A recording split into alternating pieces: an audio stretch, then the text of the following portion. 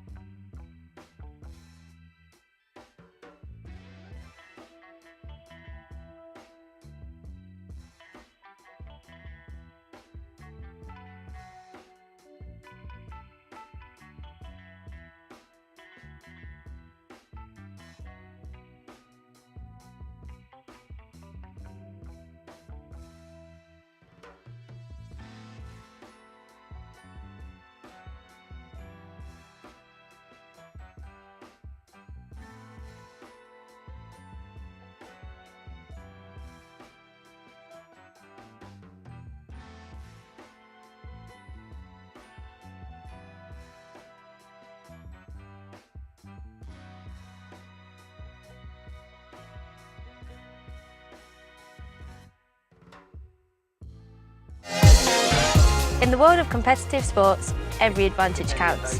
At Holroyd How, we understand the vital role nutrition plays in athletic performance. That's why our dedicated team of professionals provide expertise in sports nutrition to give athletes the power to perform. We work with our chefs teams to craft meals tailored to fuel peak performance, ensuring your athletes have the energy they need to succeed. Education is key when it comes to fueling performance, and we can support athletes in making food choices through our various initiatives and sports nutrition programme. Get in touch today to see how we can help support your athletes with our sports nutrition guidance and expertise. Holroyd How, providing the power to perform.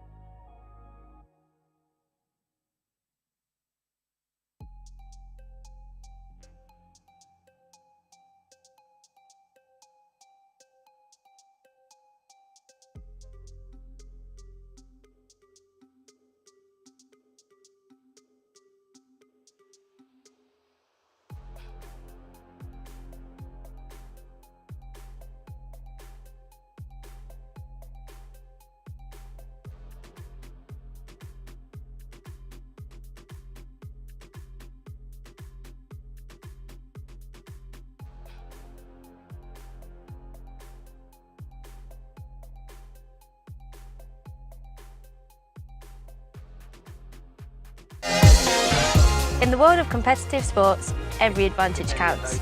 At Holroyd How, we understand the vital role nutrition plays in athletic performance. That's why our dedicated team of professionals provide expertise in sports nutrition to give athletes the power to perform. We work with our chefs teams to craft meals tailored to fuel peak performance, ensuring your athletes have the energy they need to succeed. Education is key when it comes to fueling performance, and we can support athletes in making food choices through our various initiatives and sports nutrition programme. Get in touch today to see how we can help support your athletes with our sports nutrition guidance and expertise. Holroyd Howe, providing the power to perform.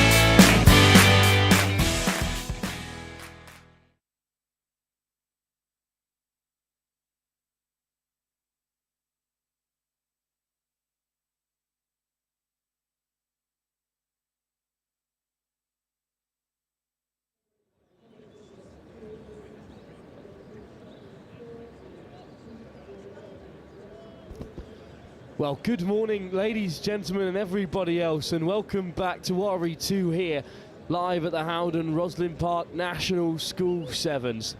We've got an action-packed day for you here over on RE2, where the Under-16 Cup competition will kick off, along with the closing stages of the two-day Under-14 competition. And that's where we get started. Now, the elimination games that took place towards the back end of yesterday have led each of the victorious teams into a 3-school cup group, with the winners heading through to the knockout rounds. The losers of those elimination games fell into an under-14s plate competition, which will be going on elsewhere in the myriad of pitches here on Wimbledon Common. Action then from this under-14 cup competition. It's Gresham School up against Lord's Wandsworth College.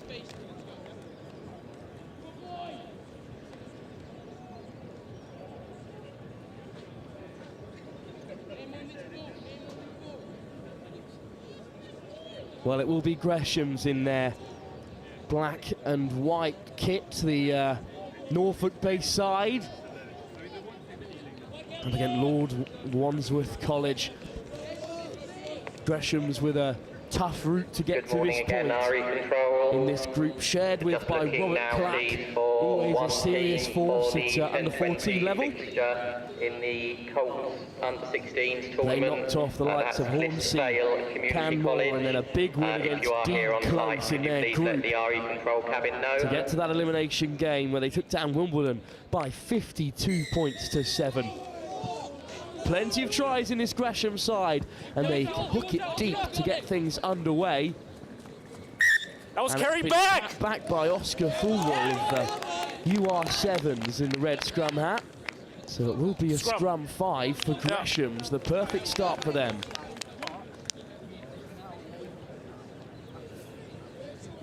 In the hands of Elliot Ashton. Ashton. Boys, first scrum. Get a little closer, please. Yep. Teeing up to feed. Well, some stats for you about Lord's Wandsworth. They conceded just one try across the group stage, knocking off Hayes and St Andrews by 50 and 40 points unanswered. So they've got a really solid defence, but it'll be tested here as Gresham's move from right to left. And there's the offload after the tackle was drawn in. In comes the Ben Beardshaw is over. And the great defensive record of Lord's Wandsworth tarnished in the opening minute here. They did see off Whitchurch by 26 to 19 in that elimination game, but well, Gresham's with a couple of huge scores in the run-up to this game. And they've started the brightest here on RE2.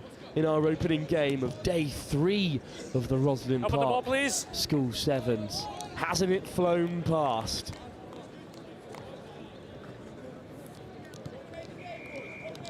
There's some good footwork in there from Ashton. Olisanya drew in the tackle and created a bit of space in the 15 channel. Beardshaw with the fend and Gresham's are ahead.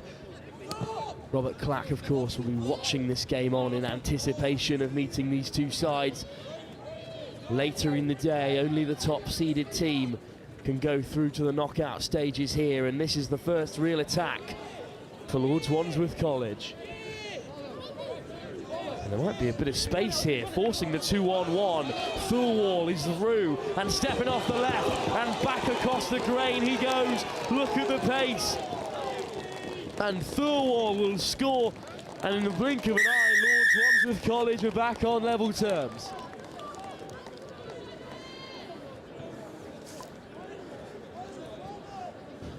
Well, that's why he's a part of the UR7's academy at such a young age. The extras added 2. And that will put them in the lead.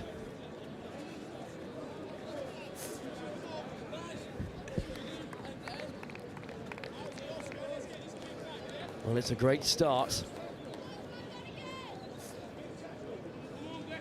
for both these teams here.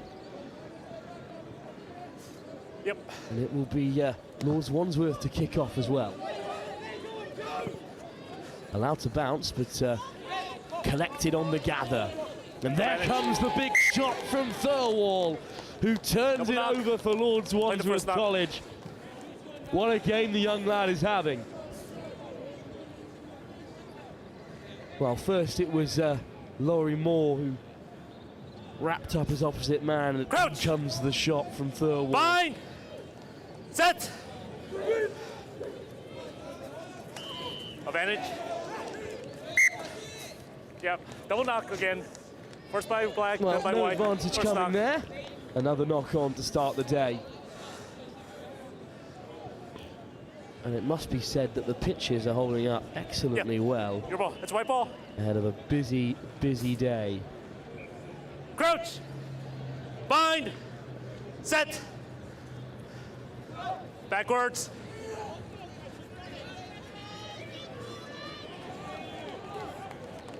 Sevens rugby. Well, that attack's come to nothing. So there was a knock here before the touch. We'll play scrum here. Let's go, lads, come on! Joe, Joe, go.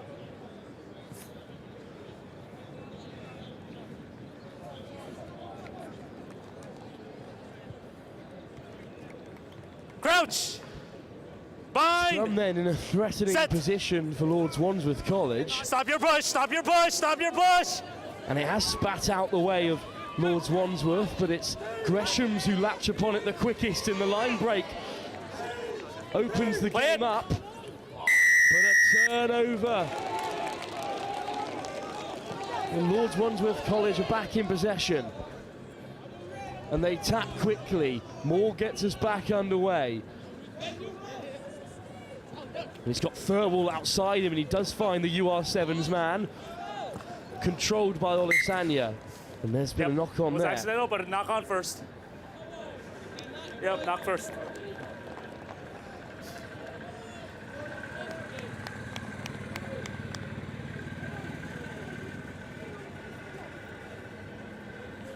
Once there.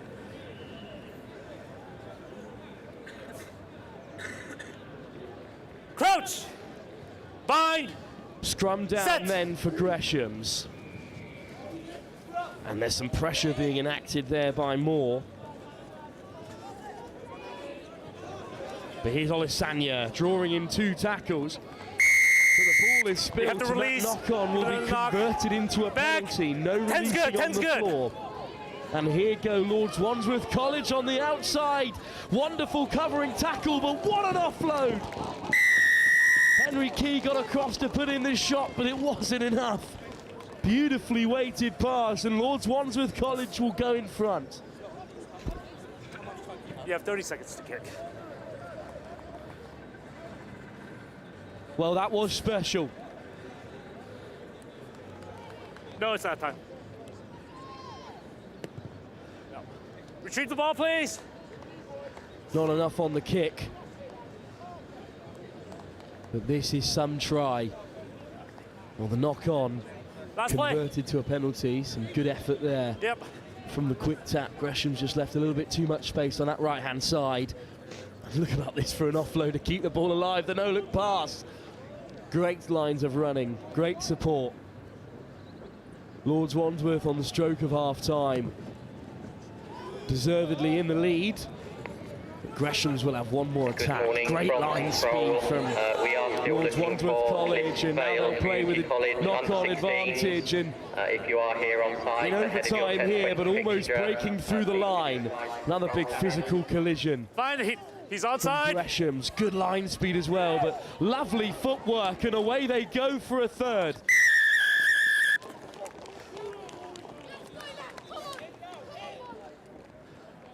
Half-time, boys, half-time. The little show and go sets in front of the kicker, please, College or behind on the their kicker. way.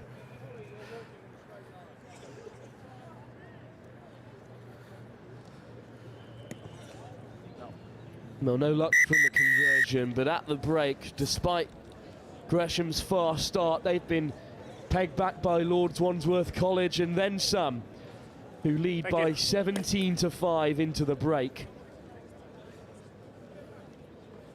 Now the high press evaded by Lords Wandsworth College, and then the space just opened up in behind. And in our first game live here on RE2 at the HOWDEN ROSSLYN Park National School Sevens, Lords Wandsworth College will take a 17-5 point lead into the break.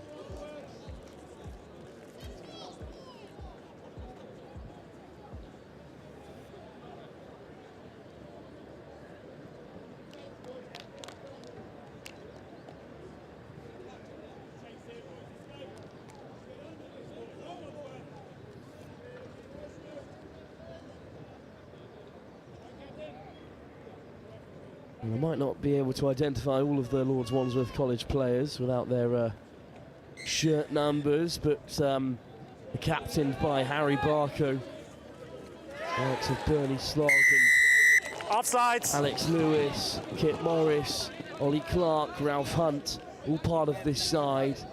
Harry Calder as well. Yep. But it's great work from the kickoff to win that penalty, and Moore hands it off, and now down that left-hand side they go. Lovely footwork to beat the first defender. Release, release, no hands, you're off feet, thank you. That's a good counter-up by Gresham's, and they might have stolen it. Nope. Before you played it, you knocked it on, so it's just a scrum. Just a scrum. A knock-on, unfortunately, is the call. Yeah, just bobbled it. Good disruption from Gresham's. The 10-20 round of fixtures in the Colts Under-16s tournament on RE1. Harris Charlie School Cummins can feel a little bit aggrieved there that he wasn't able to come away with the ball. RE2, Eastbourne College, Kings of Wessex Academy. On RE3, Again, Gresham's looking to disrupt, but Moore does excellently well to free up the ball. And there's the offload from Thirlwall, and wide they go. Wonderful covering tackle by Olisanya. On the turn, Lords Wandsworth College keep it alive. And here's the big carry from Digby Robinson. On RE7, Prince Henry Grammar School versus Radley From College. that turnover in possession, once again, Gresham's have lost it. So unlucky. Lords Wandsworth College spared their blushes there. They'll have another go.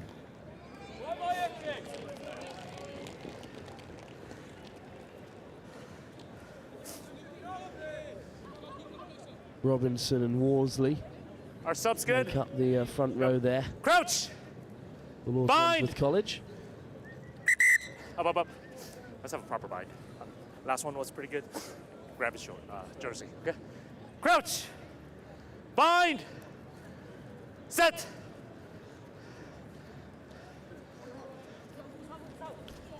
And it's clean ball. And what can they do with it? Thirlwall, little show and go. Brought down well, and it's stolen by Gresham's wonderful turnover. And now they must look to break.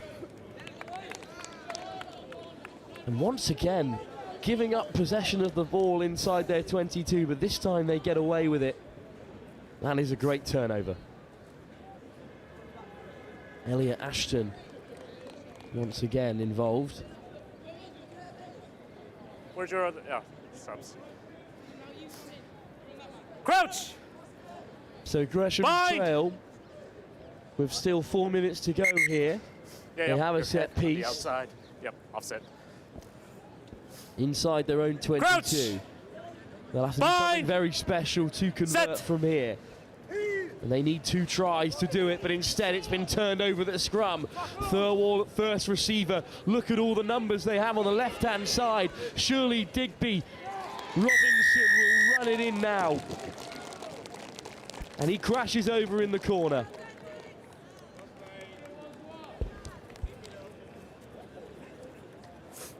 Well, Lords Wandsworth College may have just killed off this game ahead of Boys, their pass the 22, please. huge game against Robert Clack later on. Yep. The Greshams will hope that Robert Clack can do them a favour and that they can then beat them themselves. A lot to ask. But the perfect start for Lord Wandsworth College.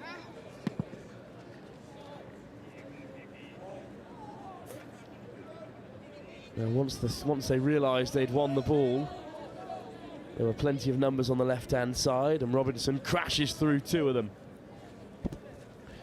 Here's Ted Gillies to take the kick-off. Olisanya looking to take them on the outside. What a tackle that is by Robinson. The try scorer on that left-hand corner makes it all the way over to the right-hand side to put a stop to Johnny Olisanya's run, because he was away. That's your mark. Yep. Open. You need 1, 2. Right here, please. Yep. Defensive side, Line you out need then 2. for Lord Wandsworth Yep, College. Yep, good. Yep, play on. Oh, they'll take it short down that right-hand side. Brought down in the end. And the Just a ball knock. ricochets off a Just a knock. Gresham school hand. Yep. That will be a scrum for Lords Wandsworth. They made a bit of meters. Bit of meterage, I should say. 2 minutes to go here, but after this game, we do return Crouch. Bind. to the Under-16 Cup. Well, the Under-16 Cup begins. Straight It's out. been going on elsewhere today, but yet to see it here in RE2. Set it again, Kings boys. of Wessex will take on Eastbourne. Crouch. Bind. A tough group. Set. We'll bring you more information Yeah, about play that on. later. Lords Wandsworth College play away from the scrum. Gillies with a lofted ball. And he's there on the wraparound as well, Ted Gillies, but the ball goes down, so Greshams can break, and they're through the first tackle. Change of the direction of the attack, but still down this left-hand tram line, they look to find some space, and that's a great offload from Key. Physical contact over there, but a penalty advantage, so Key plays first receiver. High tackle, let's keep it low. That's the first one. Lords Wandsworth College, but they were defending with a penalty that's advantage good right there. against them. High tackle. Yep. Sexton on the tap, Key wide. Stepping off the right is Birdshaw. Birdshaw, the try scorer. Olisanya looks to get on the outside and open up the legs, and look at him go, Olasanya, with great pace. Johnny Olasanya with a wonderful score. Serious wheels from Olasanya. As soon as he got going on that right-hand side, there was no stopping him. Yep. Just clips the crossbar on the way over. It's an important try for Gresham's, perhaps, as the day will develop, but in the opening game here, Lords Wandsworth College take a 22-12 victory over Gresham's School. And St Edward's School are both on site. Will this try be of any importance, given the reliance on points difference in these close pools in the second phase of the Under-14s Cup competition? Gave a little look back. Nope, there's nobody near me. Yeah. Fair play, Johnny Olasanya. What a good score. Hey, Well, that's the first game into the record books here on RE2. A win for Lord Wandsworth College. But up next, Eastbourne take on Kings of Wessex as the Under-16 tournament gets underway.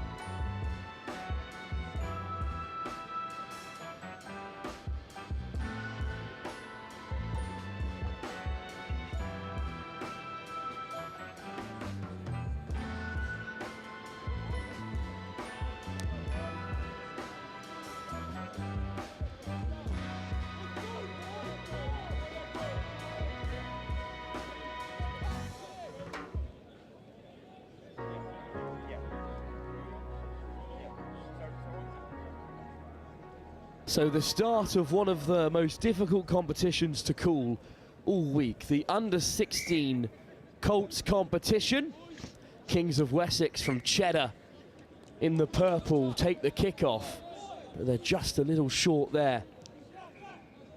So instead, Dan Aberus of Eastbourne will come away with it, and what a perfect start it is. Pillsbury down the right-hand side, opens up the legs, and Alex Pillsbury with pace to burn on RE2. Scores the first. School versus Rugby School on RE3. Well, perhaps the quickest try of the day. Will we see one any faster than that? Inside 30 seconds. Eastbourne go in front. Well, I spoke briefly about this being a difficult group, and that's because Group A of this Under-16 Cup competition also includes Bedford Modern School and Harrow. Heavily favoured at every age group. We'll be looking forward to seeing that national champions at Under-18 level in action later in the week, but it's the perfect start for Eastbourne here. And the bobbling ball gathered by Kings of Wessex, who carry hard into contact off first phase. Another big carry by Smith, a boxing champion at age grade level. And suddenly the space might open up, and galloping through go the Kings of Wessex. Ruben Snodgrove of the Bath Academy draws the penalty. Kings of Wessex keen to get the game underway. Here is Snodgrove once again. Nichols has counted Somerset, the number 12, but it's been turned over on the deck. And back to their feet go Eastbourne. Release now. Already one in front. What can they create from inside their own half? Arborus again.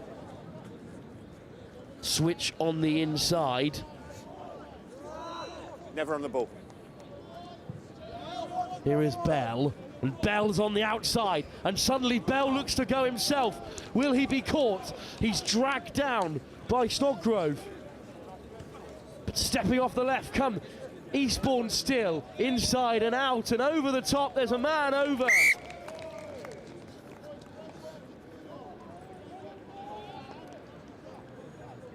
And it's a great score that puts Eastbourne 2 in front.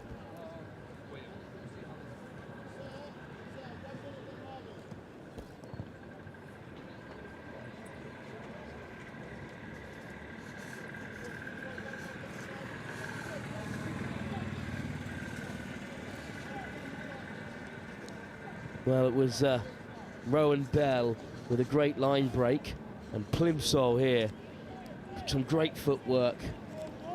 Put his man away in the corner.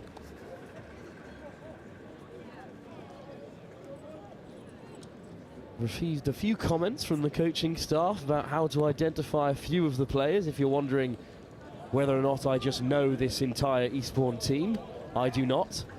I'm assuming Plimsoll is that man there with the floppy brown hair, as described by his coach. But that's a wonderful offload off the deck in the meantime, and Oliver Nichols is away on the right-hand side. Does he have the legs? Arborus hunting him down. And he scored. It was a try.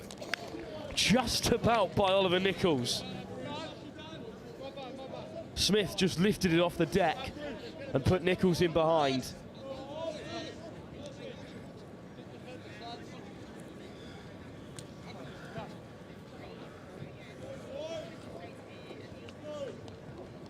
Guys, can you move the water away, please? And Kings of Wessex Academy are on the board. Great try by Nichols. Smith just put the hammer down. And that's a lovely offload off the deck. One step enough to beat Pillsbury.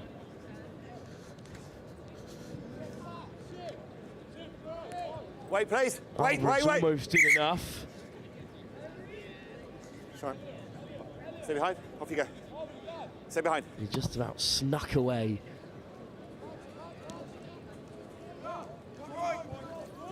Well, stepping off the left, and look at that, out the back door off-road. Once again looking to set Pillsbury on his way.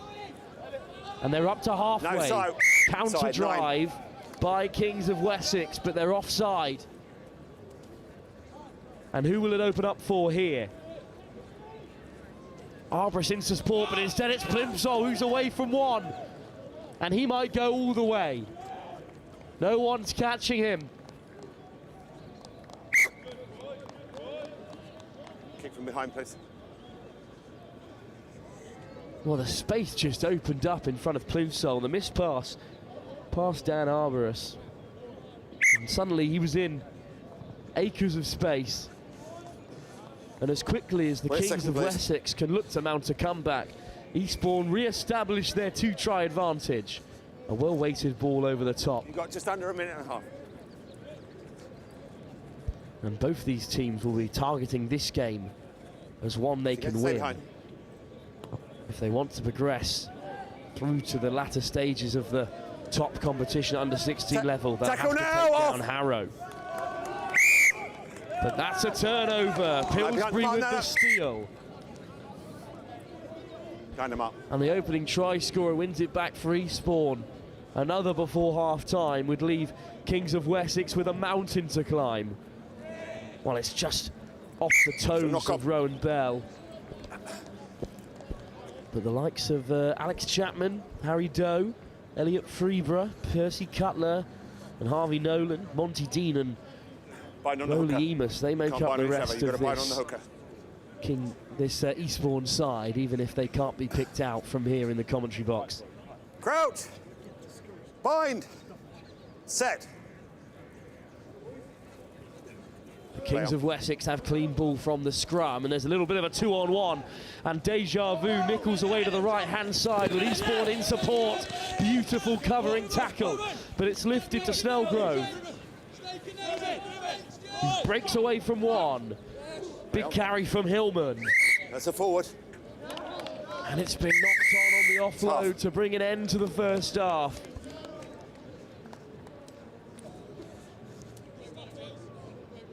Well, it's been a pretty impressive half by Eastbourne. Kings of Wessex Academy, who on paper look like a strong side with a number of county and academy players littered across the team. But they trail at half-time by 19 points to the one singular try from Nichols. 19-5 at the break. We'll see what kind of response Kings of Wessex have in their locker ahead of the second half here at the HOWDEN ROSSLYN Park National School Sevens on RE2.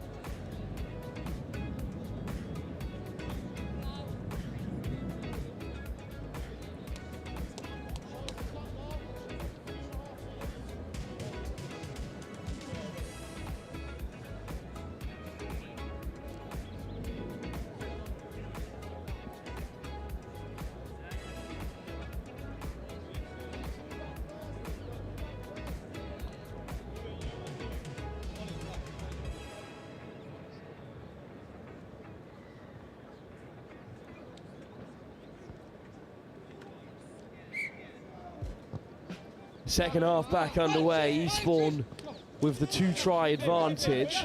We'll see what the Kings of Wessex can offer in response, taking cleanly off the kickoff.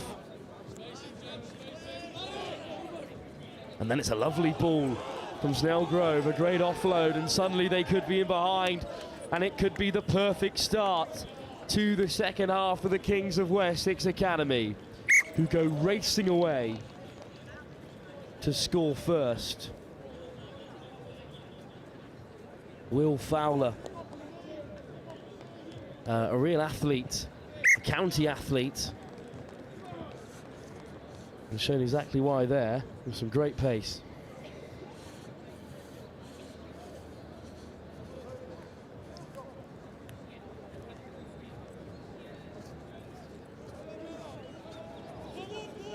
Wait, please, Kings. Thank you. Off you go.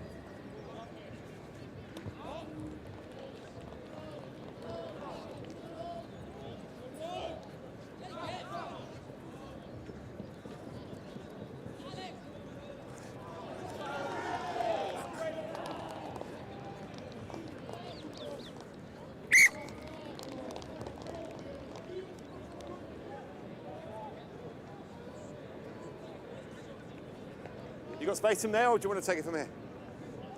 It's up to you. Yeah, okay.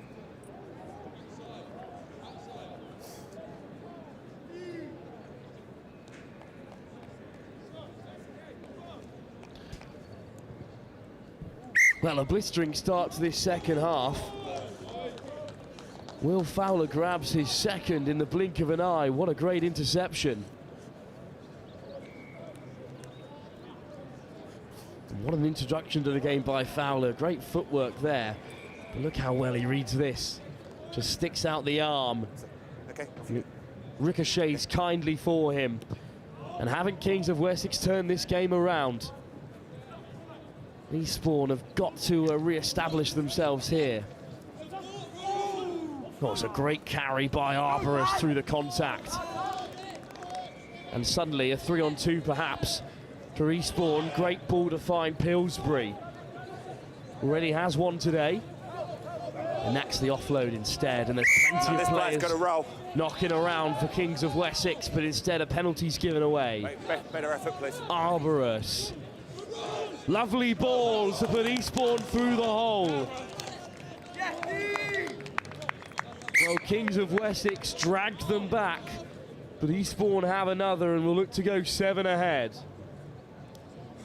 Owen Bell this time the scorer.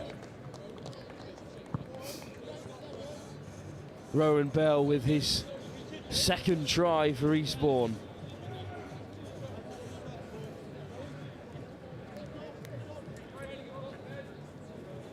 Rowan Bell just dissects the Kings of Wessex defence.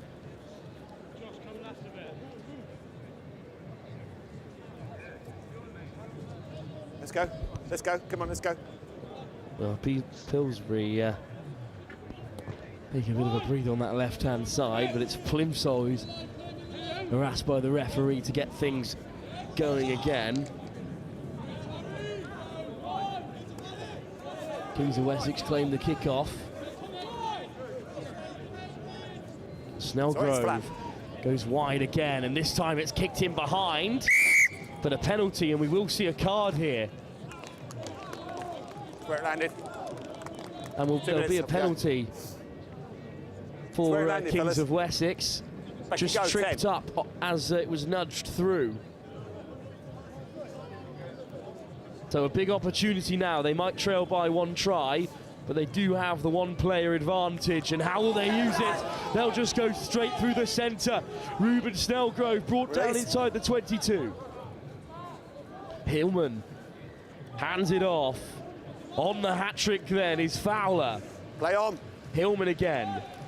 Good line speed from Eastbourne. But Snellgrove plays it off still.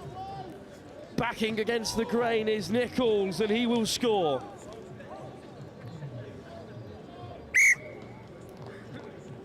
And Nichols has the opportunity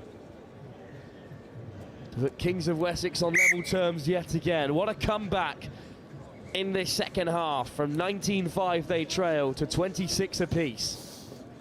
And with the 1-player advantage, it's a good shot from Arborist, looking to shut down the attack. But once the ball was away, there were numbers on the overlap. Good step off the left.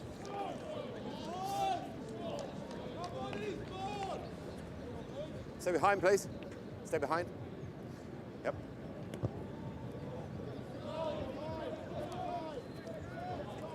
Well, a deep kick-off, played by Eastbourne. Out the back door from Plimsoll, but it's spilled, and Nichols latches upon it. And racing away goes Snellgrove. Over the ball, Plimsoll looking to steal it, and he has. On RE1, Greycourt versus Dorset School. On RE2, Ampleforth College versus RGS Guildford. Well, what a way RE3, St Peter's High School make up for your mistake. His offload spilled, Windsor Boys and then School wins back the penalty Wellington straight College. On RE5, Wycliffe College versus Isol Car Ellen. On RE6, the Fulham Boys School versus St Paul's School. And on RE7, King's College into touch, so it will be a line out. High School. Those matches due to get underway at 10:40. 1 in the 2. Fellas, 1 in the 2. 1 in the 5.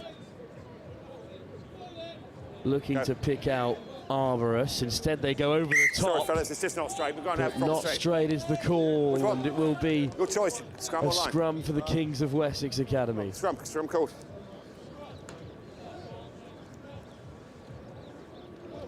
I can't hear you. Well, what a big moment in the game this could be. There's just 20 seconds left on the clock. The draw does neither of these sides any good. Set. Kings of Wessex with a tremendous comeback. And they look to go down that left-hand side. Plimsoll makes the tackle on Snellgrove, but there's a man over here. Kings of Wessex up to the 22. Lovely footwork. And the offload once again to keep the attack alive. Snellgrove with the missed pass. Nichols. Fowler steps on the outside. Fowler puts in the fend. Beats another. Fowler looks to offload. And there's the score. Hat-trick for Fowler. Well, it was Fowler who got the pass away instead. Kings of Wessex beat three players.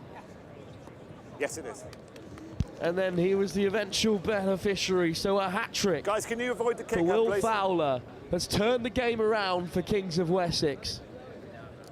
And they will beat Eastbourne here, despite this being the first time they're in front. And the conversion to boot from out wide. What a victory for the Kings of Wessex.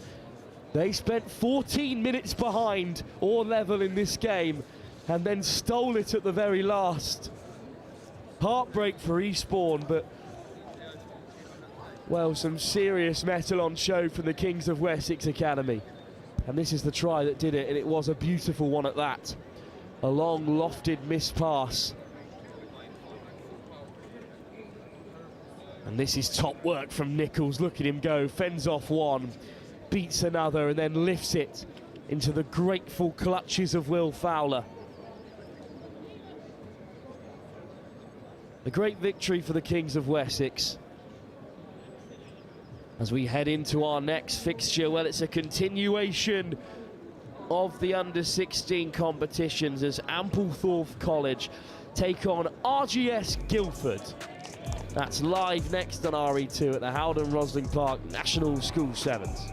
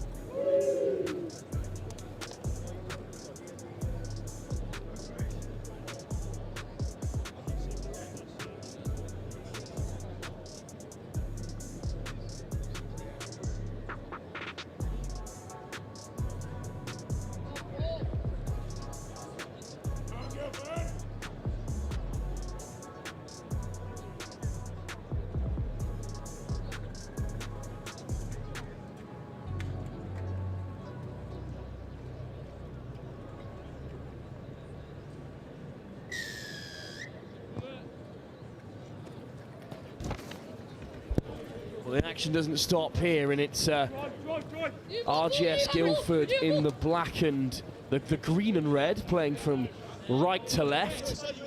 Ampleforth in the all red strip with just a black on the front. And I have the starting lineup for you for Ampleforth. Seb Cross, Charles Bell and Harry Fletcher in the forward. Alfie Gibson with Josh Gibson outside him, Conrad Trounce and Jonty Harrop is how they will line up to begin with here. But it's RGS Guildford on the break, and they have drawn the penalty as well. Still playing penalty advantage, high.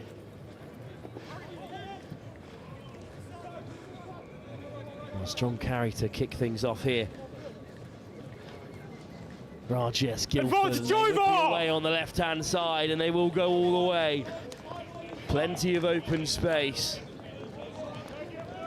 And there's a number of multi-talented sportsmen in this RGS Guildford side. Plate winners at their own competition, beating Eton College and Brighton College on the way to that final. But outside of Harry Chilcott, who's with Harlequins at the moment, there's a littering of first 11 cricketers, as well as Ollie Crawford, he's just signed for Aldershot Town, and Angus White, a national school swimmer. So Plenty of sporting pedigree in this RGS Guildford side. Sorry, Ron. Yes. Group E also includes Greycourt School and Dauncey School. Dauncey, who had a spirited showing in the Vars competition at under 18 level. There's Ampleforth in a bit of possession here. Advantage, high. Well, another high tackle in this game will give Ampleforth the advantage as they look to re-establish themselves. Currently trailing by 7. Picked off by Guildford, but no advantage coming high. Unfortunately, on the loose ball, Ampleforth thought they were away, called back for the penalty. And a little show and go could see them through. Scrum advantage, Guildford. Tackle. Turns the ball over. So advantage over. Guildford, and they free the hands through contact. Will they be caught? Still skipping away through the tackles, out the back door to keep the play alive, and another one. Well, if you could offload like that in the game of sevens, you've always got a chance. Yes. And they keep a few lines of defence there from Ampleforth on the cover. Guildford go 2 tries in front.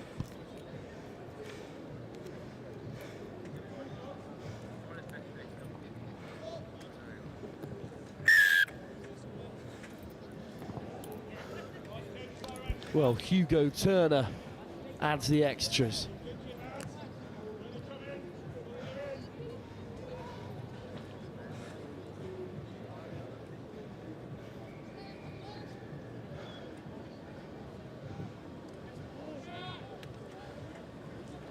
Sorry. Yes.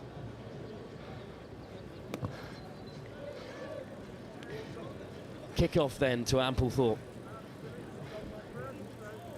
They've got some work to do here as they trail by 2. Teasing footwork on that left-hand side, but a loose ball. Almost fell for Guildford, a slight knock-on. Ampleforth.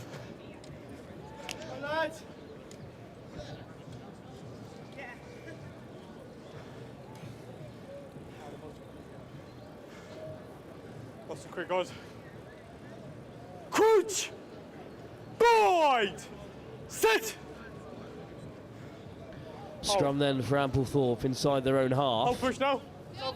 The ball goes loose, but it does come back Ampleforth's way. And suddenly the space opens up, and look at the acceleration. They're straight through the hole.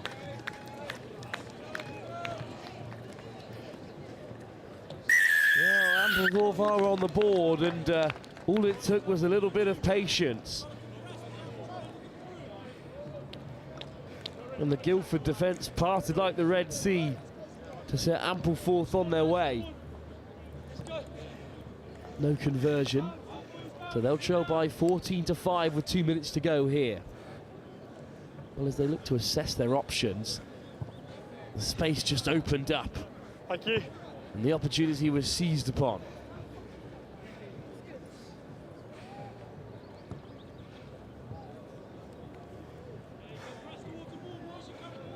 Ampleforth to kick off as well then.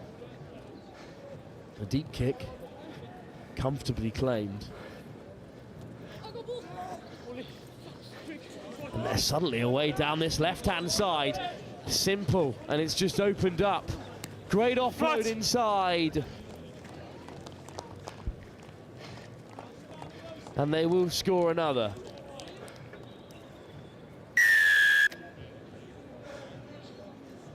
Behind. Thank you. Well, just as Ampleforth looked to carve out a pathway into this game, RGS Guildford scored another, and they've converted it as well.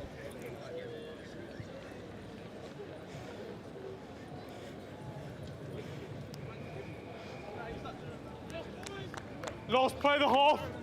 Acres of space opened up on that left-hand side, and then a good offload.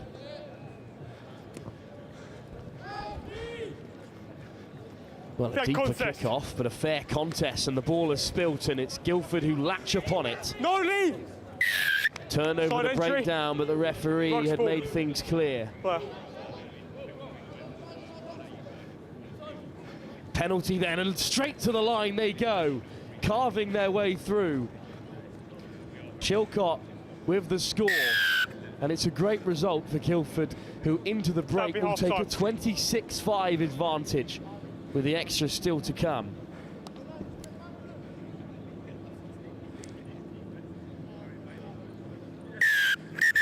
Hugo Turner, clinical off the boot, extends the advantage to 28. Harry Chilcott picked out as one of the best players in the team.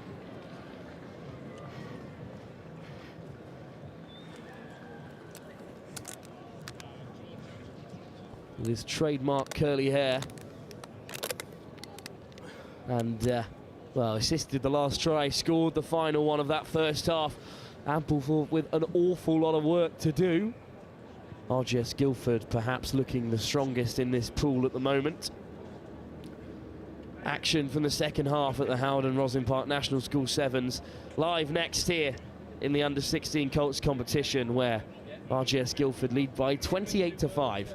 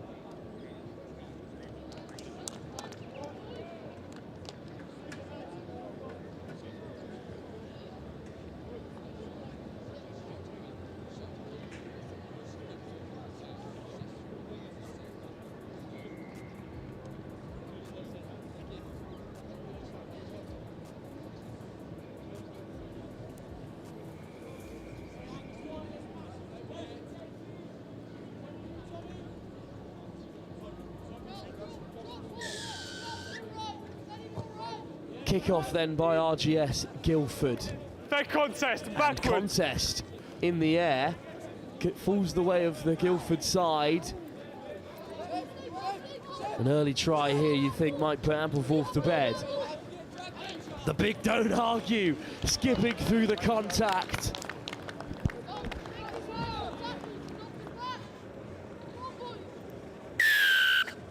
What a game for young Harry Chilcott. Scores another.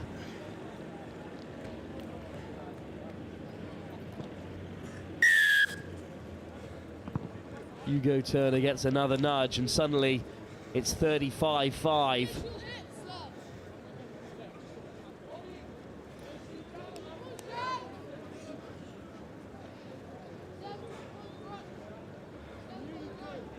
Big fend. Guildford are on the way.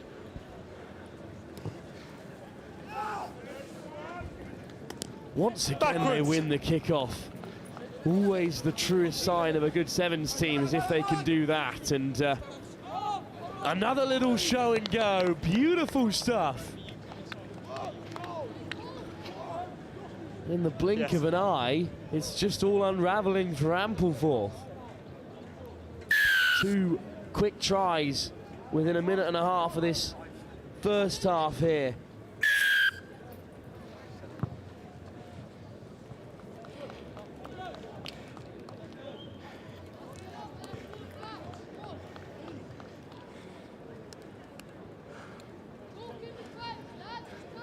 Well, look at that. Beautiful stuff.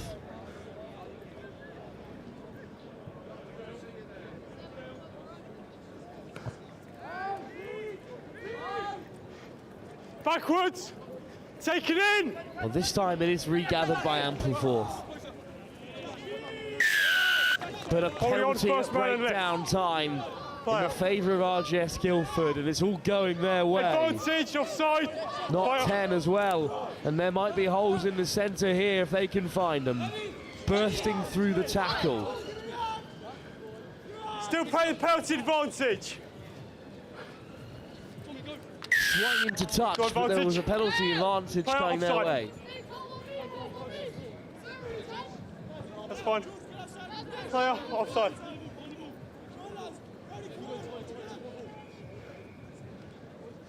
Tap from Guildford. And they take it to the line at first receiver. Missed pass. Stepping back on the inside. Searching for offloads, but instead they'll take another phase. Fine. There's the lofted ball. Drop the tackle height. And it takes 2 to bring them down, and they're up to the 5. There's a loose ball, but it will come Guildford's way. And lovely step to break through the first contact, and they will have another.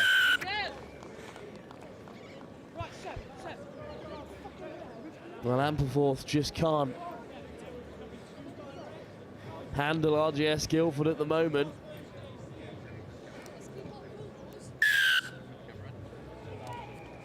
It's their kickoffs, really, that have put them in such a pleasant position in this second half. And they're just keeping Ampleforth contained in their 22. And if you play in the right areas in the game of sevens for long enough, you can find a breakthrough. And a strong carry sees them home on this occasion. Another great take off the kickoff, and some lovely hands by Ampleforth across the face of the defence, and now they'll take it to the line. Searching for a hole. Not held. Another offload, but it's behind any supporting player, and it will fall kindly for Guildford, and they'll have another. And they'll cross that 50-point mark at the first time of asking here on RE2. Clinical from RGS Guildford, just pouncing upon the mistakes.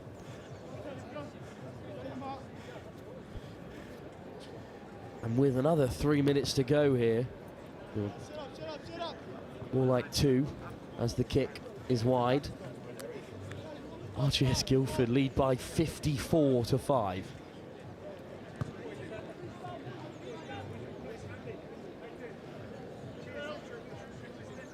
Yes, time. Well, points difference is often a factor in these hotly contested groups. And RGS Guildford will be leaving this fixture with a real bounty of points. And a high line from Guildford might have borne more fruit. Instead, it's a penalty for Ampleforth and a bit of respite, perhaps. So they look to break. Crashing through the contact, does well to release. Get back to his feet. Steal a few more yards, a show and go, but there's good cover there. And it's popped up for RGS Guildford again. This time intercepted, and now Ampleforth could be away. Has he got the legs from a long way out? Ampleforth will have another try.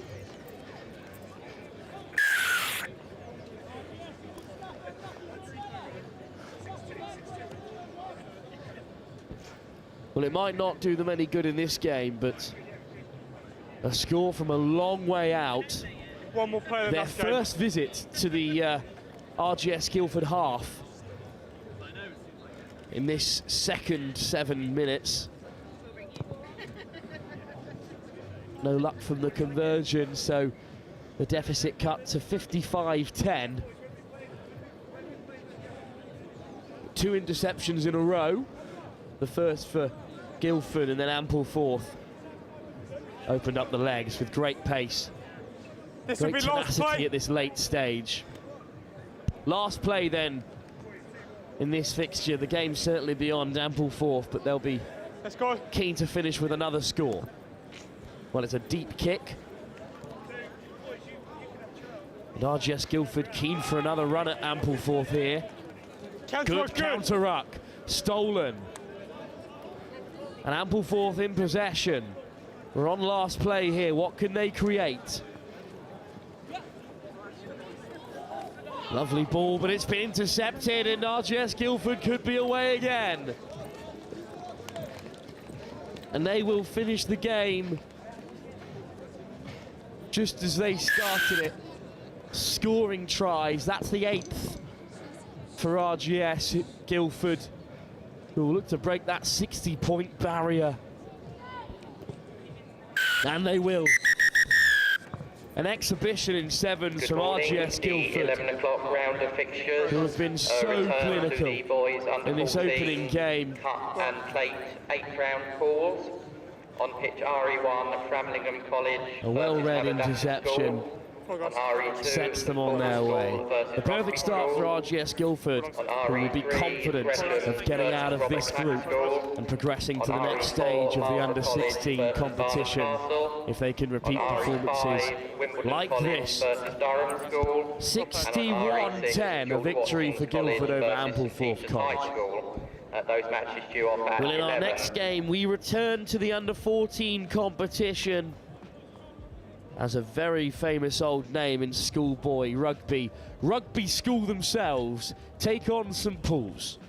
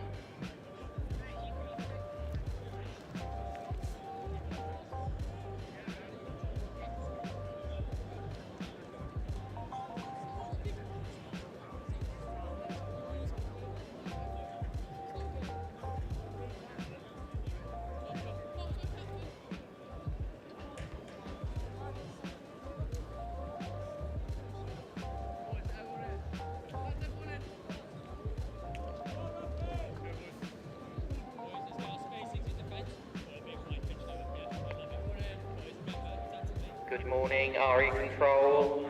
The 11-20 round of fixtures in the Colts tournament. We are looking for confirmation that Dowry Felin, Bristol Grammar School and Berkhamsted School are here on site with us.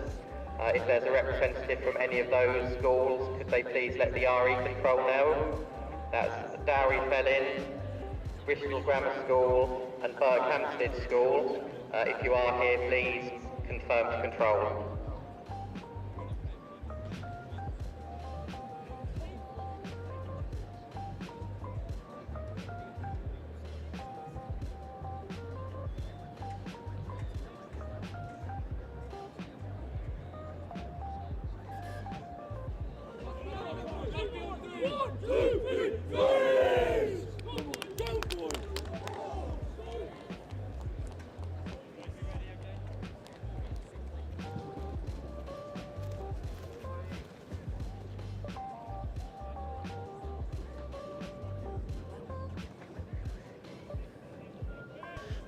The Under-14 Boys Cup then, the second round of groups in this secondary group stage.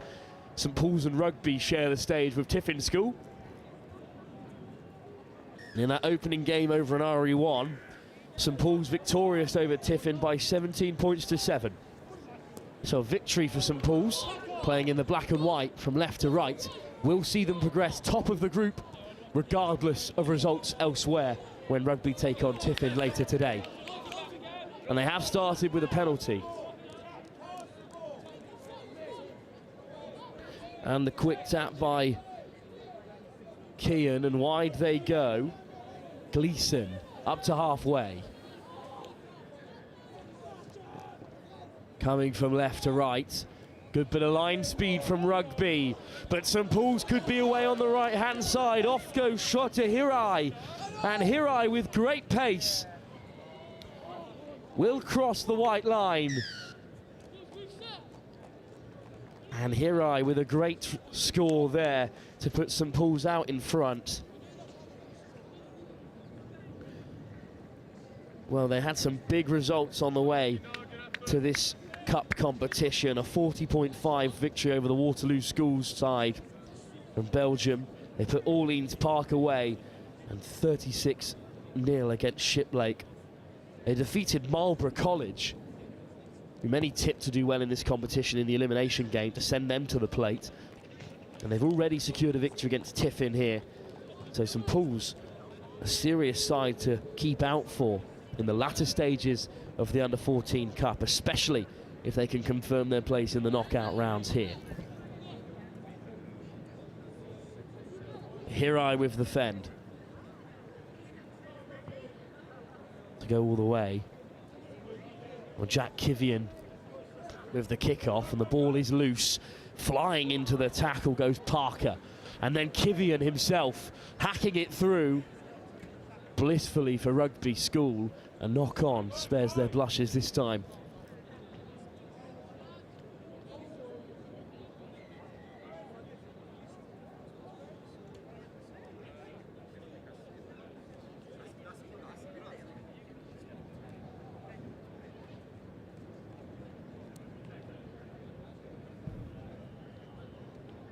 Feed for Rugby School then, it spits out the back. It does come the way of the Navy side. Hirai over to make the tackle, but a strong clear out. But Hirai looking to disrupt. Still comes Rugby's way. Well, Harry Gorlick in the Rugby side. A former singer at St Paul's Cathedral, would you believe it? So a lot on the line for him today for Rugby. And suddenly there's a whole world of space opening up on the left-hand side for Rugby. Hirai back to make the tackle, does drag down his man. But Rugby still in possession and up to halfway, using the ball. Oh, it's a great step to get round the first defender, but the ball is loose. Penalty for a high tackle.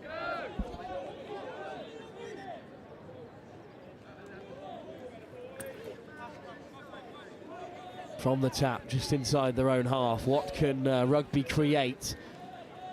Taking it to the line. Hirai so close to an interception, but wraps up his man. And St Paul's look to shepherd Rugby into touch. And they have done so. Wait. Here we go, guys, line out. Here's your mark. Well, great defence from Somebody St in the channel, Paul's. please. They'll have the step, line please. out. Take a step. Parker Take a step. to throw it in. A metre behind the line. Uncontested line-outs at this level, so Parker on the wraparound.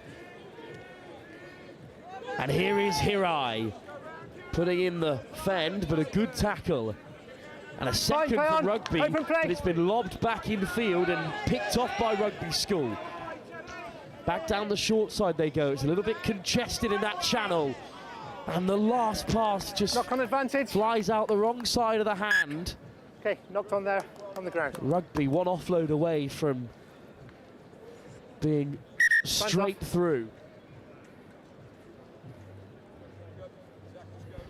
Break and play as a couple of changes are made. All good? Okay. Scrum white, knocked on by blue in the tackle. Time's back on. Here we go, there's the mark. We will have a scrum. Keep the gap before the set, please. And it will be in St Paul's favour. Crouch. Bind. Set. Clean ball. And there's the big miss pass, and Hirai looks to take on his man. Shuttering inside and out. Well marshalled by Rugby, but it's latched upon by Gunn. And they move it from right to left, and suddenly they could be away. Zach Lamb with pace to burn will score. Well, great sevens from one wing to the other, stretching the Rugby defence. And towards the end of the first half, they double their advantage, with Jack Kivian looking to add two more.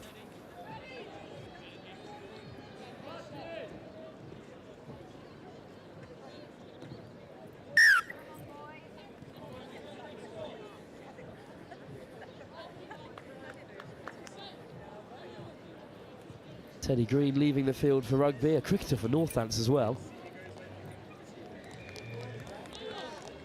It's Lamb this time, darting away Just under a minute for now. St Paul's. When you're ready, stay behind, please. Kivian then with a high That's kick 10, off. play on. And, well, it's Knock well on advantage. contested. And St Paul's are over it.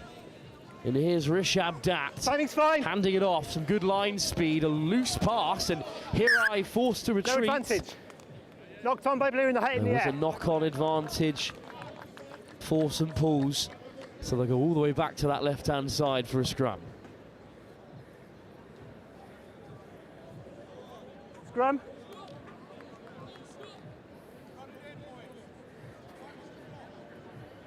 There's the mark. Can St There we go, Paul's there's add the mark. another before That's the mark. half-time? Last play, guys.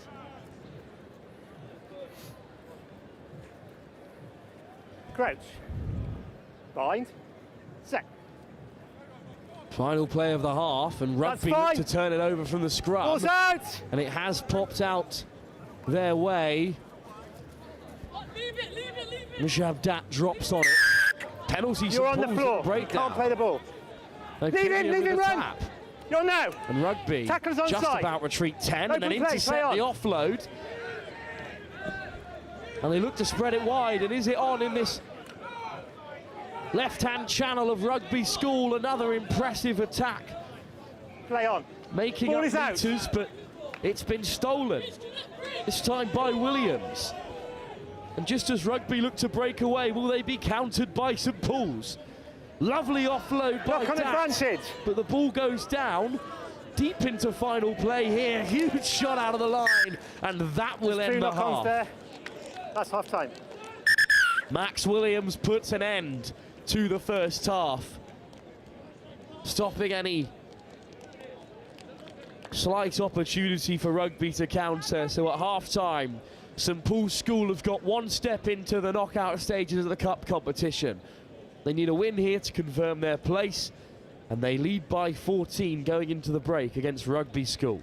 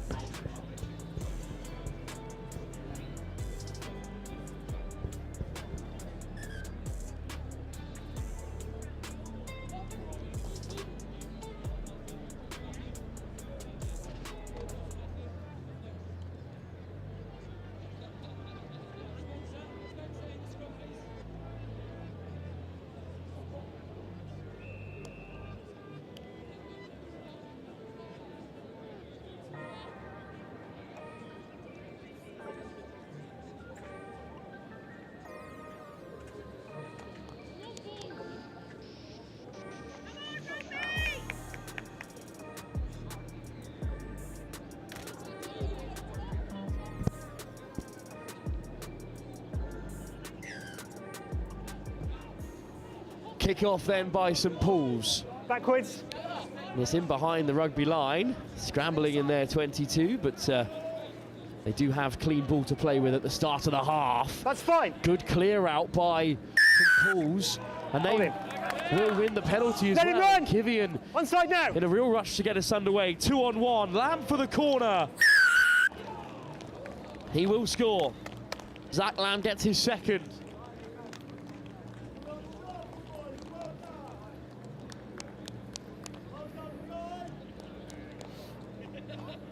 The perfect start to St Paul's. They score within 30 seconds.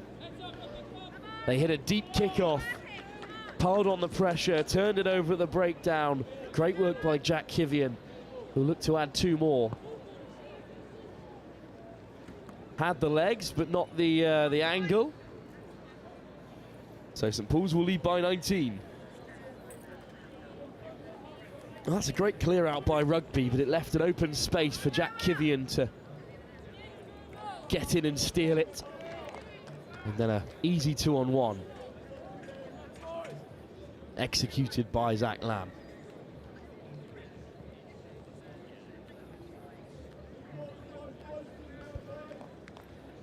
St Paul's then with another kickoff. We'll see where Kivian will land it this time. With Lamb and Gunn on the chase. This time a shorter one, and then returned in behind. A hefty kick. And there's a real chase on here. Over it goes Gunn. First man. But Rugby with the Tackle steal. release now. Get out. 11, 10. And they'll profit from this kick chase. No hands. A little bit bunched in attack. So they'll come back down the short side. Lovely step. Tackle, run away. Quick ball for Rugby.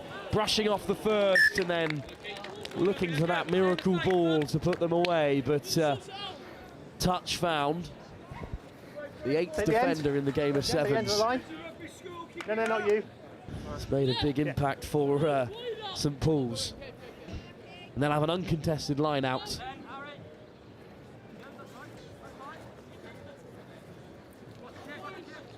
And Parker swings it away. And they chip it forward themselves. Rugby have a man back. And on the return. Penalty advantage. Drawing the penalty as well. Hirai with just a high tackle.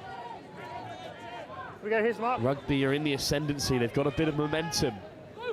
They've certainly got some work to do if they want to get back into this game and keep themselves in the competition. Backwards. That pass is just behind anyone in blue, but it's a good offloading contact to keep the ball alive. St Paul's hustling this Rugby side. Good line speed, but Rugby brushing off the defenders, able to free the pass. And a 2-on-1, but what a great covering tackle by Rishab Dat. Counter-ruck's fine. And the counter-ruck, but it still comes Rugby's way. Okay, leave it, Looking to take on Rishab Dat again, and once again he puts in the tackle. Hirai with the chop this time. Rugby still travelling. They're up to the 22. But a slight knock on at the breakdown. St Paul's defence holds firm. In the tournament on RE1, St John Berkman's College. They have got a great defensive record in this competition, St Paul's. Conceded just 3 tries in the group stage. Sorry, just 4 tries in the group stage and elimination game combined, that is. And then just conceded the 1 to Tiffin. Stop pushing! Hunting for that clean sheet here that will see them through to the latter stages of the cup. And they do win a hotly contested scrum. And once again, given some airtime. What a beautiful kick that is. And it'll dribble out into touch just shy of a 50-22 from inside their own 22. What a kick that is. Pulls, there's your mark. Well, Max Williams, whose big shot ended the first half,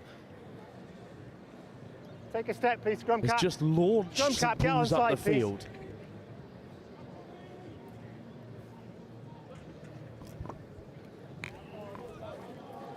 Well, an uncontested line out, so Rugby will come away with it.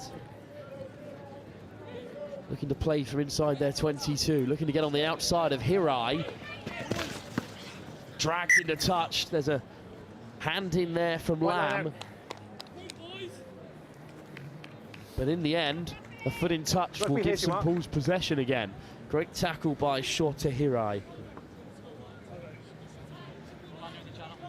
Lamb and Hirai have been really impressive for St Paul's.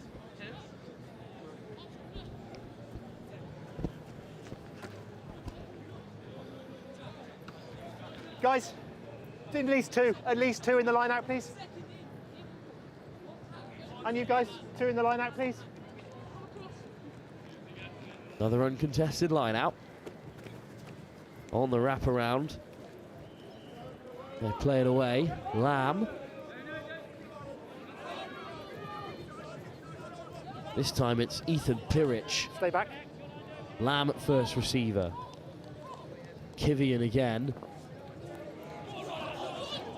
And just the trip There's from no tackle there, play on. but back to his feet quickly. No! Freddie Off feet now! Snowball is Leave it, Rugby, over. leave it! You've been down on your arms, you can't come back up and you try for the ball. Wide ball from Kivian, good distribution to find Gleeson. And Pirich opening up the legs, and he will seal it for St Paul's.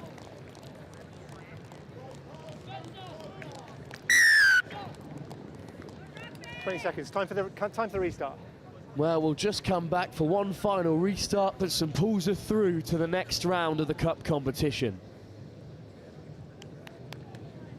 Rugby and Tiffin will play out a dead rubber, unfortunately, later on today. There is time for the restart, and that's last play. As St Paul's will cruise out of Group A in the cup competition.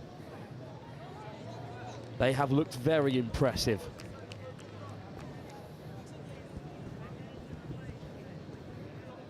Yeah.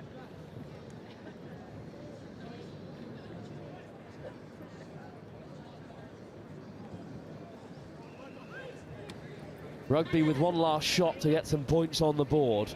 And it's a great run, driving through the defence. And will they go all the way? Pirich on the chase, but Rugby will finish with a score. A barnstorming run right off kickoff. Rugby will not go home empty-handed on this occasion.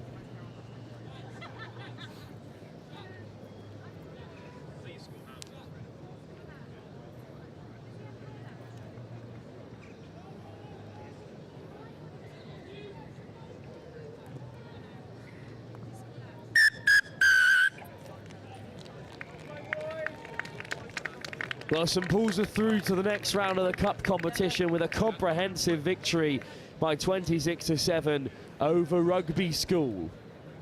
Some top performances there, and we'll be sure to see St Paul's later on if they can progress even further in this competition. Up next, we return to the under-16s competitions as Nelsy School take on Reading Bluecoat here at the Howden Roslyn Park National School Sevens. Jack Zorab to take you through the next round of fixtures. We'll be back very shortly, live here on RE2.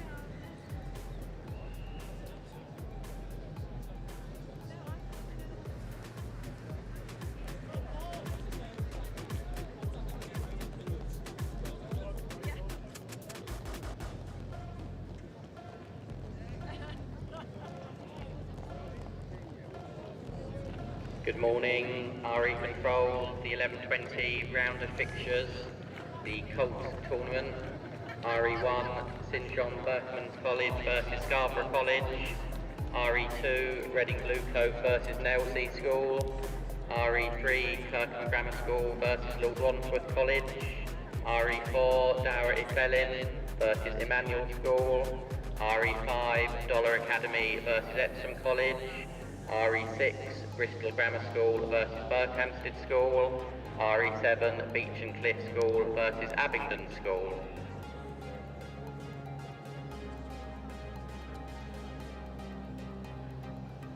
Nelsy School against Reading Bluecoat School, the next match on RE2 in the under-16 boys competitions here at the Howden Roslyn Park National School Sevens.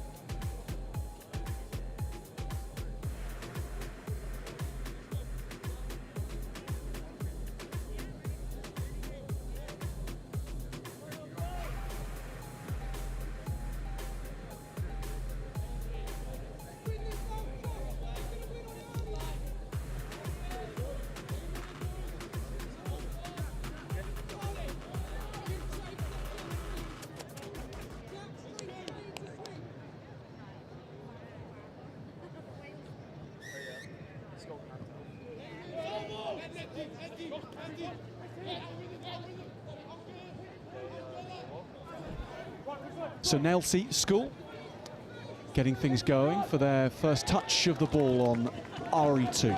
What do you want? It's a very warm welcome to wherever you're watching on from. Choice. Whichever of these two schools you're backing and Scrum wishing or well line? today. can be Scrummage. the most There's your mark. emotional of roller This is your coasters mark. when teams play their first games, and given where I'm they on the might mark. end up in this competition, Thank you. There you it's go. certainly going to be a day Yeah, of fun keep it until it's and up. a day of Crouch. relentless rugby. Set. Energy reserves need to be tapped into throughout the whole day, but you've got to start well at Roslyn Park. That's always a mantra. And Reading Bluecoat on the ball here. Nicely played into Josh Nee, the number 7. Ball taken on here by Carmen. And Carmen is then offloading to the man outside him, and the player that took that in was Alex Main, real pace merchant for this Reading Bluecoat team. No, you're on the other side.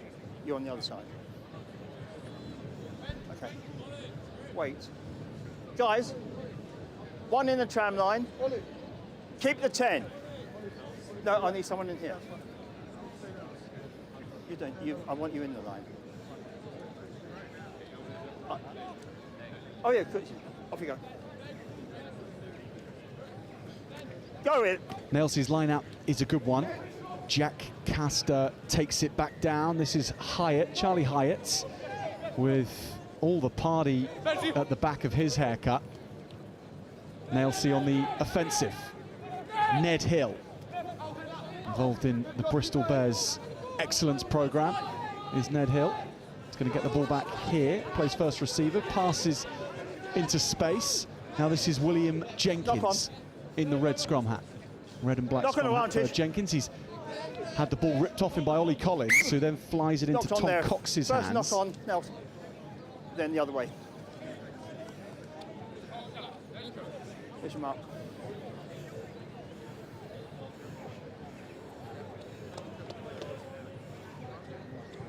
Crouch. Bind. Set. Hold there. Yep. It's on. It's a nice break forward, shrugging off at Tackle! Nelsy defenders. Release it. Penalty advantage. Release. Advantage for Reading Bluecoats. Carmen in this vibrant blue scrum hat of his. Collins goes back against the grain and powers on. Ollie Collins starting to lick his lips at Roslyn Park for the first time, number 1. 10. No, no, no, no, no. 10 from me. 10 from We've me. been pretty static in the centre of the pitch so far in the first 4 minutes or so. First entrance into any form of opposition territory, really, from Reading Bluecoat. And that carry was from Allnuts. He's on his feet. And he's linked with Ealing Trailfinders as well, as a young, promising player, but coming out of their own half again, and Nelsy. And this is promising, and maybe Nelsy will go all the way with Zach Ford, who is running from one end of Roslyn Park to the other to score the first try. Zach Ford, he's the top try scorer for Nelsy schools across years 9, 10 and 11. And that kind of engine and desire for the line in evidence. Anywhere in that line.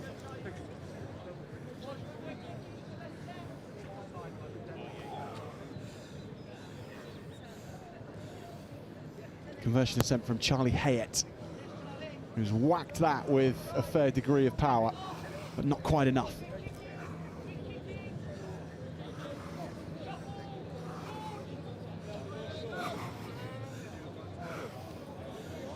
So Ford set off and initially looked for support, then saw that Reading Bluecoat defence was open, and he burnt everybody away. Great tackle in desperation from Alex Main, but still not enough. So Reading Bluecoat a try down. Both these teams playing their first match of the day. The other two teams in their group, St Jan Birchman's College and Scarborough College. Your mark's here. Your mark is Each team will play 3 matches in the group stages. Fellas, someone needs to be in here. Wait. Come up, come up. Okay. Incredible when you Down the think middle, how please. many teams do come down in each of the categories. At under 16 level, there's 56 groups of 4. So we'll have 56 group winners by the end of today. Then that goes into an elimination match. And the 28 winners of that elimination match will return for day 2 to play in another round-robin contest. There isn't a tougher rugby format in the world than the Rosslyn Park School Sevens to try and What do you want? top the pile after all those teams. Right, yeah. Over 200 Right, scrum it is. in the under-16 Colts competition.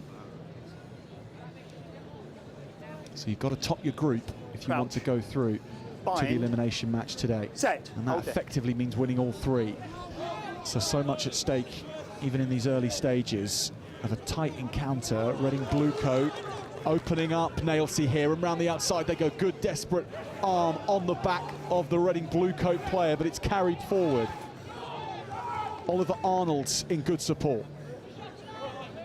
Nice hands, but no real numbers to play with, so they have to think creatively. Ollie Collins just tidies it up for Reading Bluecoat. This Keep it down. Is Josh Nee.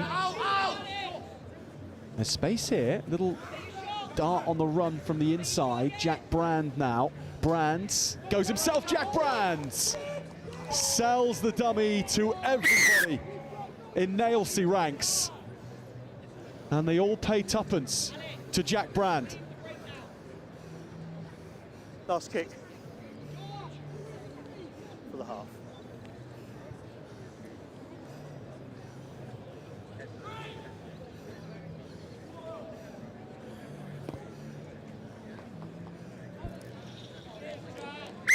Well, he's judged that as well as you can, Jack Brand.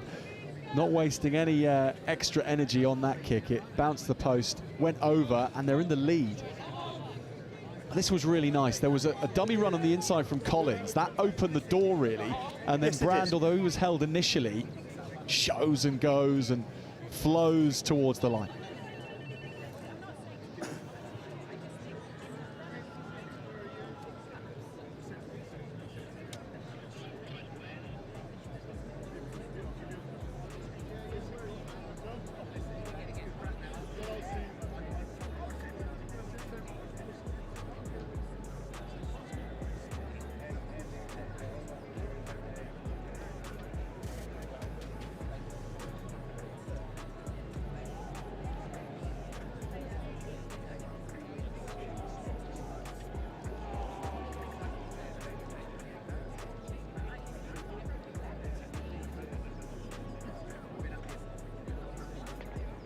Good morning. The 11:40 round of fixtures in the Colts tournament. On RE1, King Edward School Bar versus Jess. On RE2, Llandovery College versus Marlborough College. On RE3, Munston Coombe School versus Newcastle Underline School. On RE4, Northampton School for Boys versus Pocklington School. On RE5, Queen Elizabeth School Barnet versus Reed School. On RE6, Sevenoaks School versus Solihull School. And on RE7, Embley versus Gravesend Grammar School. Those matches due to get underway at 11:40. So Nelsy kick us off and go a little too long. We'll come back for the halfway line and the restart.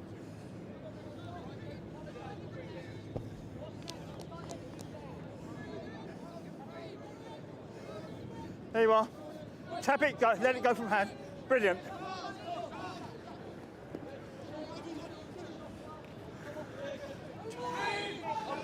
So Reading Bluecoats Careful, careful. now in charge of this match with that 2-point advantage. Tackle! But they seem to be so evenly matched, both teams. There's a lot to admire about both of them and very little to choose between them. But here is Brand again. He's listed on my notes as the goose step king for his team. Doesn't manage to show that particular skill there.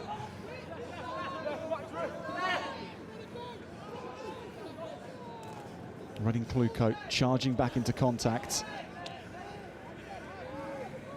Now here is Carl Mojaria with the yellow boots on. Come back.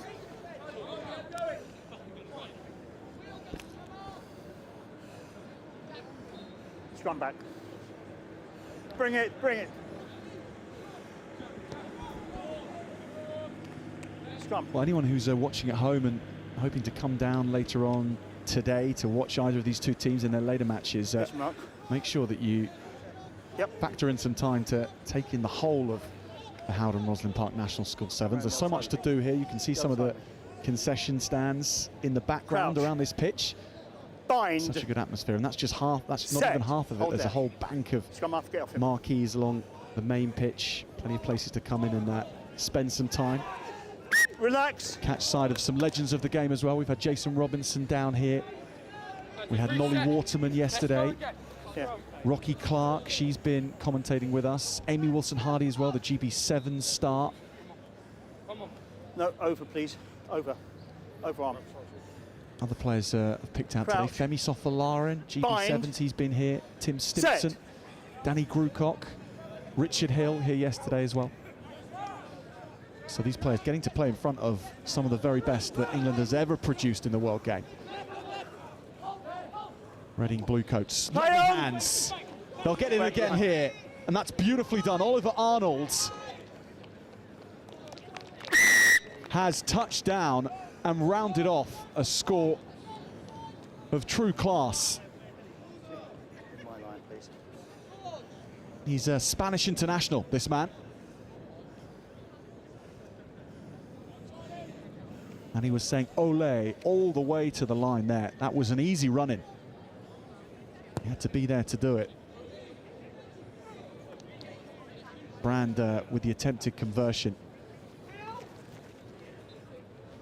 Let's look at this, the fingertips of a free climber from Harry Turner. That was class from Turner to just chuck that over his shoulder.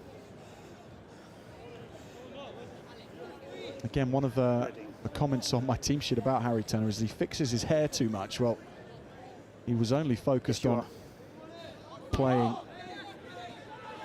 exhibition rugby there. That was nice. So Nelsy really needing to get going again, and they are over halfway. This is a powerful run from Ned Hill, but the interception is given. There's Turner again. It's okay, play it! Picton Release through now. the middle for Reading Bluecoats. Penalty Nelsy, they needed that.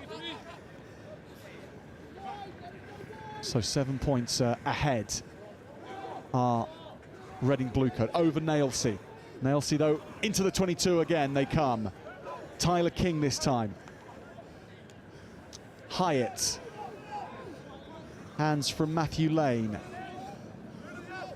Hill goes back to Jonah Robinson. Now this is a good chance here for Lane, and Lane to Charlie Hayett instead. And Hayett touches down as close to the post as he can get.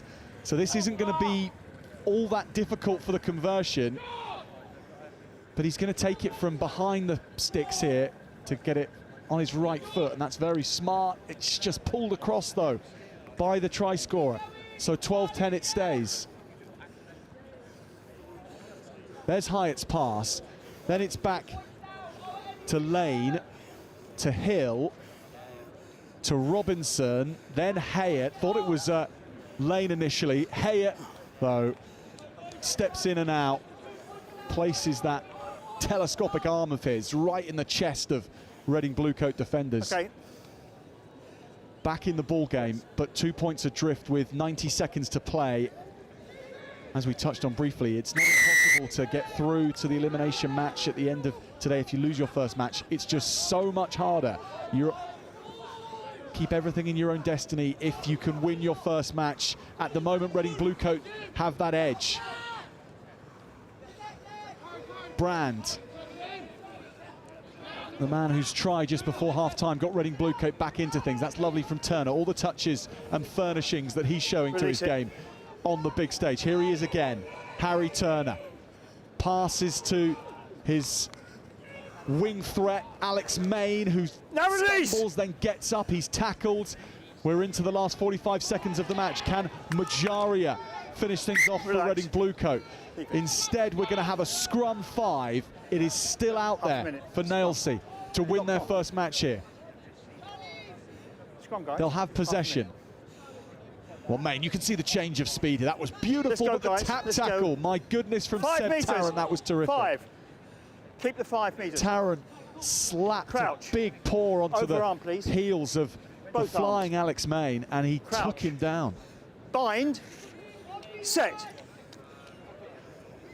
10 seconds remaining in this match. They're under the shadows of their own post now, but they're working this along the line. Nelsy have a chance here. Can they go the distance to win the match, to win the first encounter at Roslyn Park? There's wheels here on both sides, and the tackle was huge, but it was high. And even though he's 60 metres out, the card is going to be shown. And no defender beyond. Can't say it was a try. You can't say for certain it was a try, and that's a great comment from the referee to make clear there. That's why it wasn't a penalty try, because so often we see that penalty tries given for high tackles when they're the last man, but you couldn't say for certain there. Brand now has to go into work in defence. Nelsy living off their wits to try and keep the game alive. Knock on comes. It's Reading Bluecoat who will hang on here for a close encounter on RE2. Down to 6 players. However, they hold on. Hanging tough, 12 points to 10. Reading Bluecoat School beat Nelsy. That is a thrilling first match encounter, and who knows what that'll play into in terms of the group decidings at the end. But Reading Bluecoat have got off to just a better start. Fine match, and a real joy to watch. Well played to both teams.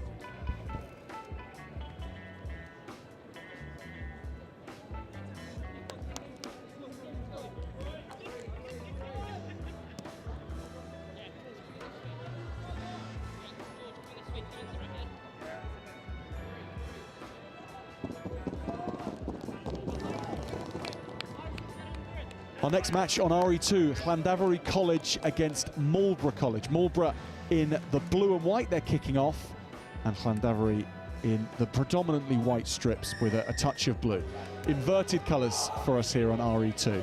And we get underway. Morbra kicking off and pinching the ball back right from the kickoff, although Llandovery get it back themselves. Now they're off and going, and that's good hands on the edge for Llandovery, playing in their enforcer on the right flank, but that's some good defensive coverage. For this match, we've got Terry Gilmore, head of rugby at Morbra College with us, and Terry, you're overseeing all the teams here. But this under-16 side, tell us a bit about them and their 15th season and their 7th season so far.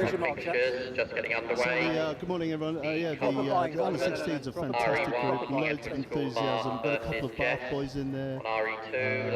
Had a mixed bag in terms of the under-15 season. Played the All England Sevens previous to this, and really keen to be part of this, the action at Roslyn Park. Toby Monaghan is playing the ball into Gabe Pank on that corner, the edge, the fend is there, the defence is good, keeps it alive. Touch first. And he had to try everything to keep that in, but that's some excellent cover defence from Llandafry. And Terry, talk us through here, Gabe Pank on the burst here. Yeah, Gabe's a great athlete from overseas and one of our leading run scorers for the college. Yeah, done well in the season, so excited to see how it goes today.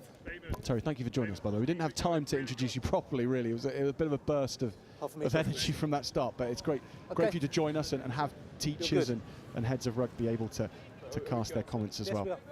Good to see we've got number 13 running on, Ben Bateman, who's part of the Hong Kong under-16s group, and out on the wing at the minute. So really, we've got a couple of boys from the under-15s. Oh, Tommy Lott's gone through. Chances. You're offside. So Max Cornelius, there he is, Ben Bateman now with the ball in hand. Good footwork from him. He's got great feet. You're playing advantage, Blue. Really great talent. Playing advantage, Blue. And another under-15 joining us. No as well, advantage. You are offside. Oscar Harrison, who'll be on soon. On the 5. Still that pressure there for Morbra, Terry, and Max Cornelius's pass is good. That's okay, the hands are good enough Go on, again, Fabian. they're going to be in. Well done. Fabian Mays on the right-hand side. Probably needs a haircut. It's a good time to tell him that. So Morbra off to a try-scoring start. In line with me.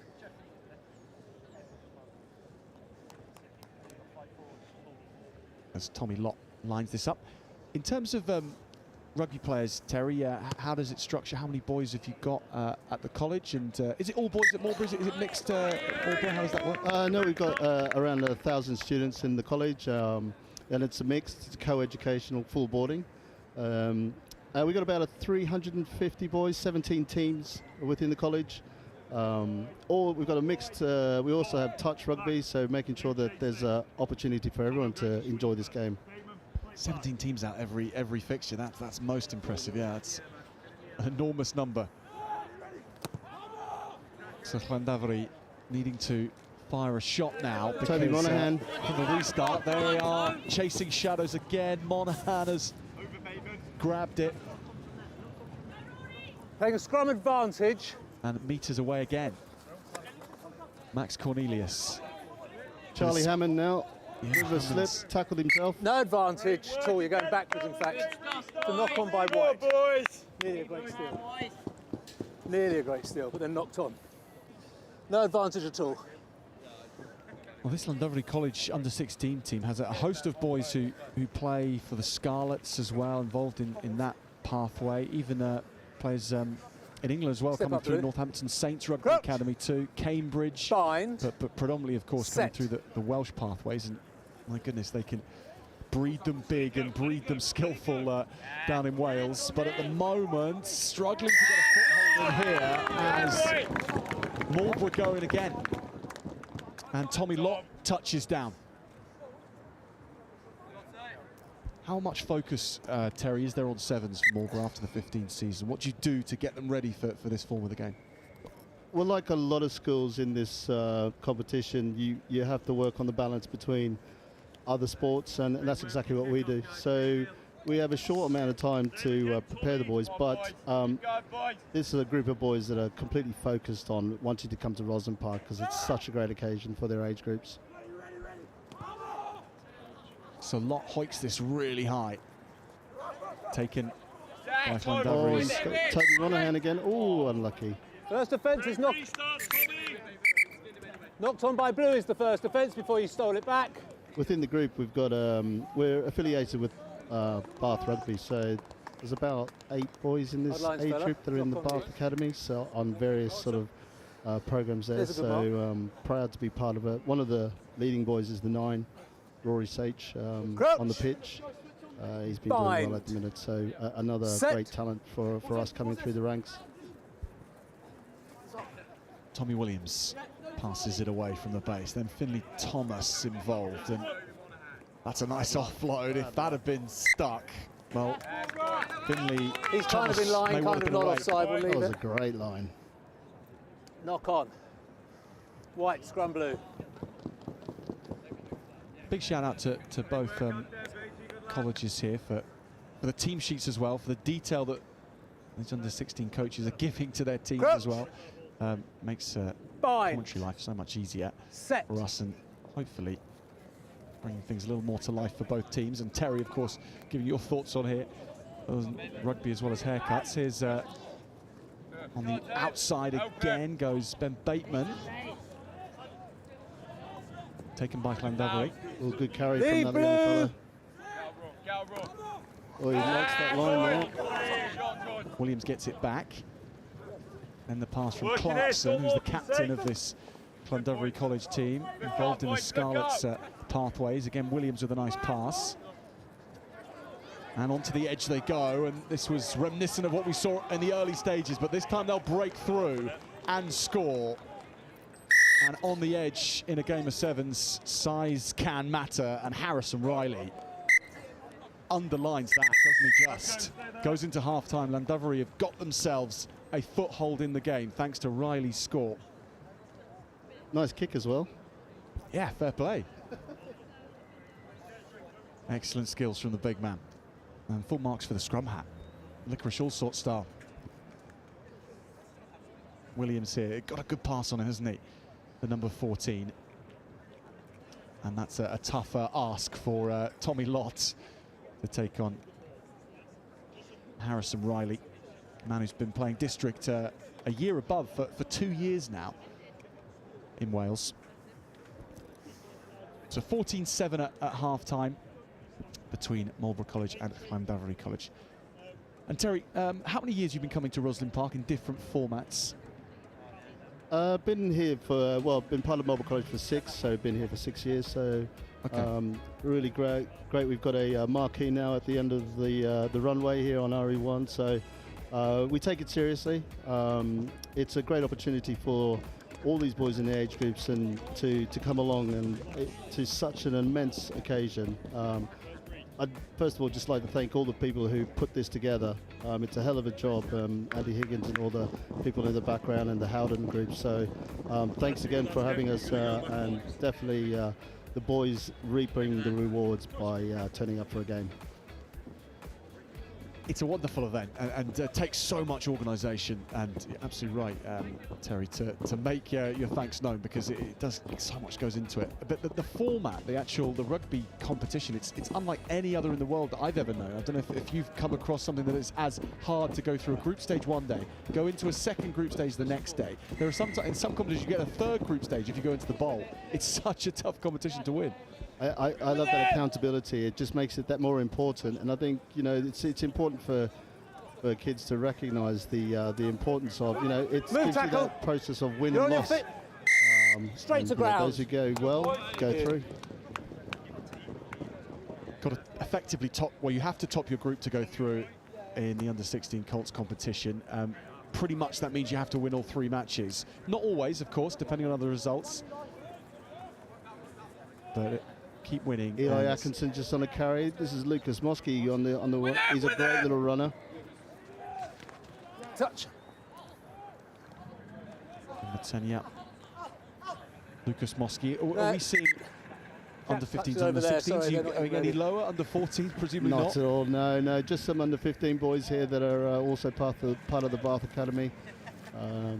So yeah, it gives them an opportunity to have a run around, and it's a challenge, but also a challenge that's just take a metre off blue, please, White. Tommy Williams to throw this in, and he plays for Llandalo RFC. What do you like, club. Blue? Not at all straight.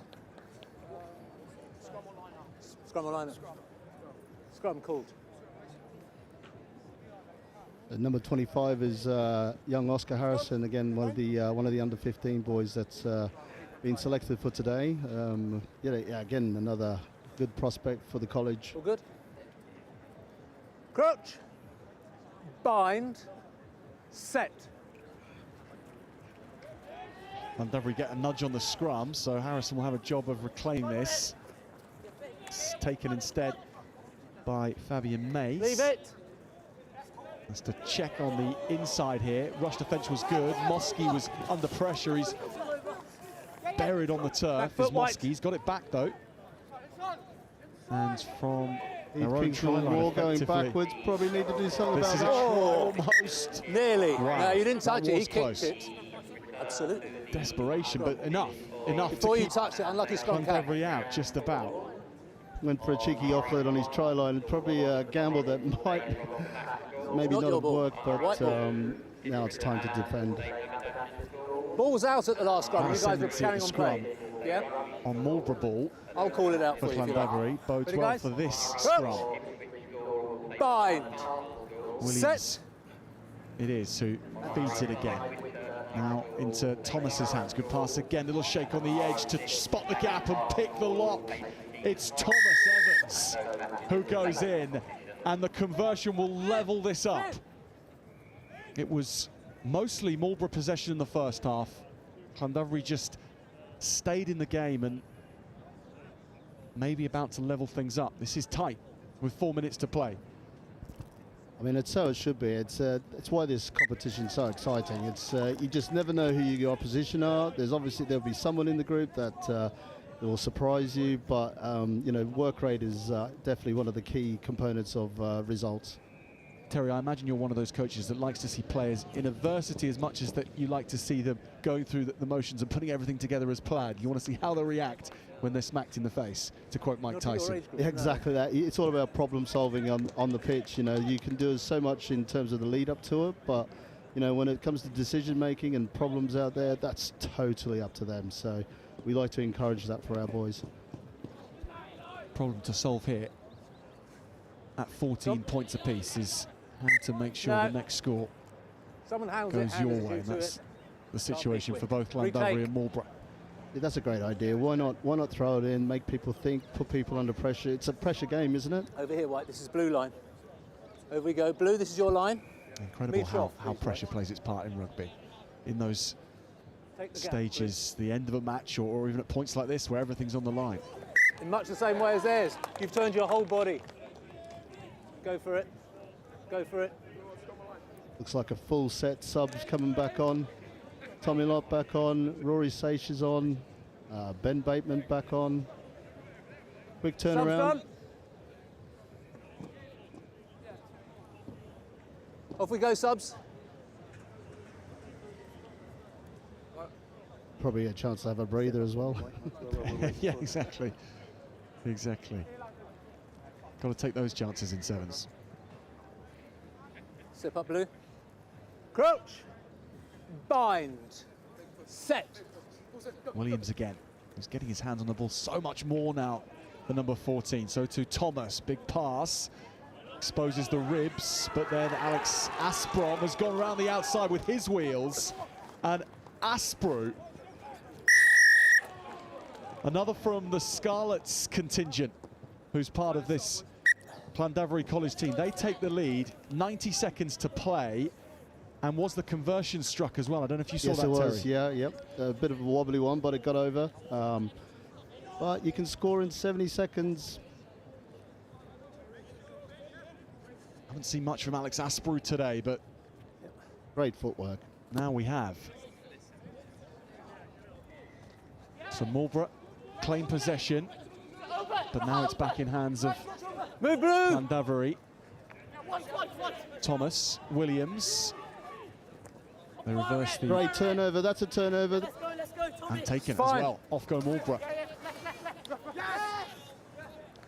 Tommy Lott, the man to do it. Is Gabe Plank. Offload Toby. Probably need to stay in here.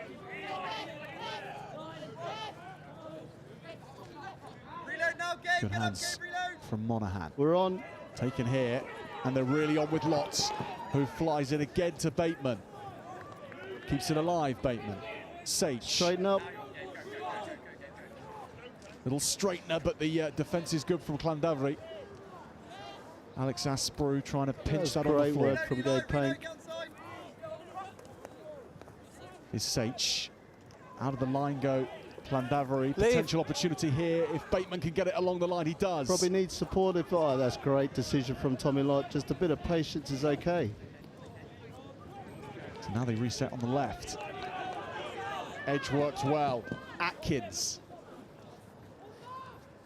Taken by Llandafri. Now this might be it if they can keep hold of it. Nice hit by... Leave. Knock on, chances on. No, it's knocked on by Blue. Morbra might have had that final chance in the end. Llandafri hold on and have come back from 2 tries down to win 3 tries to 2. 21 points to 14.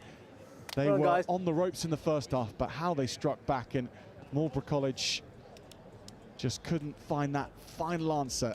Well, Terry Gilmore, thanks very much for joining us here, and for your team's sake. I'm sorry that result wasn't better, but what a performance from both teams, and Llandafri to come back. That's all you need is 100% effort from both teams, and you know, look, all the best to Llandafri for their next rounds, but also let's go Morbra. We've got the next one. Yeah, 2 more matches in the pool stages for both these 2 teams, and so all is not lost. Anything can happen in terms of qualification, but it's also the best day out of the rugby year, isn't it? So thank you, Terry. Best of luck to Morbra and Llandafri for the rest of the day.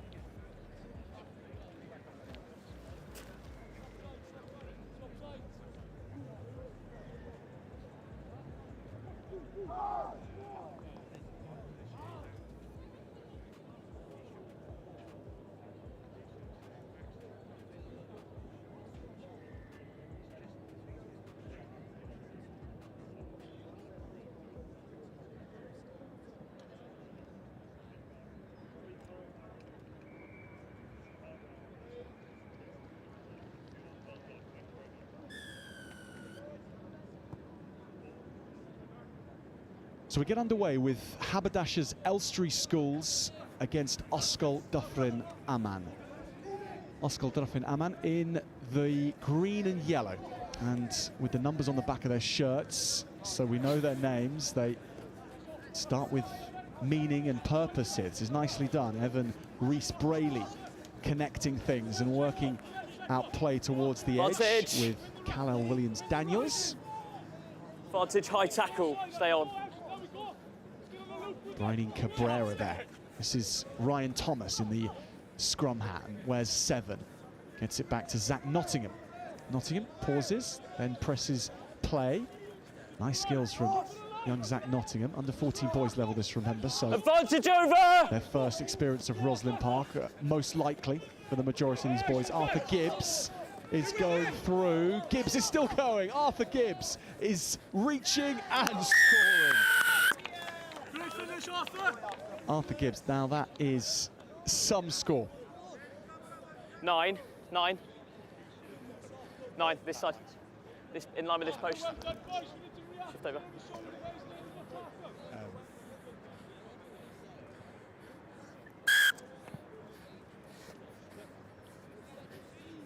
Water off, lads.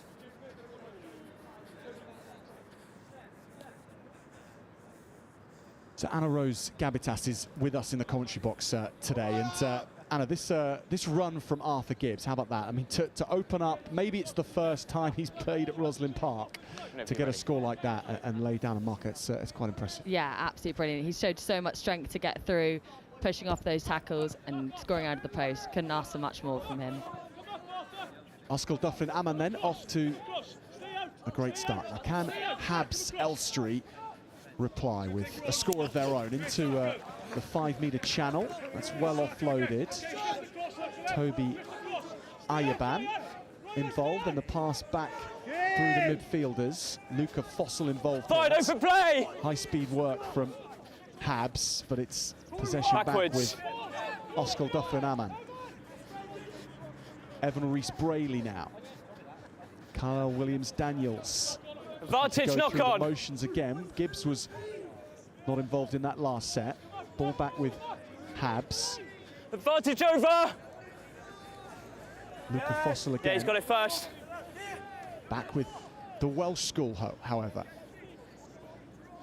And the passing to the right-hand side on the edge. Again, Lewis Rees-Smith involved in this last set. Now here's Nottingham. And Nottingham plays it to the left. This is well taken by Rees-Brayley, who cuts Advantage back inside. over. Here is Gibbs again in a similar position. Gibbs setting his sights on the line. He's such a hard young player to stop. And they're still looking for edges here, but it's good defence from Habs, Anna Rose. Yeah, brilliant. And I think just that boy running through then, needing three players to tackle him, then draws them all in, and that leaves that space on the outside for them to go and score there. Okay. It does come in the end. Scott Wigley, the man who crosses. Yeah, it's only for so long. You can stay set, but only a smart team are able to unpick that after softening them up through the middle. Yeah, exactly.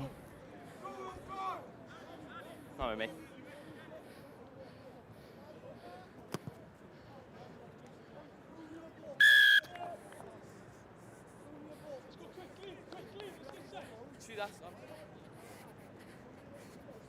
They're really good at the breakdown here, just moving it through the hands really, really nicely, waiting for those gaps to open, and then leaves it really late, and then the handoff's so good, and has the pace to score.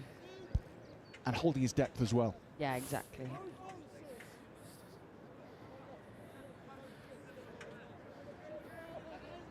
Two tries to the good for Oscar Dufflin Amman.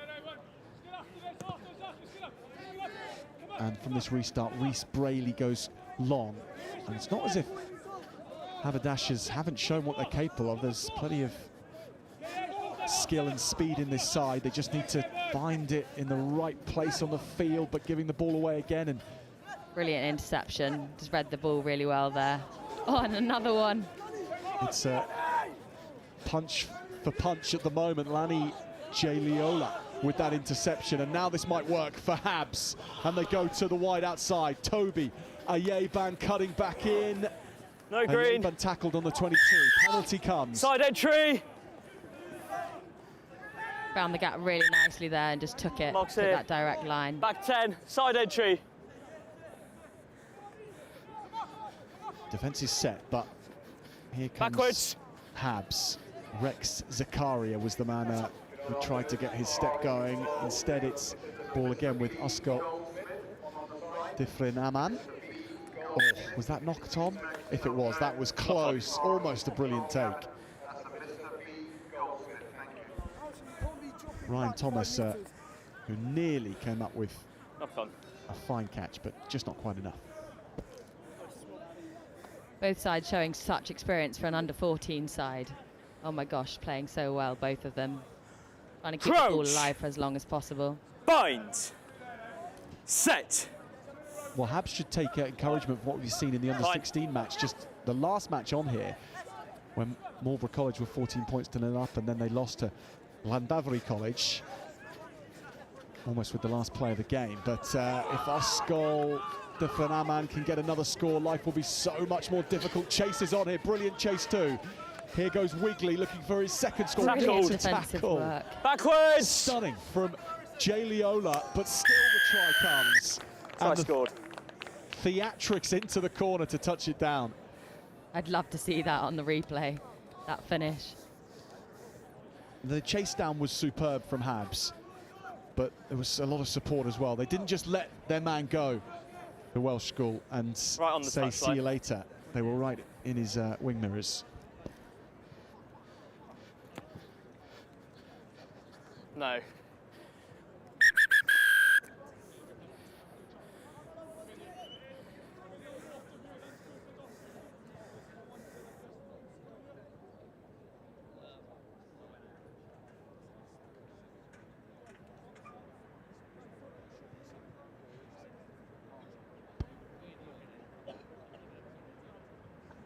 So that try, in the end, scored by Evan Rees-Brayley, up in support after the break from Wigley. And that leaves us at 19 points to 0 at half-time to Isol Dyffryn Aman.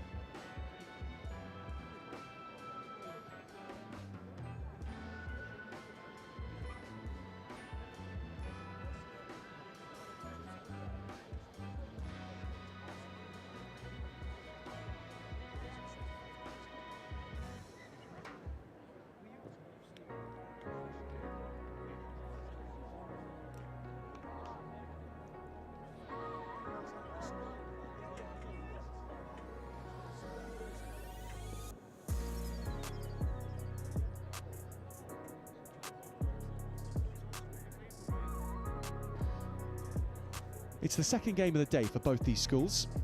Isol Dyffryn Aman having won their first match against Framlingham College. Haberdashers Elstree winning their first match as well against Framlingham. So now they face off to see who will top this group in actual fact.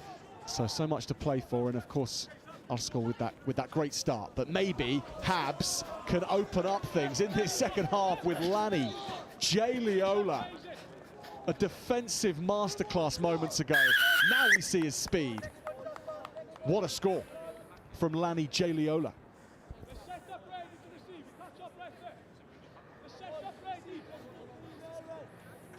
19-5 to green. No.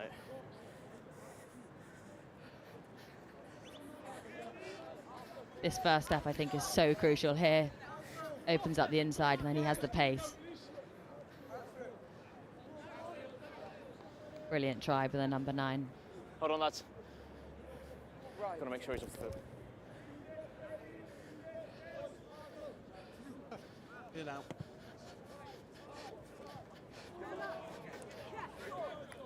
It's fine. No! So Habs kicking off. Back. But trying to claim that, and they get it back from the Lads, box here. It's so important, the restart drills. And Luke Quelchlier gets things going. That's a nice turn and burn and power from Zakaria. And if he's got support here, this could be dangerous again. But Oscar Dufflin-Aman turn it over. Evan Rees-Brayley. Wiggly again. He's proving particularly tricky to control. It was a forward pass, was it? Forward pass. Another chance for Habs. And the momentum side of sevens is massive, Anna Rose, and things can just switch so easily. And maybe we're seeing a little bit of a momentum shift here. Yeah, definitely. I think scoring so quickly after half-time would be brilliant for Habs. And they're doing really, really well so far in the second half. Crouch. Bind. Set. Rex Zakaria feeds the scrum. He'll get it back, actually, with enough time to plan his next move. Toby Ayaban involved now, back in the hands of Chu Onagubu. Good hands over the top. That's very deftly done. Ayaban, Toby Ayaban is going to burn away defenders, but he's tackled by the sweeper. Support is in there. Josh Wheeler. And forwards first. Big applause. Forwards first, then drag back. For Dufflin-Aman's cover defence.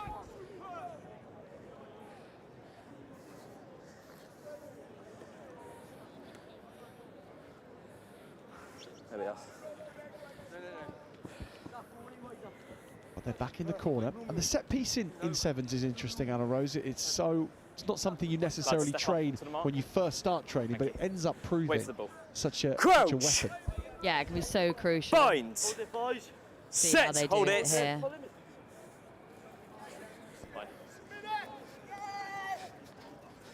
Off the base and up and running, and this looks like the razor-sharp Zach Nottingham on the ball. And Nottingham's little burst has created another chance, but then the mistake comes in. So we'll have a scrum again to Habs from this position. Scrum.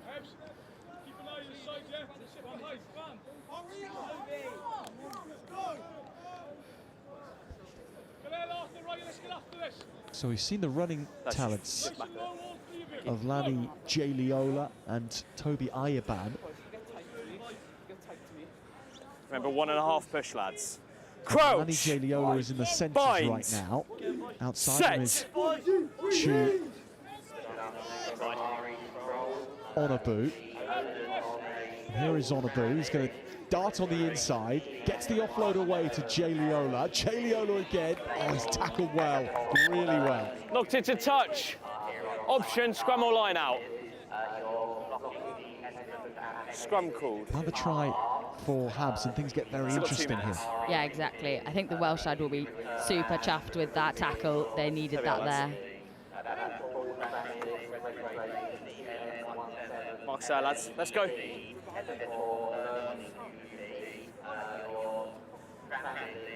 Defence is being tested, but they've got the answers. Crouch.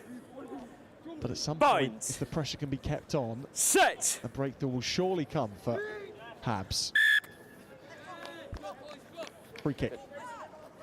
Oscar Dufflin-Aman trying to play their way out of trouble. Here's again Nottingham. Look at the composure of this young under-14s player. Barely looks his age group, given how composed he is on the ball. Got real maturity, Zach Nottingham. Now here's Gibbs. Tackle. Thomas. Good strength from Ryan Thomas. Time to adjust the headgear as well. Here's Nottingham, little jink, and you've got to watch his feet. Lewis Rees-Smith. Then again to Scott Wigley. He gets it back inside, but there's only a Habs shirted player there. Now, can they strike? They're going to need to quickly because the clock is against them here. Backwards! Drew Pabble is now having to turn attack into defence. He's gone back as Pabble. Knock on taken advantage. by Thomas. Now, Roll blue. Ocal, Duffler and Aman can finish things off. Stay on side. They'll top the group if they keep this win, and surely that's the case now. Gibbs might go over again. He does. Arthur Gibbs. Brilliant finish. Broke the deadlock in the first half, and it's another good finish, isn't it?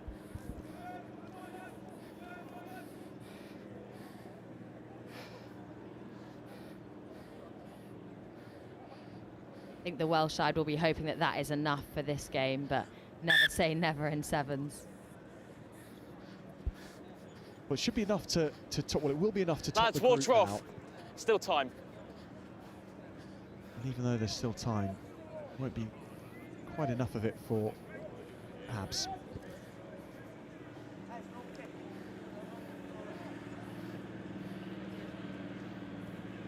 Stay on, lads.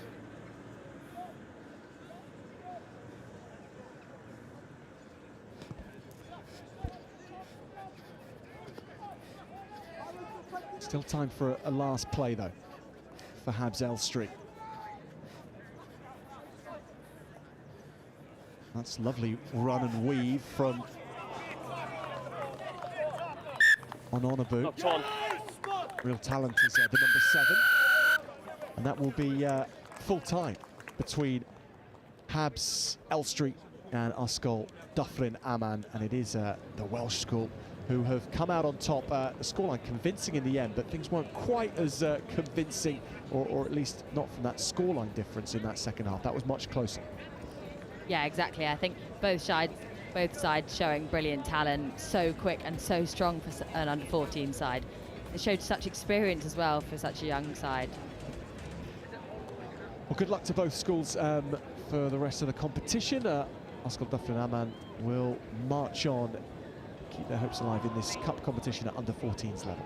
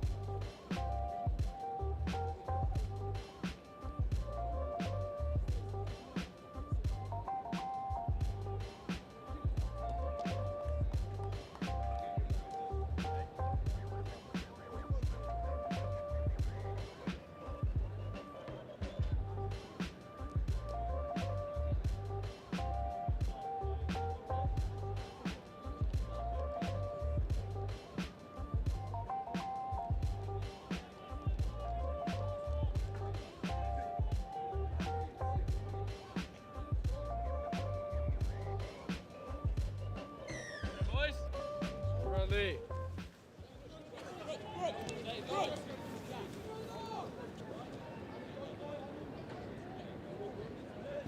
Radley School against Ipswich, and Radley right from the restart in the white and reds with a nice burst out of their half, but Ipswich getting to grips with them here. Radley still with ball in hands and looking to maybe work the first try here in these first few seconds. Into the channels they go. They'll have to recycle and do that well. And on the edge here, they are going to run it in with a nice touch to finish to ensure that Max Godbold can go in under the sticks. Very good composure from Radley College in this first match, in this second match of theirs after their opening win earlier today. They'll be happy to score so early in this first half, set the tone for the rest of the game. Passing through the hands really nicely. not going into any sort of contact. And that brilliant offload there at the end. Yeah, Douglas Duplessis with the offload. Really thought he was going to run that in himself, but had Godbold on the inside and used him well. So in their opening encounters, Radley beat Prince Henry's Grammar School 24 points to 0, whilst Ipswich High School lost to King's College Taunton, who are having a great Roslyn Park across a number of different age categories. So they really need to get a win here to keep chances of qualifying out of the group alive. But Radley are starting the faster here. This is a good run as well, though, from Ipswich, bursting through. Ipswich without numbers on their backs, but we know that the players out there are Oliver Daniels, Louis Spall, Ethan Thompson, Alfie Farrell, the captain, Henry Wright, Henry Watts, Sylvester Coty, Josh Ramsamy, Abdullah Ajhimi, and Adam El Maroui.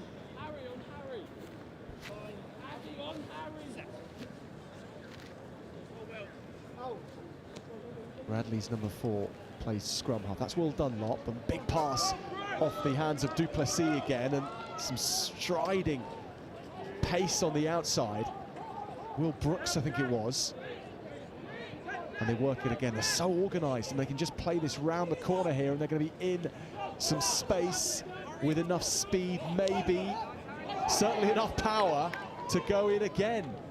Henry, full alone, says no to the fast lane, instead cuts back and takes on all comers and brushes them away.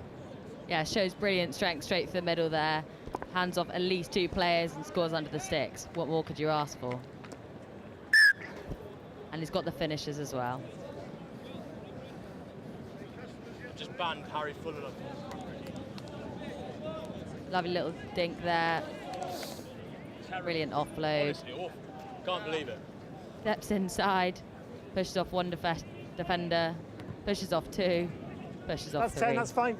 Brilliant play there. Penalty advantage, high tackle, seatbelt. So Radley 2 tries up. One of their try scorers on the ball now, Godbold. Whipped pass across. The skill level in this Radley College team is extremely high. Still playing advantage. Czekalakowski with another pass, but this now is... Tackle release! Release! Blindside Still playing penalty advantage. Czekalakowski goes back to the right. There's Duplessis, and he spins, and this time he doesn't need a teammate. He does it all by himself. Good score from Douglas Duplessis. 3 tries from Radley. It's tough work when things are going against you in sevens, and Ipswich will be just seeing very little of the ball in their own hands at the moment. It's not easy. Yeah, exactly, and I think all those defensive efforts end up taking a real toll on your body going into the second half. There'll be some tired bodies out there.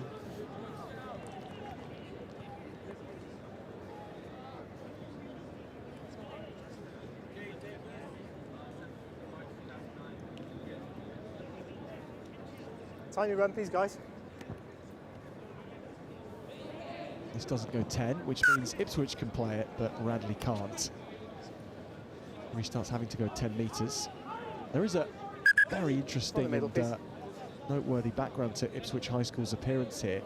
It's formerly an all-girls school, but until 4 years ago, that is. 4 years ago, they started co-educational education, and the boys were brought in, and this is their boys' team here at under-16 level, but so new to the school in terms of tackle release, blue. Boys at it and running a sporting program for boys. But now things are changing for Ipswich High School, and they're playing at one of the most established schools in England, certainly in rugby as well. From many, many years, rugby and Radley College have been a force.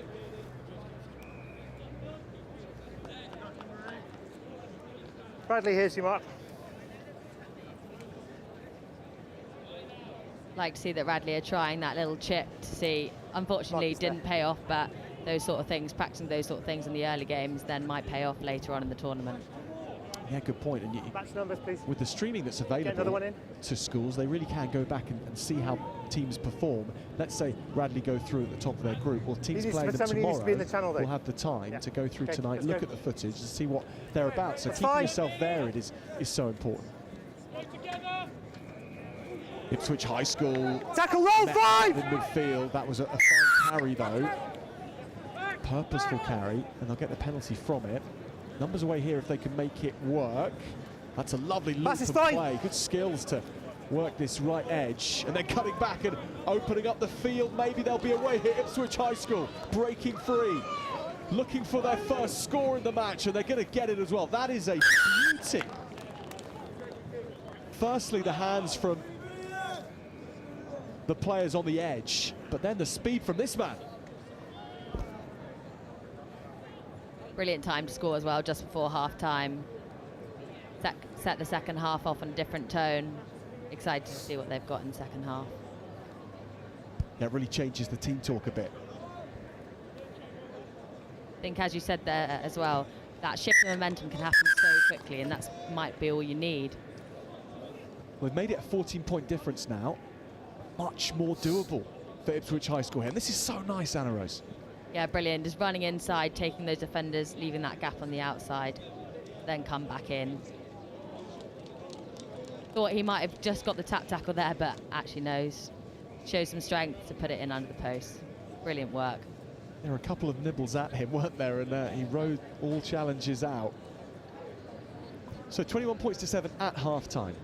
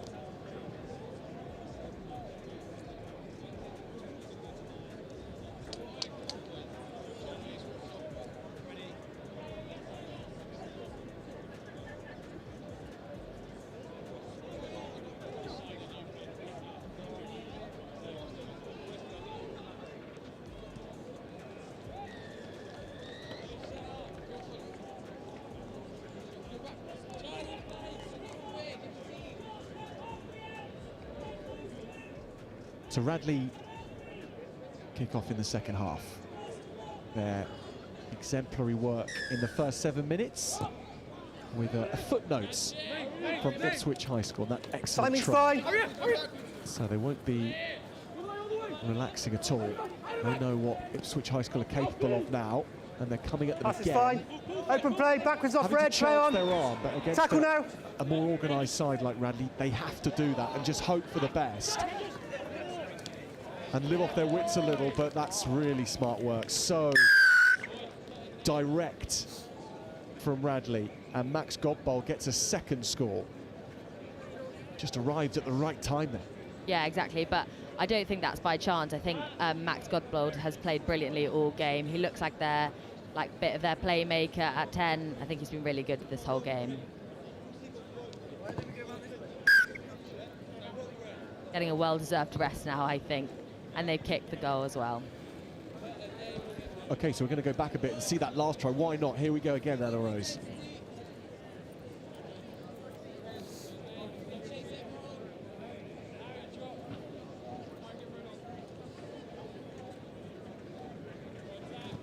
There is a cohort at Ipswich which only has 17 boys. Knock on advantage. Play rugby.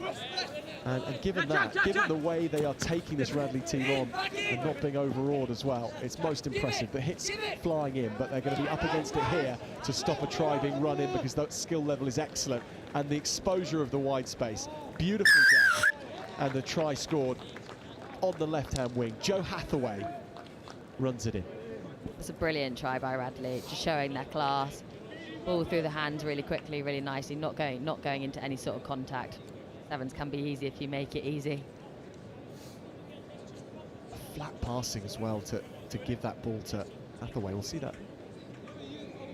Maybe get to see that again here. See who it was, but it was really nice skills.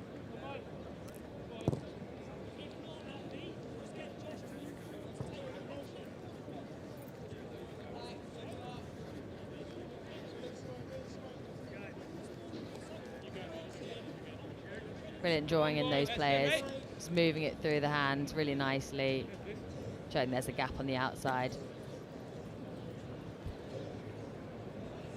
Name check for Henry Czekalowski for that scoring pass of his, the number 7. Zipped it across.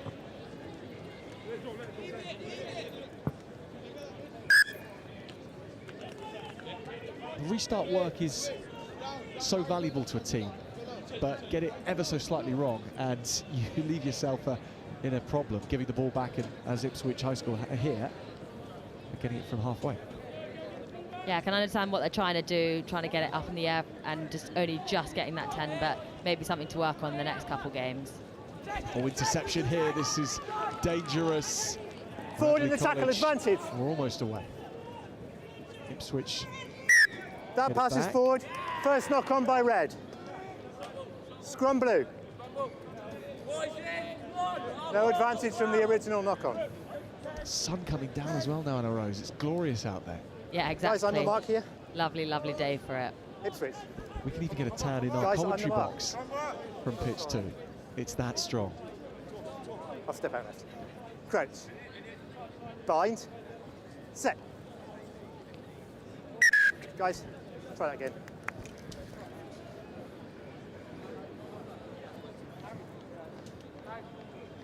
Crouch. Bind. Set. That's fine. Radley pilfer the ball back from the scrum, and a slightly disorganised defence. Will Brooks is going and still going and going all the way. Will Brooks, a one-man missionary for the try line. The support players were there, but he didn't need them. Went himself and ended up scoring. Brilliant play.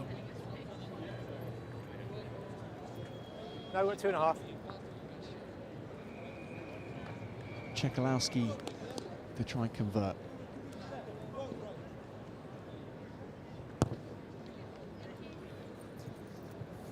So Radley nearing in on 40 points. Not quite there. This adds to their first win of the day against Prince Henry's Grammar School. This is so good from Will Brooks. Yeah, brilliant. He took that line to post really, really well and just saw the gap and went for it. So for those of you supporting either one of these two teams, That's bearing in 10. mind that their next match is coming up. For Ipswich, Play contest. 2:20, and for Radley it's at 2:20 as well. So a break of about Pass is fine. almost 2 hours before they're in action again. Radley looking to end this as strongly as possible. Final 90 seconds coming up. There's numbers lining up out wide. Brooks is one of them. Brooks is going to be all they need. Once again, Will Brooks sauntering home on the show pitches at the Howden Roslyn Park National School Sevens. I think that kickoff was exactly what they've been wanting to do all game. Retained possession, got possession back, and then ended up with a try. Perfect. And he's got the 2 points as well.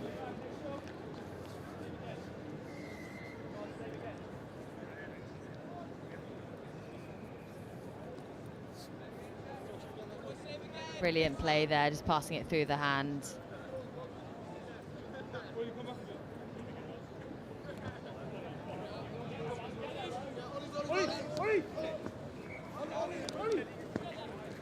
Ipswich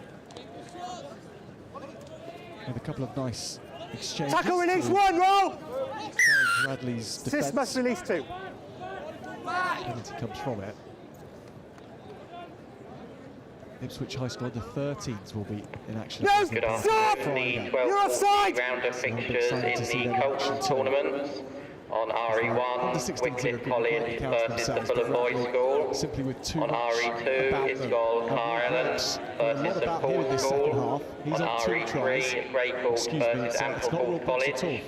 On RE4, Daunce's School versus RGS Guildford. Penalty advantage. On RE5, St Peter's High School versus the Windsor Boys School. On RE6, St Edward's School versus Wellington College. Still playing advantage. And RE7, Blue School versus Newhall. No advantage. School. Those matches due to get off at 12:40.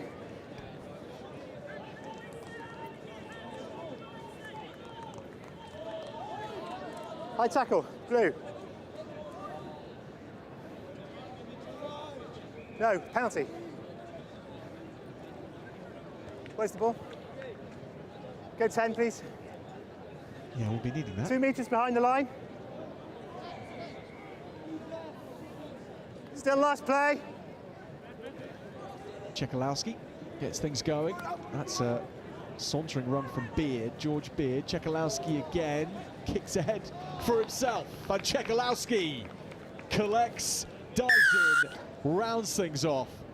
Radley College going 2 from 2 in style. Yeah, brilliantly weighted grubber kick there. Couldn't have asked for much better, really. They hit the half-ton against Ipswich High School and really accelerated towards the end of that match. This is lovely. Yeah, brilliant, brilliant play. I thought Radley showed some real class out there, and they'll be really, really happy with that scoreline. Please, thank you. Thanks, guys. Some may say lucky bounce, some may say perfectly executed.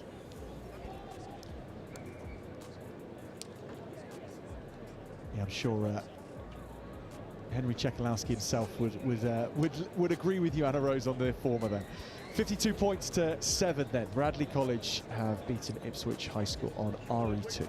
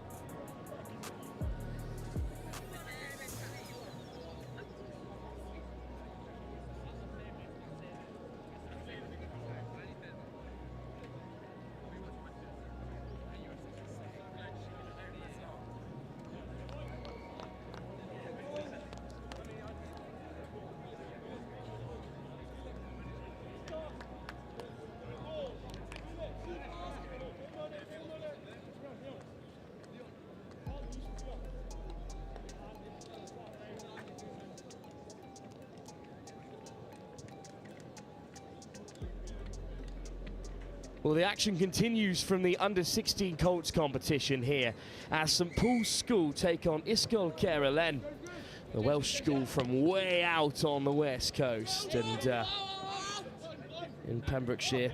Medium-sized school for the area, but they're coming off a loss in their first game to Wycliffe, whereas St Paul's put 50 past Fulham boys, and well, they could be on for a fast start here, darting down that right-hand side. Andrew from St Paul's School alongside me. It's been a promising start to Roslyn Park for the under-16s. We'll come back here, no advantage. Well, penalty advantage. A quick start for St Paul's, exactly what the side are after, Andrew. Yep, sides looking for good rugby, I guess, and quick start. We like to play fast rugby, so should be a good game. Absolutely, and it's St Paul's going from right to left here. Janssen hands it off to Simmons, but knock on in the wide channels put down by Hammond, and scrum for the Welsh side, a chance for them to respond. Oh, there's 2 number 8s on the field. Thank you, Andrew, for pointing that out. And Charlie Pamo is starting. Let's go, His fellas. Come brother's on, let's a go. Polish international. Bind on the hooker, please. Crouch. Bind. Set. Scrum then for the Welsh side, and Caroline do come away with it. Going to take it to the line through Natty and then hands it off. Good yardage in the carry and round the corner. Morgan on the wraparound, almost away. Does find the 15 channel. Quick ball as well. Morgan back to his feet. There's a strong carry from White, who's through the first contact. High. Finally, Over the the big shoulder. man brought down, but Pen good advantage, yardage Blue. made. And here's Lewis, looking to tease the defence. Lovely offload. Great line, round the corner, inches No advantage, away. we'll come back here, it's over the shoulder. Well, there's a lovely pass from George Griffiths. Just high, fellas, no advantage. Some threatening stuff. A little bit worried about that attack. Andrew, how are you feeling first defensive set of the game? I think it was good drift, but St. Paul's need to just hang on to those tackles.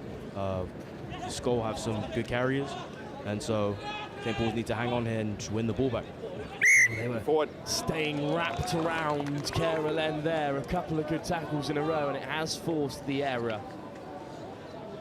But a good start for St. Paul's here. They've turned it back over. They've looked threatening so far. Who is the player to watch out for this St. Paul's side out? Crouch! I think player to watch has to be Sam Franco.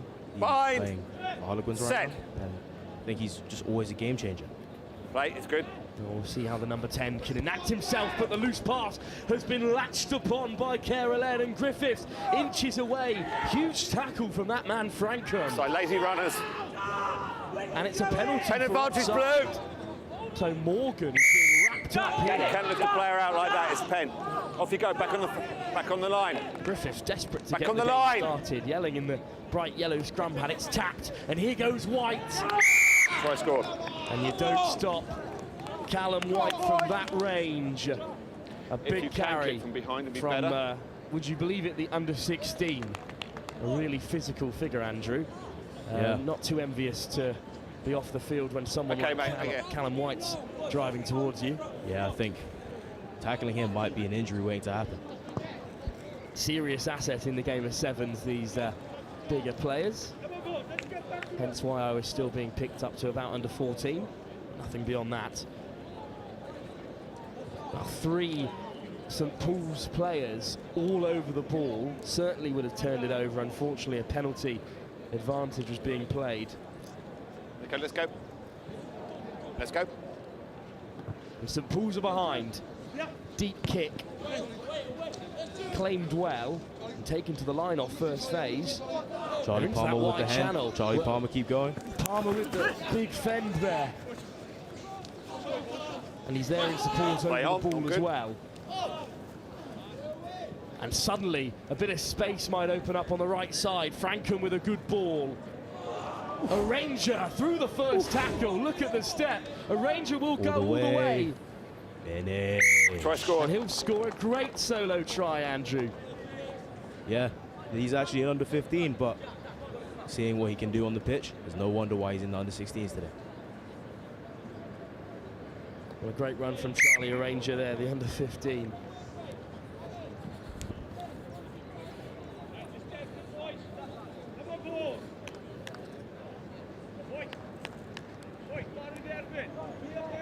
Well, there's a couple of players with the same number, but good job I've got Andrew alongside me to let us know that Felix Twining there, the under 15, playing up and scoring a great try. We'll see the likes of Charlie Ranger and Luke Fitzsimmons later on. At the moment, it's Palmer and Twining starring in the 8 and 5 shirt for St. Paul's. And that's just a few inches off the mark. And a free kick for Uskal Caroline.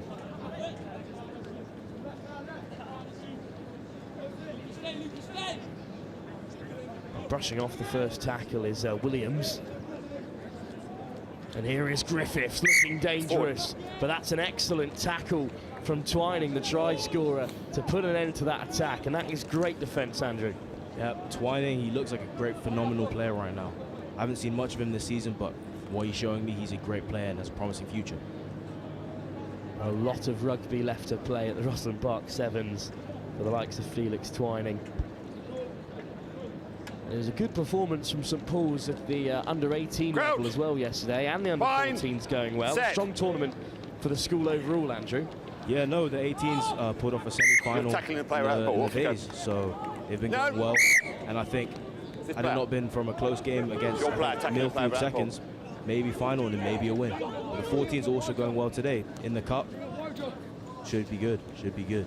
Plenty of Sam on the ball, and that's a lovely show and go from Frankham, who's got plenty of Carolyn bodies on the chase. A wonderful covering tackle by Griffiths to put an end to the first half. But at the break, St Paul's in front by just 2 points, and a win here will set up an important deciding game against Wycliffe, the other side in this group. But a close first half, Andrew. Yeah, not too much to be proud of from St Paul's perspective, but playing well. We need to just keep going into the second half. I think we need to put this game out of reach at this point.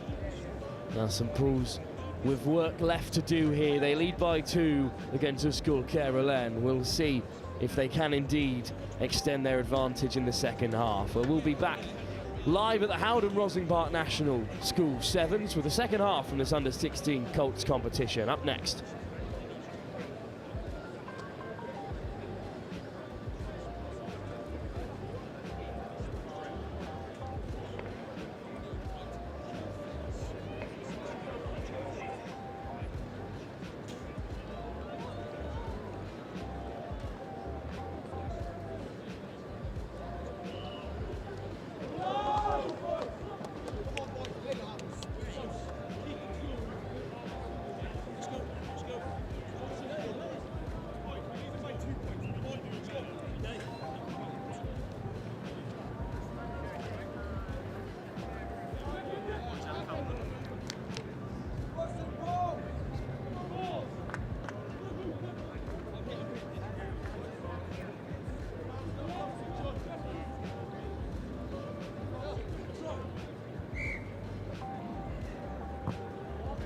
Back then for the second half, St Paul's with a slender advantage, but they'll be looking to add some more on top of that as Leon Cool takes contact. Perhaps the best name of all of Roslyn Park, Andrew.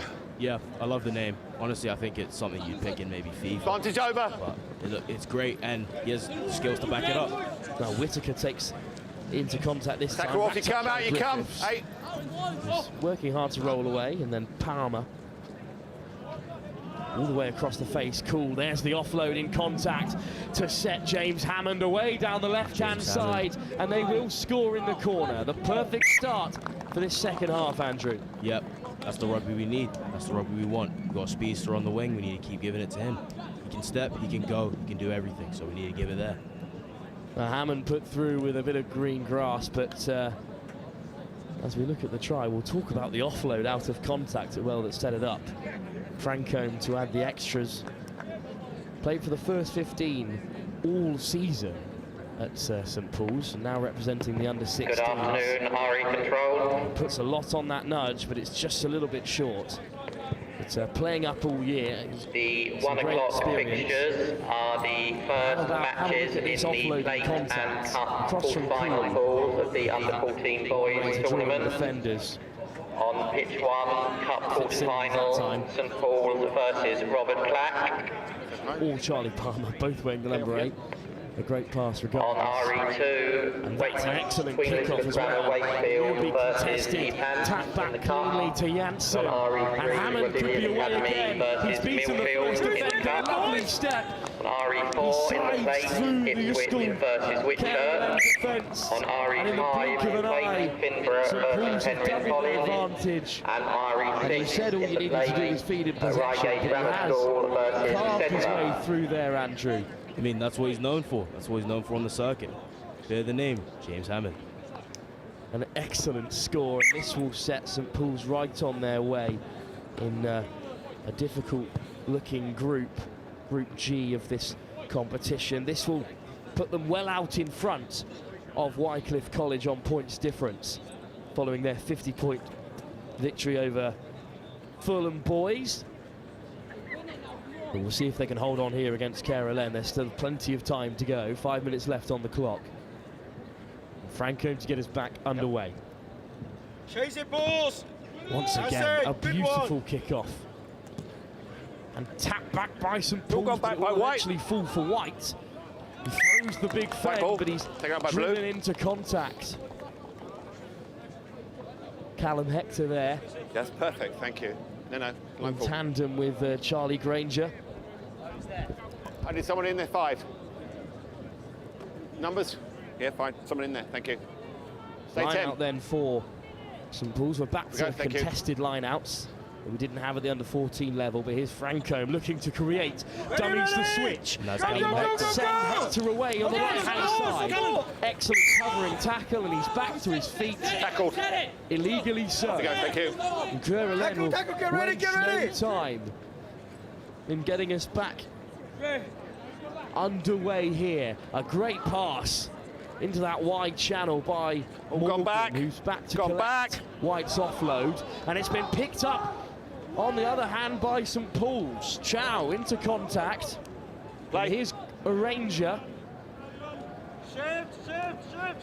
Whittaker hands it off to Franco, and surely now Hector in behind will score, despite the best efforts of Jack Morgan. And Granger there, part of that build-up as well. Both number 5s on the field. But a good team try. Some good 7s from St Paul's, Andrew. Yeah, no. This kind of encapsulates our season. We've been playing some good 7s and been getting a few wins here and there. So it's good. I like to see it. Well, St Paul's may have taken this game beyond Caroline. It's a strong introduction by Adrian Chow. Granger at 9. Simple hands, but the pace added onto the ball by Franco drew in the last defender. Hector rode the tackle, but an impressive try by St Paul's, and this will set you in good stead ahead of a big game against Wycliffe College, Andrew. Let's go, come on. Yeah, it will. I think Wycliffe will be another opponent, but I think what we've shown in the group is we can beat those type of opponents, so I think it'll be a great game. Let's go. Well, Wycliffe, you imagine, will have put Fulham boys to bed. If they fail to win, then, well, it'll be St Paul's through to the next round of the under-16s competition. But Caroline not done just yet. Griffith takes it into contact. He's got his feet. But the first man has stolen it. A great steal by Whittaker. And Granger crashes through 2 defenders. Whittaker down the blind side. Play up. Effects the offload, and here's Palmer with great pace, puts in the fend. Frees up Granger, who takes the Route 1 approach. Whittaker, Hector. Through the hands they go. 2-on-1. Surely the try's coming this time for Charlie Palmer. His brother is a Polish international as well, Charlie Palmer. Here at under-16 level, he is sealing it for St Paul's. And in this second half, you've been pretty ruthless, Andrew. Yeah, no, I think that's the name of the game. We have to be ruthless. It's Roslyn Park Sevens, biggest tournament for 7s in the country, arguably. So we need to come here, we need to perform. I think that's what we're doing right now. Perhaps the biggest 7s tournament in the world, the Howden Roslyn Park National School 7s. And St Paul's have put on a great show here. It was 7-5 at half-time, lest we forget, just 2 points in it. Let's go. But in this second half, St Paul's have racked up 4 tries and have taken the game well beyond Isol Caroline. Well, that kick-off straight out, so free kick for the Welsh side. This, the last attack of the game. Free kick, make sure it leaves your hand. Thank you. And Lewis hands it off. Griffiths, a bit of space on that left-hand side, but a great tackle by Palmer brings an end to this fixture. A huge win for St Paul's School by 29 points to 5. And they'll go into that final game with Wycliffe needing just a draw to take them through to the final round. A great result, Andrew. You can't really ask for much more from this side. No, can't ask for much more. And now just looking forward to Wycliffe, hoping to do the same to them. Well, best of luck later on in the afternoon, Andrew. Thank you very much for being with us here on RE2. Thank you very much. And we look ahead to continued action from the under-16 competition as Abington School take on Gravesend Grammar School. Action from Group K as Gravesend and Abington, the two sides on top, take on one another. That's live at the HOWDEN ROSSLYN Park National School Sevens at the under-16 competition here on RE2 up next.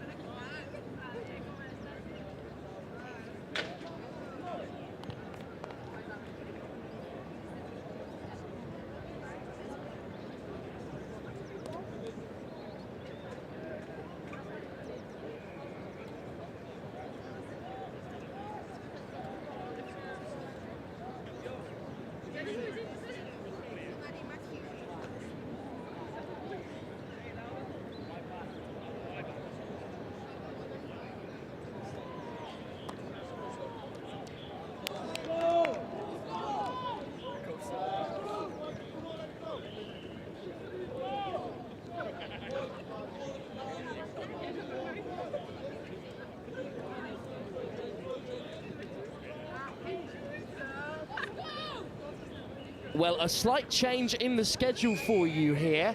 We're bringing you action from the Under-14 Cup quarter-final, where Crooks Wakefield take on Wypan School from Wales. Bouncing to touch. Touch there. Your ball. Centre of the line. It might not have appeared on your... I'm only going to mark the centre, guys, OK? Schedules on... OK, back 10, please. First receiver. Can I have a first receiver? But they are here to play. And it will be a line out for Wypan. Not straight. As well, and it's not straight, so... it's uncontested, but it has to go straight. To this game. OK, it has to go straight. As we, in the commentary box... Turnover. Try to get ourselves back on a level line. Footing. Just turnover. It's still a line. Turnover, black ball. Owners of the following black ball from here. Here with us on the RE pitches. You are causing a blockage in the Richardson Evans car park. That's registration numbers V0138. Straight, scrum down, blue ball. Well, another not straight line out in a row. So it will be a scrum. Scrum down here, blue ball. The owners of those vehicles are here on site on the RE. It's got to go straight. It has to go straight. Took down Cille, Stanwell, and Tombridge Vale Comprehensive, as well as Hill House School. And in that time, they conceded just 3 tries. Crouch. They topped their cup with wins over Berkhamsted and Epsom. So they've done excellently well to reach this competition. Wypan's Comprehensive School, on the other hand, in possession now, have also managed to concede just the 4 tries on day 1. 50-plus point wins against Kingsley and the Windsor Boys School. They took down Penryn College in the elimination game and came through another tough group against Bedford. And would you believe it, Harrow School beaten by Wypan to under-14 level by 27 points to 24. A cracker of a game. Here on RE2, they're into this Cup quarter-final. good afternoon. The 1 o'clock round of fixtures. How it works the in first this latter game stage of the in cup the is they're once again put into another group. So it's King's Mac, but it's Wakefield who's steaming away here. And Dexter Cooper will open the scoring unchallenged. Wakefield versus Epan on RE2 and Rodillian Academy versus Milfield on RE3. In the plate competition, Ipswich versus Whitchurch on RE4. So the referees are going to play on. We'll have another look at that on RE5 in a moment. And Reigate Grammar School versus Sedba on RE6. I don't have a touch judge, so those matches. But I didn't see a touch judge, okay? I haven't appointed touch judges, it's down to me, okay? Please, kiddie off. Thank you. And the So, can we take that again? I was being interrupted. Certain. I'm running the game here. In touch, Got and no there touch it judges. is. But there's no touch judge on the left-hand side. The referee can only see what's in front of him, but, well, Dexter Cooper is fortunate there. And here at Roslyn Park, the games are so continuous. It is up to the sides themselves to make sure there are touch judges. Perhaps Wypant will go and include one there, but he certainly did have a foot in touch. That's not one to be revisit for Wypant. Wakefield won't care, they're 7 points in front.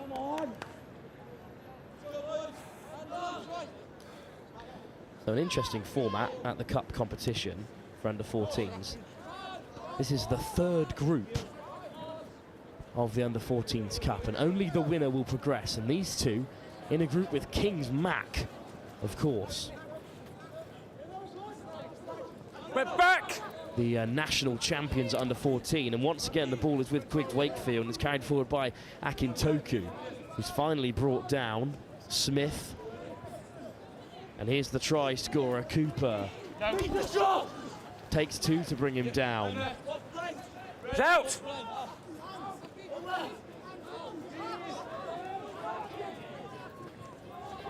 Well, Akintoku with a big carry. Pops off the deck, and Craig Wakefield still in possession. Here is Smith. And Ben Smith takes it to the line, fends off one. Right away, Blue, thank you. He has Cooper in support. Who's looking to go all alone. Finds some help in the form of Harry Taylor. And back line left to right in the glorious sunshine. Queggs Wakefield look to attack and maybe force a 2-on-1. Puts in the fend, and Oscar Giles will go all alone. Went forward, just advantage. Knocks on the floor, so Ipant will come away with it. So you knock on advantage, guys. Well, they've got to play from their 5 metre. Advantage is now over! To do so. And suddenly they've created a bit of space in behind. They've got support, but there was no offside line because there was no breakdown. So Harry Taylor will break away with the intercept and score. Unlucky, come on. Go again. Once again, Ipant feel aggrieved. This time, unfortunately though, no offside line was formed. Harry Taylor was well within his right to steal that from behind the gain line. And Queggs Wakefield go 2 in front.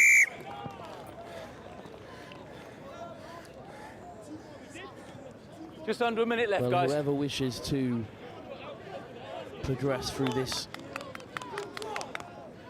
competition just under a minute left, gentlemen. Will need to beat King's Macclesfield later on.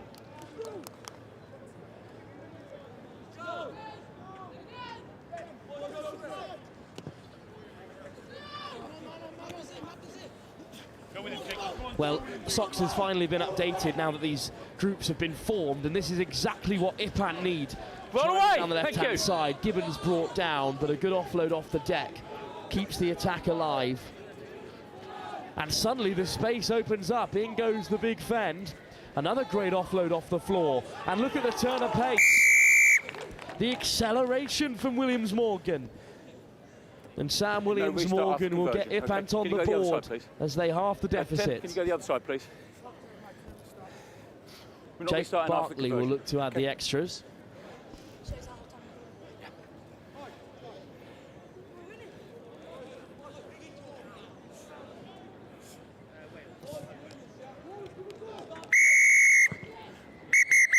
Half time. Half time then between Queggs Wakefield and Ipant Comprehensive School. And in this third round of the Boys' Cup, it's Queggs Wakefield who will take a slender advantage into the break. A controversial try by Dexter Cooper. The second, of course. Smart play from Harry Taylor. We're doing it, but we're doing our school, we're doing both touchlines now. So into the break then. Queggs Wakefield lead by 14 points to 7 in this crucial cup group encounter.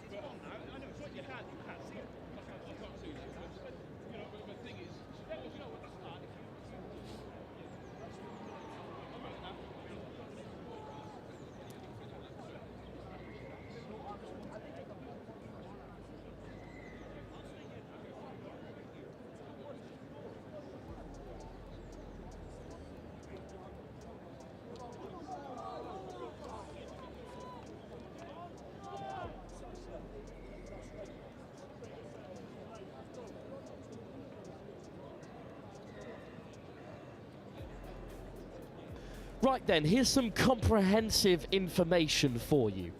So far today, the under-14 sides were split into 9 groups of 3.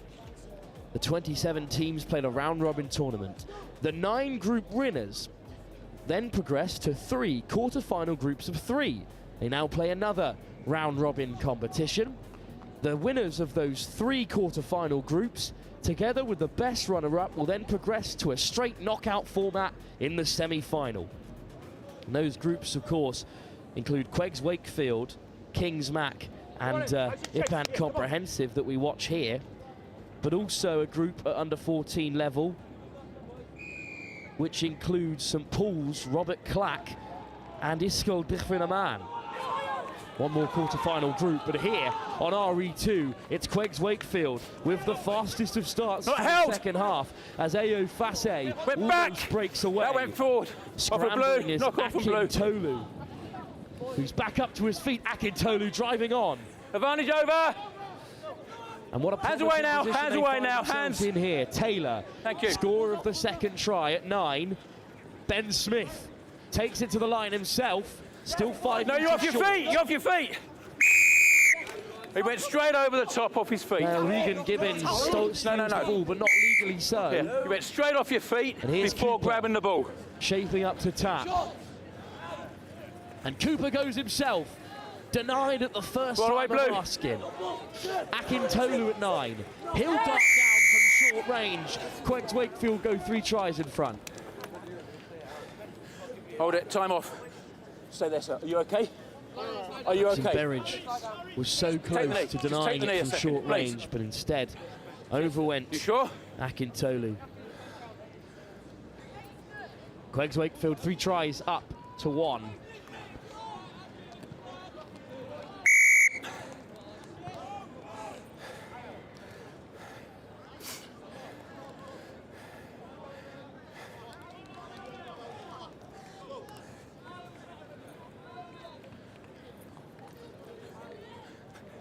Well, the third group from the Under-14 Boys' Cup includes Milfield, Rodillian Academy and Heimer's College.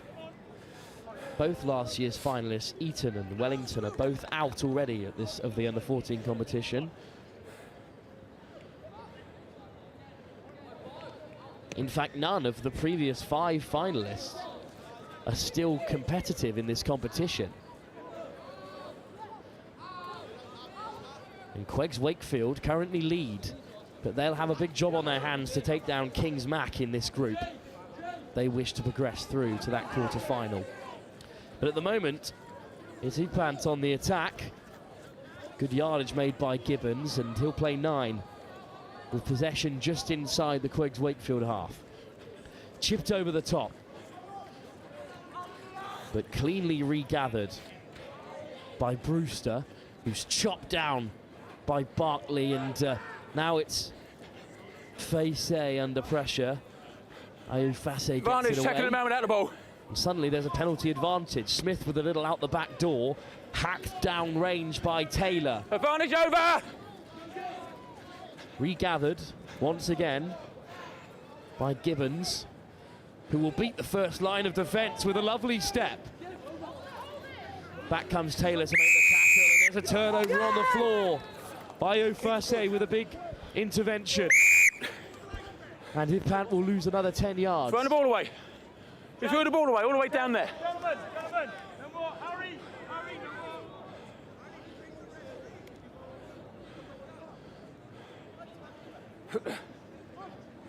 You threw the ball away. Then. Taylor to tap. Plays Wakefield in control here. They lead by 21-7. And Lewis comes out of the line and makes a big shot. Back to his feet to make another Lewis. Harry Taylor shakes off one, but Barkley puts him to deck, and Barkley is looks out. at the counter. That's out. The ball is out. And stolen by Berridge. Good physicality from Ipant. That's There's flat. this pass. And taking the direct route. And drawing the penalty, but actually no, it's a 14, come here. penalty against. 14, come here.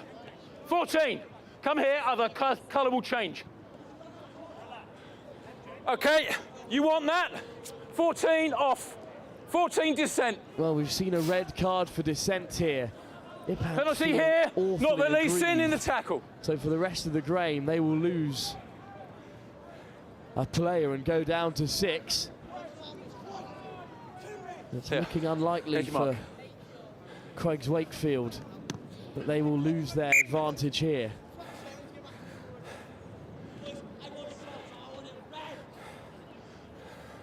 There's your mark. Black ball.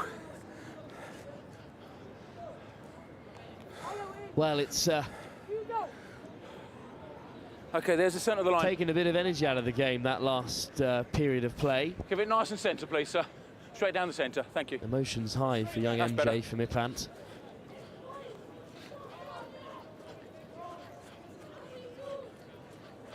And of course, that opening try in controversial format has aggrieved Ipant greatly. And suddenly they're down to 6. And Queg's Wakefield are on the attack. It's a loose pass, regathered well to keep the attack Advantage, going. tackling man without the ball. Another tackle off the ball means that Cooper can play it wide. And now Cooper Advantage over. puts in the fend, but is well contained by Gibbons. Brewster, wide ball to Iofase. Brewster back with it. Queg's patiently waiting for an opportunity. It's another strong tackle out of the line from Berridge. And there's some crossing there. So penalty goes Ipant's way.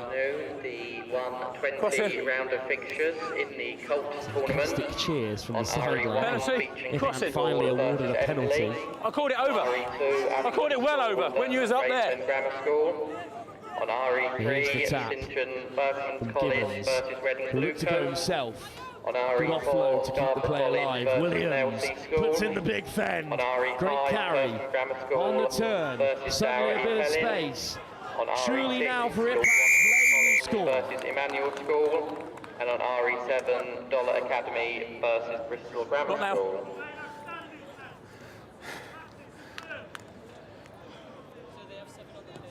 Okay. Will we start with the penalty? You should have 6 on the pitch. Red card. Well, the try has been given, but Ipant were playing with an extra player. So we'll restart with a penalty. Penalty start, numbers. Restart. Penalty here, numbers. Huh? You got on restarting because conversion was taken with enough time. Okay? That's it. Clock's go. Well, it's final play here. You got to kick it and then whatever you want to do with it. And Craigs will tap from the Whatever. penalty. And they will bring an end to this fixture. Cooper hacks it off field. And it's a big win for Queg's Wakefield. They take the game 21 points to 12. And Ipant look disappointed. They've got some work to do if they'd like to qualify through to the semi-finals as the second best team. Whereas Queg's Wakefield, if they can take down the national champions, will be through, but that's a big game up next in the afternoon between Queggs Wakefield and Kings Mac. Wakefield off to a good start here as they beat Epsom Comprehensive by 21-12.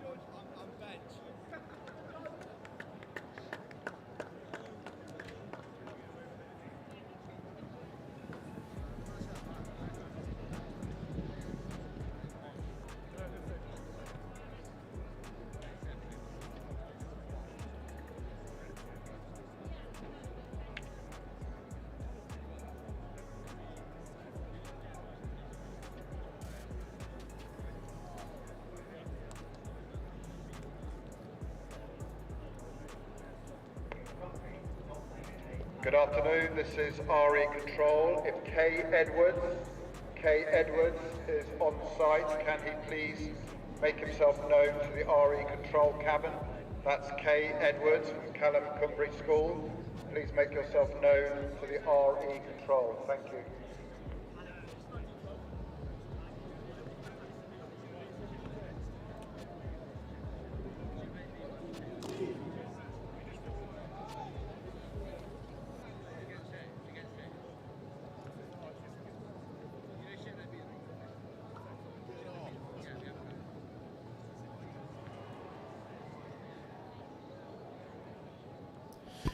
Well, we're back live, returning to the under-16s competition. It's Abington up against Gravesend Grammar. Gravesend, who played Embley earlier and beat them by 17-14. Abington with a strong start as well, taking down Beech and Cliff by 24-12. From the south of Oxford, Will Marston's here alongside me from Abington. These perhaps the two strongest teams in your group, Will.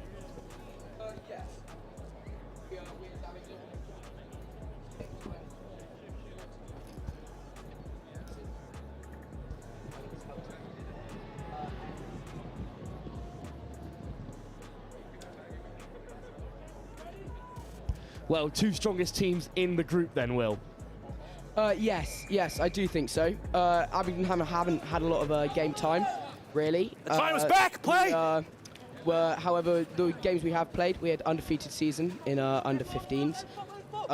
In under-16s. And the game we played at Roslyn Park today, we won, so I think we have it.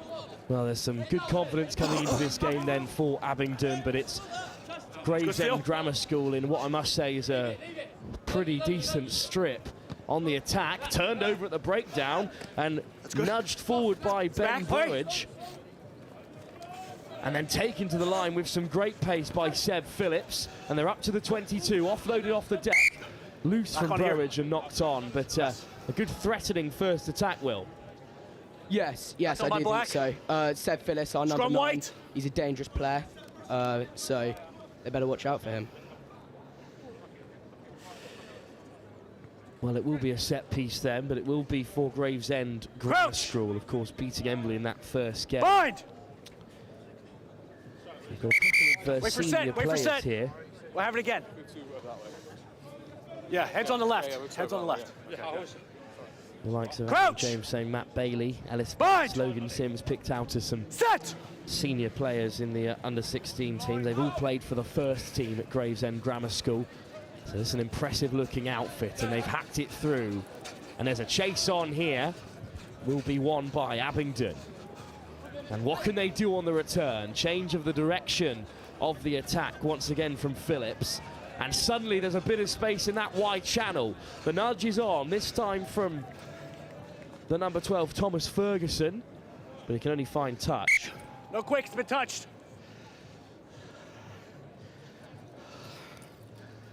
Over here. White line. Well, one player That looks good. to really watch out for.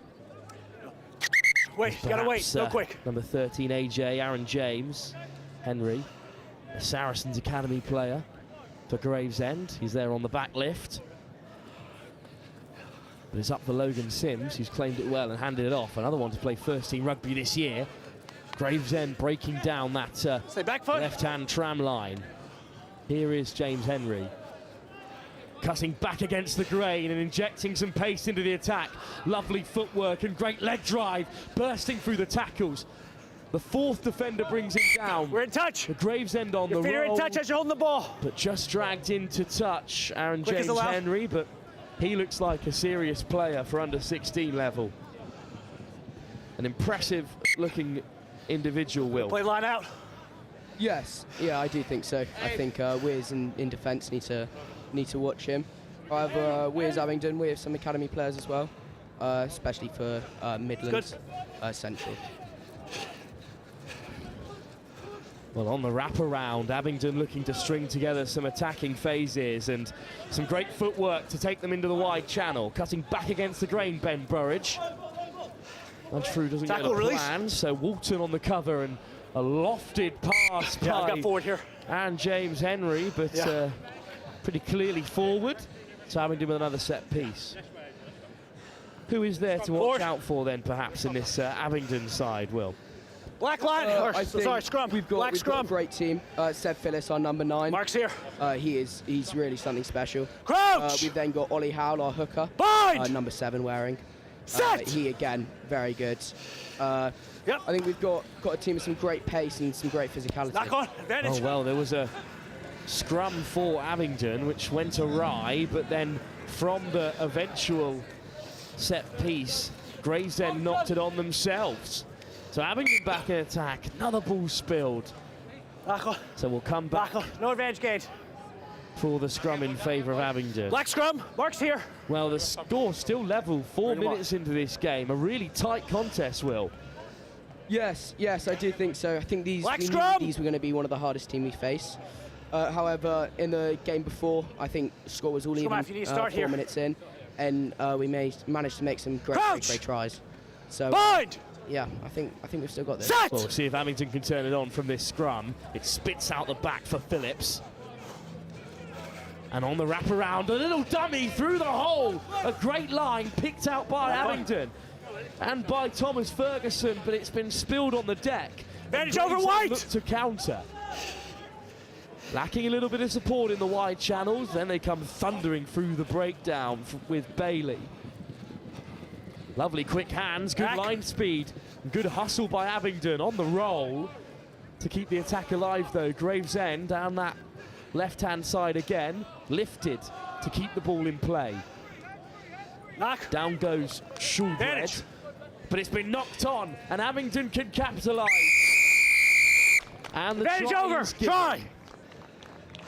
Well, if you make errors like that in your 22, Will, you'll surely be punished in the game of sevens. Exactly. When we've got such a clinical attack with Ben Bromwich on the wing and Alex Clark at 10, I think you can't make mistakes like that.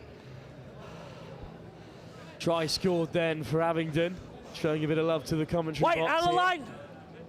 Other side of the kicker's line of view of the post. And all of a sudden, despite Gravesend Grammar School's threatening looking attack, it is Abington School who will take the lead. We'll say, Will, two pretty classic but pretty high standard kits on show here as well between Abington and Gravesend. Yes, yeah, it really is. Yeah. Pink and black doing well in the sunshine here. Let's go, 5 seconds. And they do on the take kick. the lead, Abington, as well. Unbeaten at 15-a-side level, a great record, regardless of their reduced number of fixtures, but picked out of the sunny sky by Gravesend. Flying into the breakdown goes Aaron James Henry, and now they'll look to build something of an attack. 2-on-1, executed well, just the sweeper to beat. In goes the fend, recycled. Knock. And still going on from Shulbred, but the knock-on latched upon by Abington. Phillips plays away, and there's a lovely Advantage over Black! Got a great regathering as well, and the attack really flowing here. Bottomley. Bit clear out, but Gravesend were quickest over the ball, and Logan Sims, apparently 30-metre dash champion across the squad. He was quickest to the breakdown there. Another one who's represented the Gravesend first team in this under-16 side. A good shot comes in there from George Bottomley. Gravesend are going to have to build from deep in there. Tackle. 22. Well, You're held. They were tackled and they were held and not released. So Tony Olagoke this time penalised.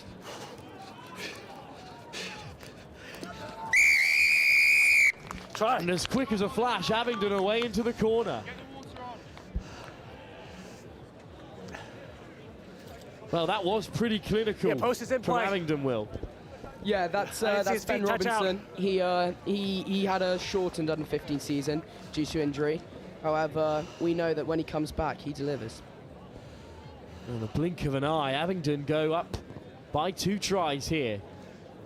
And Gravesend, despite their impressive-looking team sheet, will take no points into the half-time break. Abington lead by 10 in a deciding group game here in the under-16 Colts competition. Well, from the penalty, we'll have another look at the try here, Will. Simple hands down the line. That's a beautiful missed pass by Bottomley to put Robinson away. And you must be happy with that first half performance, Will. Yes, I am. I definitely am. I mean, the quick play from Thomas Ferguson, lovely missed pass from George Bottomley, just that clinical attack from Benedict Robinson. I think on a whole, Abington, we've shown really great defence and even better attack, I'd say. Well, Gravesend really haven't had a sniff in that first half. We'll see if they can change things around in the second. Live here at the Howden Roslyn Park National School Sevens. Abington lead by 10 ahead of an exciting second half here in the under-16 Colts competition.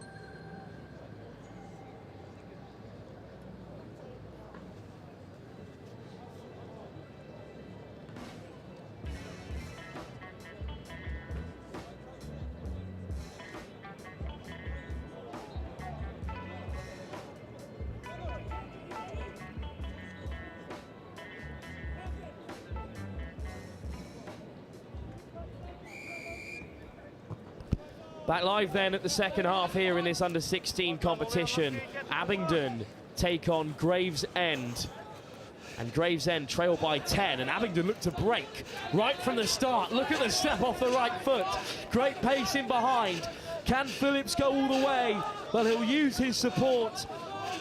And fresh on the field, Ollie Tozer will score. What an introduction for Tozer. His first touch of the ball, Will. Yeah, well, we know Tozer's got the pace. And I think the great pass from Phyllis, really opening it up, lovely couple steps. You know, you let him run and he'll make those tries. What a step from Seb Phillis as well to break the line. He has been instrumental as that great effort from the conversion just rattles the right hand upright. Look at that little stutter step to get around Aaron James Henry, no less, who's a serious player in this Gravesend Grammar School team. But Abington stretch their advantage to 15. Well, if you can hang on here, all you need to do is put Embley to bed and you'll be through to the next round, Will. It's back. Yes. Oh, picks off the kickoff. I'll have to stop you there. What a grab that was, and the little show and go. And surely now Alex Clark has sealed it for Abington. What a start to the second half, Will. Oh, listen, Alex Clark, he's got that amazing kick. really put the pressure on hard by running hard from George. And then that lovely support play.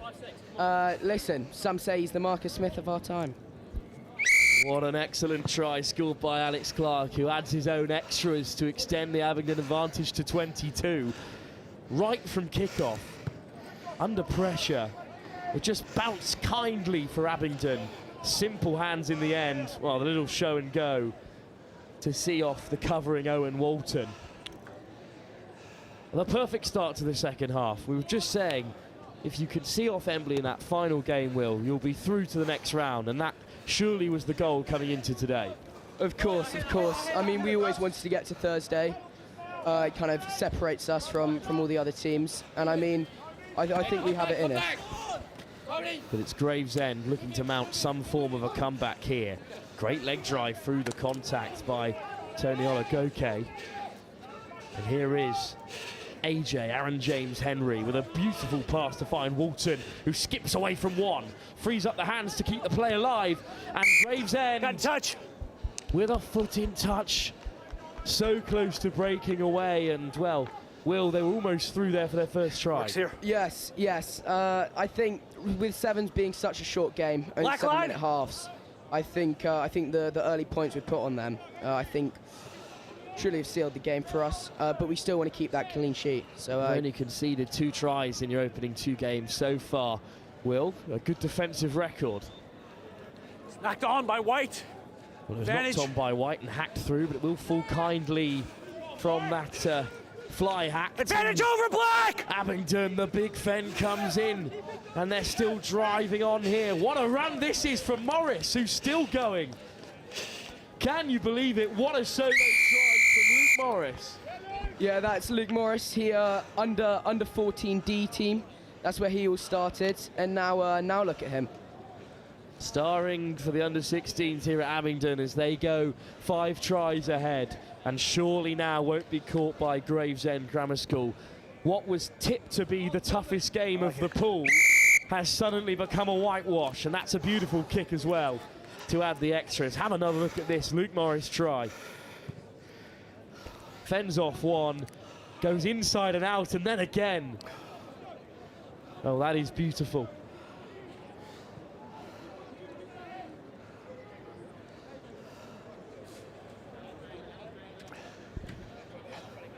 Well, as this game is certainly beyond Gravesend. Free kick! They will have a free kick. From the kicker! Offside from the kickoff. We look ahead to the next game between Reed School and Solihull. Another game between the 2 top teams from that group, with Sevenoaks and QES Barnet having been defeated in their opening fixtures. But Gravesend will score from that free kick. And the clean sheet's gone, even if it may not mean too much for the remainder of this fixture, Will. Yeah, listen, the lads have had a really tough, well, not tough, but really tiring game so far. So we're going to make some little mistakes like that. Logan Sims brushes off 2, score a good try. Gravesend in a bit of a hurry to get things going as they look to cut the deficit even further. Tozer frees up the hands. Taylor. Patient play from Abington, and then suddenly look at the step. Beautiful, the way they go. Surely this will be another score. Benedict Robinson for his 2nd try. And that is ruthless from Robinson. The show and go, stepping off the right foot. The acceleration. Textbook sevens from Benedict Robinson. Have another look at this try, Will. That's just lovely from Ben. 1 minute. We know he has the pace. That little step, and he's just through. Well, Abington in this second half have absolutely flown away, and they lead by 36-5 with just a minute to go. And another unkind bounce that benefits Abington. Here, knocked by Black. But this time Tozer forced to reset as Gravesend will have the scrum. So forward by White. Come back. What's that? A pretty complete performance, Will. White scrum.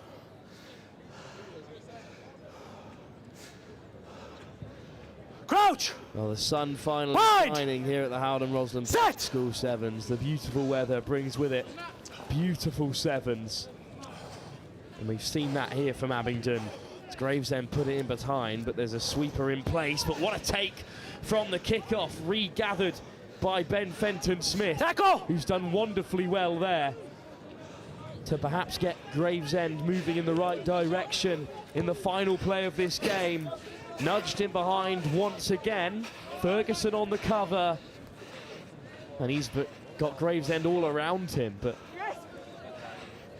Tackle, release! And they'll look for the turnover, and it will be a penalty for Gravesend, who are looking to finish this game in a flurry. Advantage. Another penalty advantage for not 10. And here goes Walton, taking on all comers, looking to free the hands. Ball goes down, but penalty advantage Gravesend. They'll search for another try that will mean a lot more to them than it will to the scoreboard. Tap quickly. And surely now they must score. 2-on-1, simple hands. Woodgate touches down, right under the post. Try. Well, this kick will bring an end to the game, Will, but overall, a really pleasing performance, you must say, from Abington. You're on the post. Yes. I think we are missing our captain for the under-15 season, Ned Holt.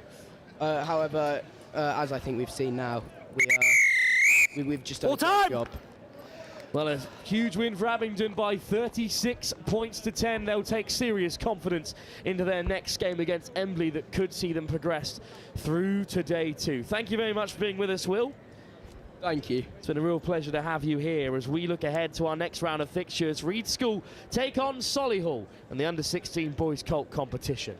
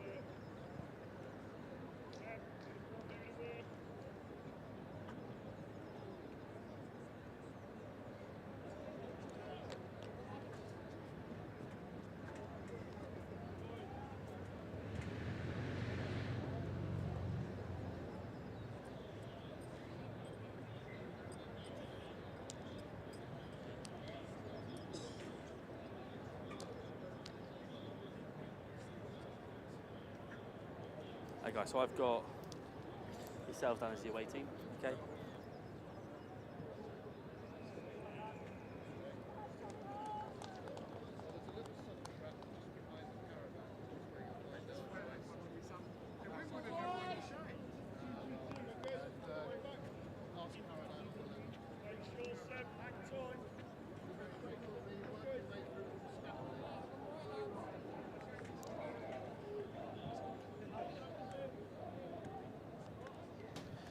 We're back then with more action from the under-16 Colts competition. The two leaders of Group N, who have already defeated Sevenoaks and QEH Barnet respectively. Reed School will receive this kickoff. Anna alongside me once again. It's been a beautiful day of sevens. Thank God the sun's finally out, and it's certainly improved the quality on show. So first one's gone backwards and we've gone forward in the tackle off white. And a scrum then for Solihull. One question for you, Anna, the First backwards, lack of letters on the back of the Cobham side, Reed's shirts. They go for letters and a couple of symbols too, a bit strange. But we love to see those kind of differences here at Roslyn. Bind. Yeah, it makes it a bit more hard on the commentary, but love to see a bit of difference. Well, it's a testing scrum for Solihull, but they do come away with it. In midfield now with Ryan. And suddenly it's on round the corner here. Away goes Feast. And Charlie Feast will dine upon the first score of the day for Solihull. Showed some brilliant pace out on the wing. Well, speed certainly kills at the game of sevens, but perhaps a little bit too easy there, Anna, as well. Yeah, potentially, but again, when you've got a change of pace like that, I'm not sure there was much stopping him there. Opening try then for Solihull, who will go above Reeds in this group, and Reeds still with Sevenoaks left to play, of course a famous old name in the game of sevens. But the Cobham Bay side go behind the team from the Midlands. Brilliant switch of play there to then bring it outside to the wing. Really, really nice play. Solihull just sneaked past Sevenoaks 14-17 in the last game. And you think a win here will probably see them on their way with just QE Barnett to put to bed later in the afternoon. No disrespect, but of course QE Barnett beaten by Reeds 57-7 and spilled from the kickoff. So there will be another scrum for Solihull, and Reeds just unable to keep hold of any possession at the moment, Anna. Yeah, exactly. I think probably Solihull putting them under quite a lot of pressure by scoring that try early. But would like to see them what they do when they've got the ball in hand. Well, in action next over on RE2, the under-14s competition where St Paul's will play again against Isol Dichenham in that third round of cup games. We've already seen St Paul's on RE1 take down Robert Clark, so win there will see them through. But Solihull breaking from the set piece. How quickly are they running away with this game? 2.5 minutes in, and Solihull, who have had all the field possession, all the time with the pill in hand, and they've got their second try. And that was just perhaps a touch too easy, Anna. Yeah, I think they left that gap a bit too big, and he saw it and went straight through, took that direct line with a bit of pace and scored right under the sticks. The captain, Billy Clark. A clean strike as well, in search of two more, but it's wide of the uprights. A shout from the sideline for Reeds. Perhaps they need to wake up, and well, the evidence will persist in that. They got such a big victory in their last game, Reeds. Perhaps it's left them a little bit complacent, Anna. Yeah, I think things like that can happen in sort of competition sort of play, but hopefully they'll bring it back. Stuff can change and momentum can change so quickly in sevens. What they need is a little bit of time with the ball in hand. They have yet to experience much possession here. Solihull with another kickoff. And once again, it's been left to the sideline. Take the 10 out. Take the 10 Free for kick me. for straight out instead, indeed, Anna. So big chance for Reed School. Thank you. And the dollar sign of Harry Bailey taps on halfway. And wide they go, but the ball is loose. Flatman in possession. Right, that's forward into touch. Be The scrum or the line? forward into touch, so you think Solihull will take the scrum here? Scrum chosen. Although an interesting call, given how clean the lineouts have been so far today. But the quality of rugby on show from under 16 level, as you've seen throughout the day, is really high, Anna. Yeah, I think both the strength, the power and the pace have all been so brilliant. Both the under 16s and the under 14 sides that I've seen so far. Set. Stay there, 9. Thank you. Another little switch play, and this time a shorter line from Solihull, but they're still into the outside channel. And just looking to back themselves here, Solihull. There's the offload inside to the captain Clark, who keeps the ball alive, but then a foot in touch. White ball. From Dan Ryan, who did make great yardage down that right-hand tram line. So Reed School back in their own half, but finally with a bit of possession. See if they can do anything with it. 2 minutes. Go, Stockers, get there, Nick. Pressure. Line out that Solihull will look to disrupt. But it has gone Reed's way. Bailey hands it off. Stepping back against the grain.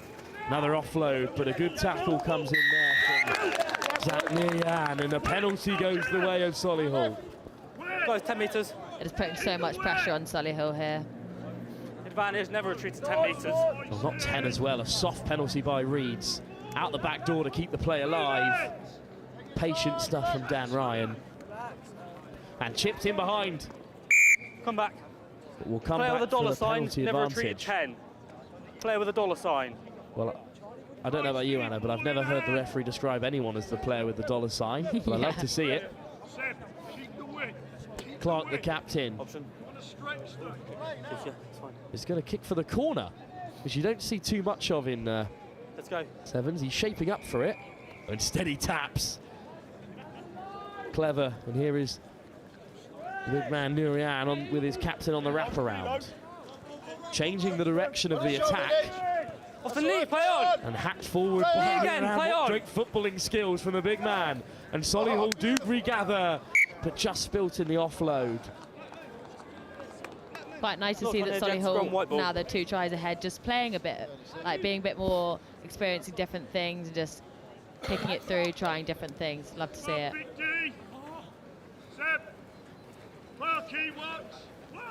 You definitely want this side. Crouch.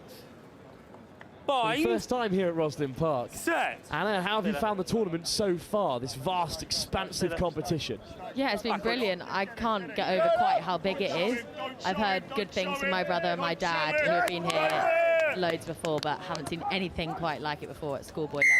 Well, picked off by Billy Clark from the interception, and Reed's really struggling to get any go forward here. Just playing in the right area, Solihull, and if you can keep your opposition in their own 22, at under 16 level especially, you can always force an error. Yeah, I think Reed will be quite looking forward to half-time, just maybe resetting and then going again. Because in this first half, they've offered very little. A successful conversion this time puts Solihull 17 points in front at the break.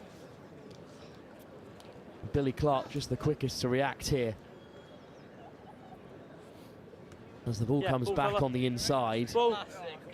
Darting ahead of Bailey and touching down. And that means that at the break, Solihull here against Reeds, the other side in their group with on 3 points, are looking to go right to the very top on 6 points in their group ahead of their final game against Sevenoaks. The second half, live from the Howden Roslyn Park National School Sevens, will be live very shortly here on RE2.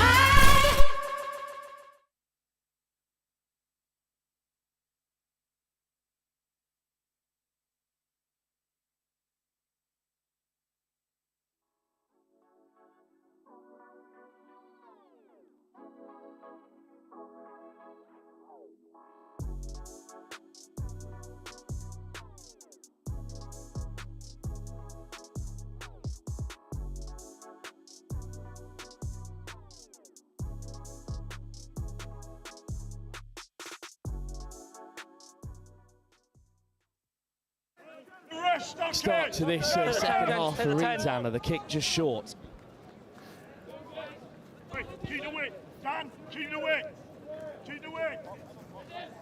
Well, there's the big fend from Zach Nerian, and a good carry too. Up over the game line. Backwards, play on.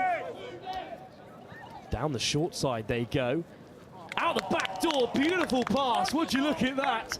Solihull, perfect start. They score within 30. Well, the captain Clark, the beneficiary, but how about that offload? You're happy, kick it back through for me. Serious ambition, Anna. Yeah, brilliantly out the back. Would love to see that again. So good. Not the start that Reeds would have wanted to the second half. We'll have another look at it just to give the man his plaudits as well.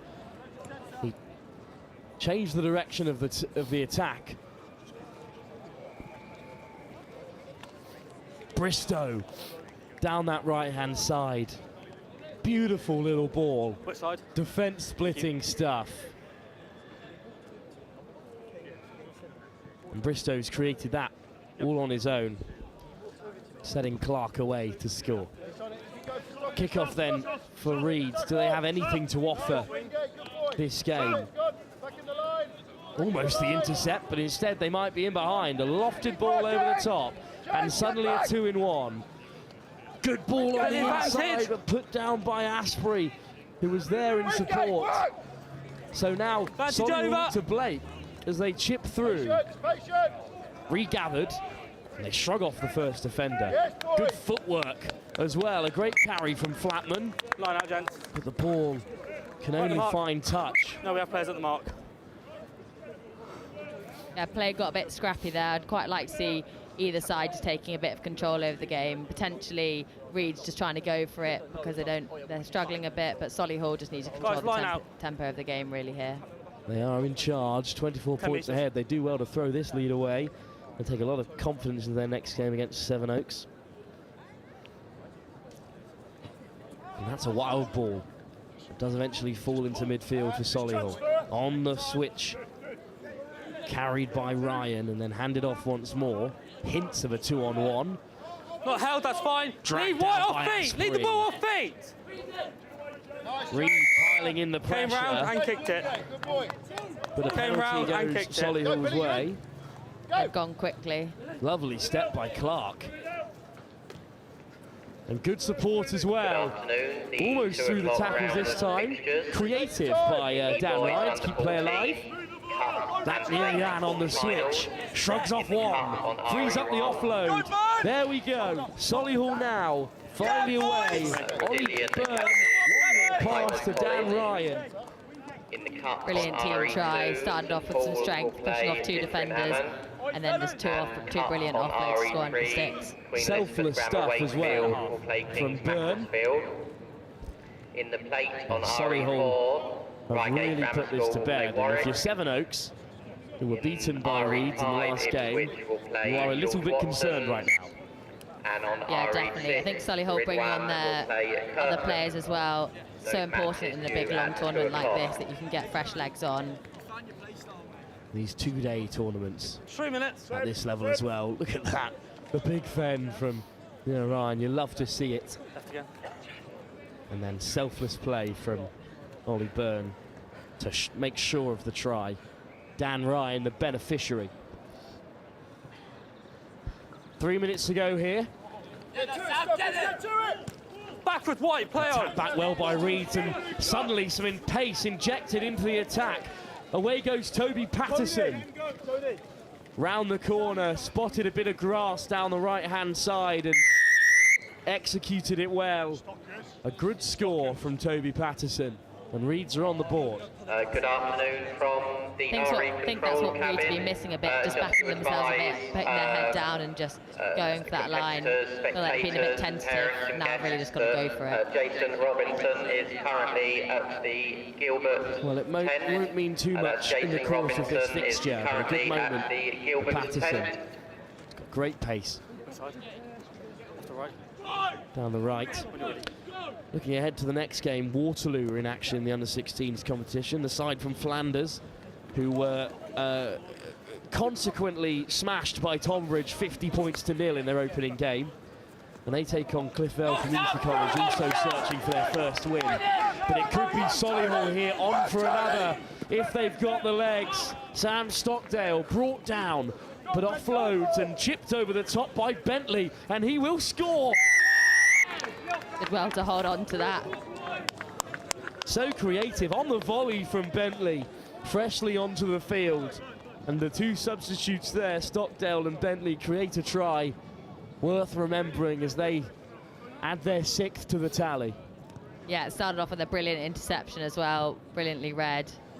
Time's off for that. Straight through the middle. Well, just as Reeds were looking to get themselves into the game. An interception by Stockdale. He was away. 5 seconds. Excellent covering tackle by Robertson. But they're on the volley, side-footed, cool as you like from Bentley. And slotted by the captain, Clark. A pretty complete performance from Solihull, Anna. Yeah, they've been so good. Not sure Reed can really deal with it so far. Well, just 30 seconds to go here, on our clock at least. And as we said, the action does not slow down here on RE2. At 2 o'clock, it's St Paul's School in the Under-14 Boys Cup against Isol Diffinaman, then Waterloo and Kleisveld Community College. And we continue with more action from both the Under-16 and Under-14s all the way through to 4 o'clock, where the elimination games at the Under-16 level and the quarterfinals of the Cup kick off. But at the moment, it's Solihull over the ball looking to steal it. Always on feet and on the ball. Been robbed by James Harvey. Another good turnover. And then another turnover. Leave now, leave goes him. the other way.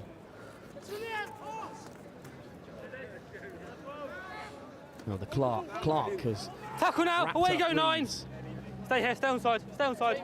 Leave it. You've lost. Great. Leave Making it. a mess in the breakdown. Sorry, Annie, you're saying. No, it's great to see both teams still fighting over this, even in the latter stages of the game.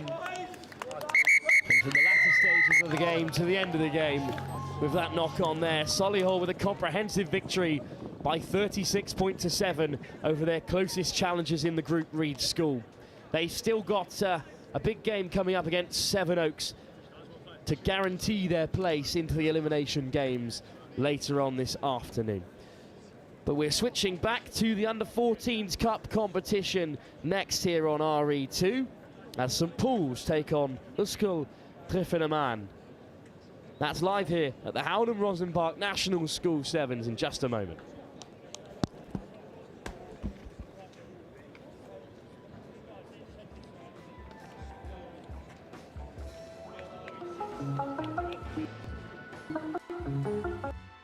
For the units for the whole of this academic year so far, so since September. 8 units. I love the fact that the stats give you the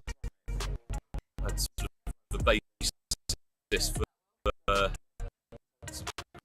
analysing what the players are doing, how hard they're working. I think in training, but in matches as well, it's interesting to see who kind of the unsung heroes, if you like, the people that work, but you don't necessarily see them doing the work. So students have, they have real kind of responsibility to do all the uploading data themselves. So all I have to do, look on the cloud sort of platform, and then I can do my analysis from there. Yeah, it's been really interesting. I've enjoyed seeing how far is running as well as my max speed. It's been great. I mean, it's been really fun having competition within the squad. See who's run the most. This is one really good thing about the app. So each player will have an app. We've created a rugby school community, so they can compare themselves against each other and get leaderboards for each metric, and yeah, certainly breeds that area of competitiveness.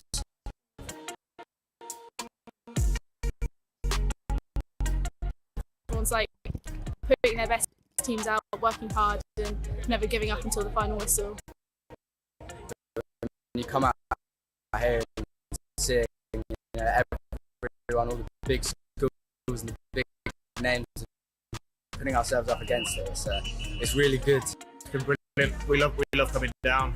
We're lucky enough this year. It's our 200th year of rugby, so we're celebrating massively this year. I think the standard's been really high. We were here last year, 12 months on, the girls' game has exploded, and we've had 3 really tough games today.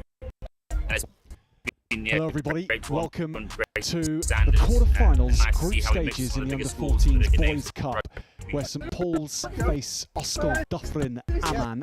St Paul's playing in black and white, And Ocal Dyffryn Aman in the green and yellow. And St Paul's know that if they win this match, they will be through to the semi-finals of the Under-14 Boys Cup. For Ocal Dyffryn Aman, they can get going in this group and qualify as the group toppers as well. They haven't played a match yet, whilst St Paul's have. They've beaten the Robert Clack school over on RE1. So a second win in this 3-school group means they're through to the semi-finals. Ocal Dyffryn Aman still having to play Robert Clack after this. So it is very much so a decider for who will top the group.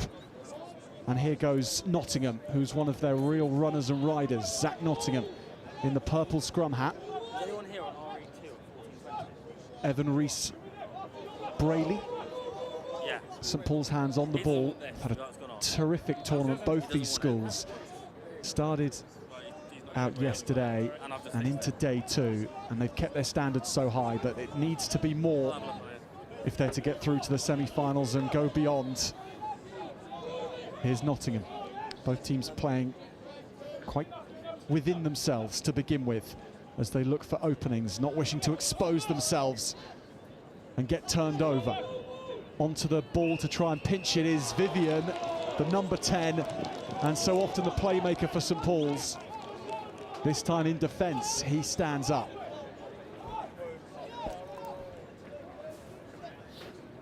So Vivian will go for touch here to try and get the set piece and not find it.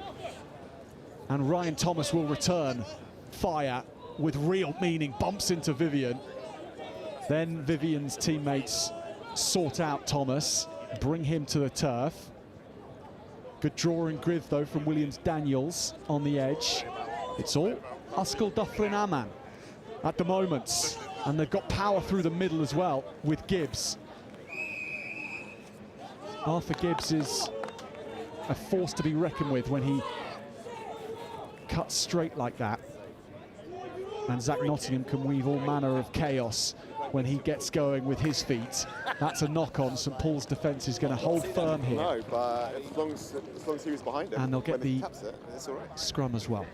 Tight beginning, as you might expect, with so much on the line. For a free kick. Well, you have to kick it. But if you think about it, he could have kicked it downfield and you could really gather. That would have been all right.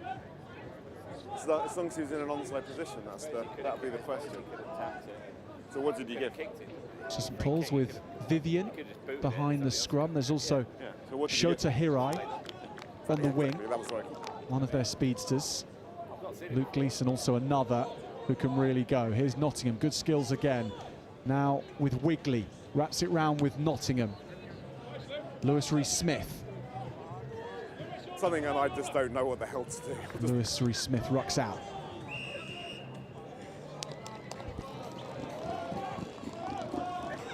St Paul's defence is holding up firm here.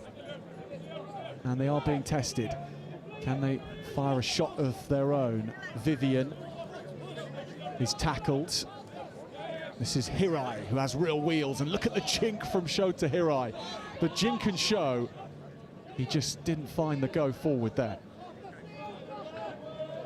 Nicely passed along by Parker. Now this is Gleeson, and Luke Gleeson can motor, and he's going to stretch his legs in those wide channels and run in the first score. St Paul's soaking up pressure upon pressure and then landing a punch. And it's right in the solar plexus.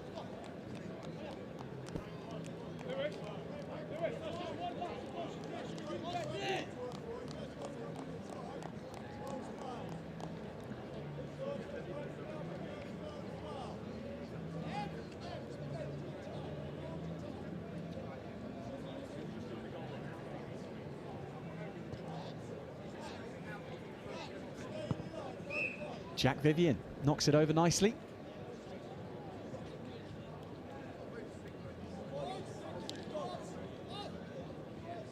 It was the transition from Parker, and Gleeson was away.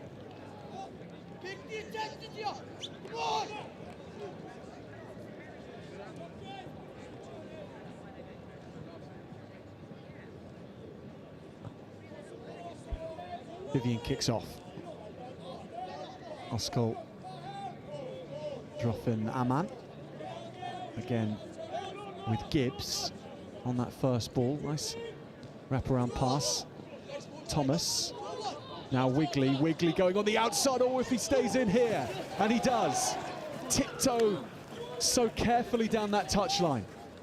Brilliant attention to where his feet were going. Big pass now from Nottingham, who'll get on the outside with Gibbs, and Gibbs is dragged down. What a tackle from Parker. St Paul's scramble defence survives another scare, but Nottingham is going to work more opportunities with Wigley and with Ryan Thomas. Slips the pass along. Reece Brayley with the link. Nottingham again with a good pass. Distribution is perfect to Lewis Rees-Smith, who keeps it alive, and Gibbs is there. If he steps out of that, he'll have a chance. He doesn't. They go through so many phases to get to this point. Was Gleeson onside? No. Penalty coming. Nottingham darts, and then jinks and offloads, and there's one more pass, will do it! Into the corner, but not quite, my goodness. The defence, superb from St Paul's. Ryan, you're in. The penalty was coming, so another chance to reset. Ocal, Dyffryn, Aman go to Gibbs, and Gibbs shrugs off the first defender. He looks to place, he can't, he's knocked it on. St Paul's clear. What an impressive defensive set from St Paul's, but it's not over. And that's a speculative pass which is going to land in the hands of St Paul's, and they can strike here with Shota. Hirai tucks the ball under his right arm and is stretching again to go for the corner and round the outside. He's dragged into touch. Superb defence. Well, you can't see a better first half of sevens than this. Wherever you go in the world, the quality and the desire on both sides of the ball is as high as it can possibly be. The semi-finals on the line. For St Paul's, a victory in this match would see them through most definitely. Ocal, Dyffryn, Aman, if they get a win, well then they'll be favourites to go through as the league, as the toppers of the pool. You can still go through if you're the best second place team in a pool though. So even if one side loses this match, then they still have a chance to go through as the fourth semi-finalist. So as well as wanting to win this, there's points difference that comes into play here, and both teams need to stay as close to each other as possible to have the best possible points difference.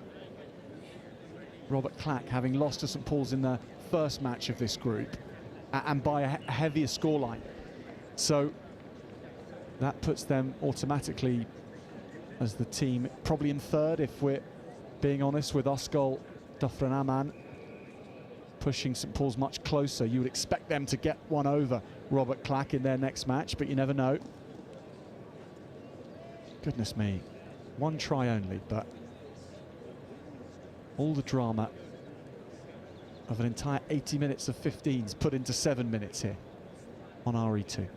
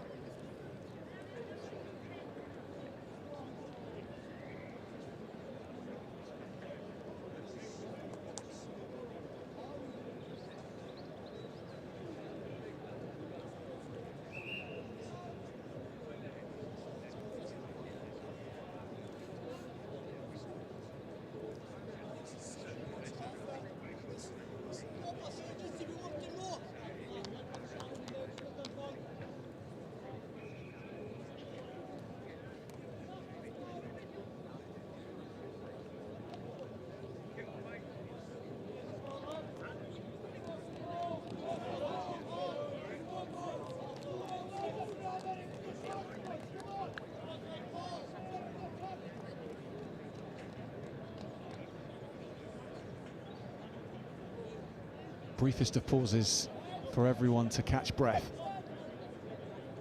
before we go for the second 7.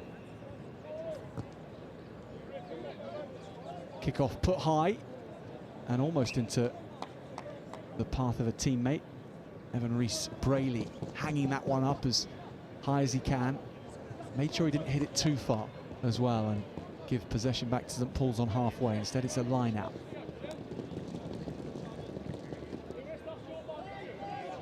A line out St Paul's win. Vivian. Gleeson, he can fend. Got to go low on him, and that was the right option from Lewis Rees-Smith.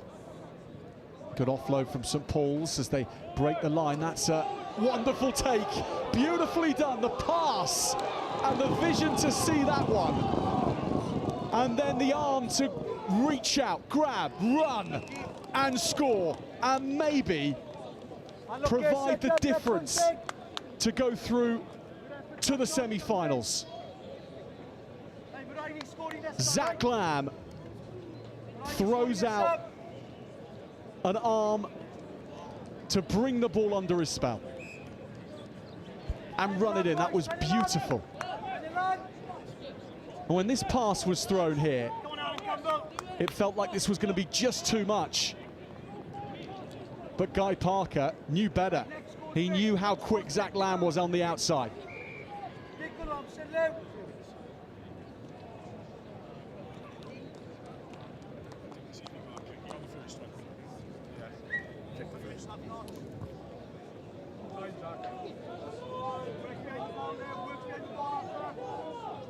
So Nottingham shrugs off one attempted tackle. Needs to spark his team back into this.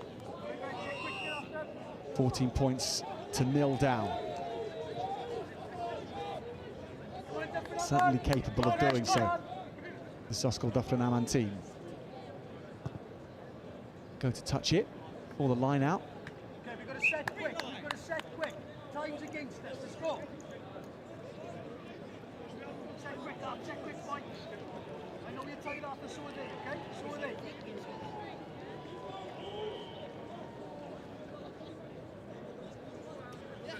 Rees-Braley, knock on from St Paul's.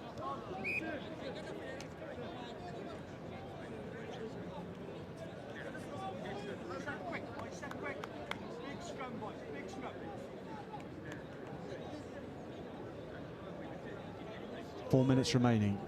More than enough time for those in green and yellow.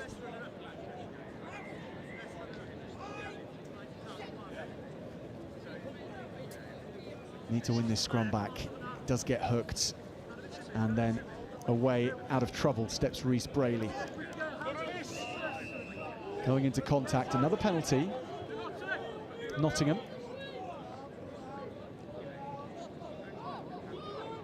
Back to the playmaker in chief,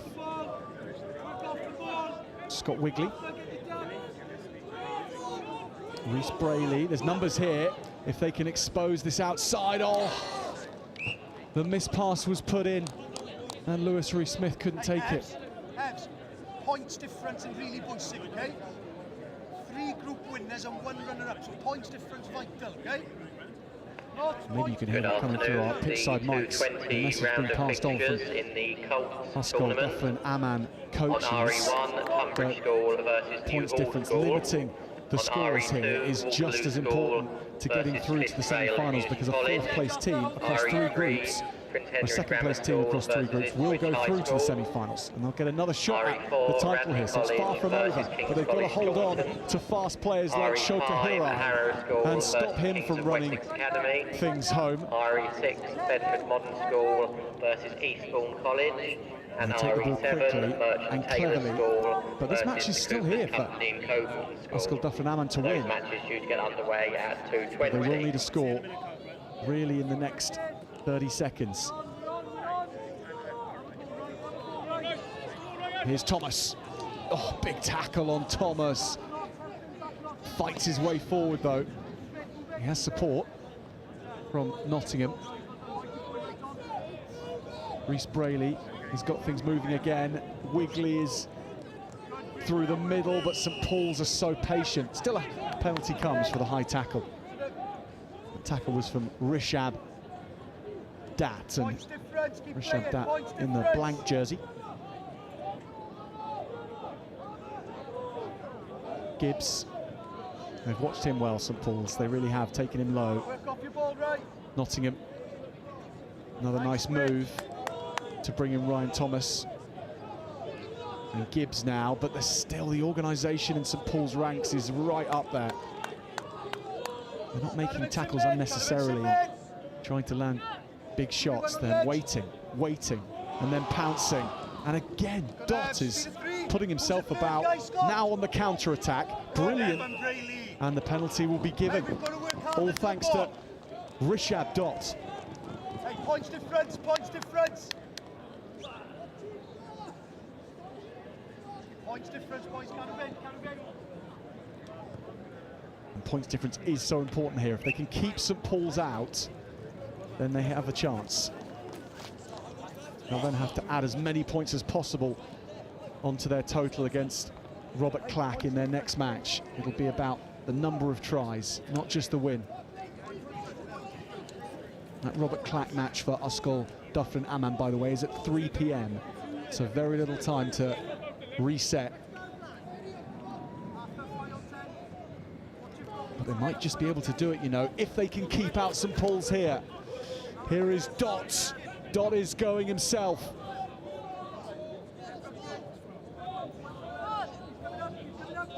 Vivian. Do St Paul's have the composure to add another try to their total? Here's Hirai. He'll go on the inside. Show to Hirai. His legs are taken. He offloads. Gleeson will score. Luke Gleeson has booked St Paul's into the semi-finals in style. One of his 2 tries in the match.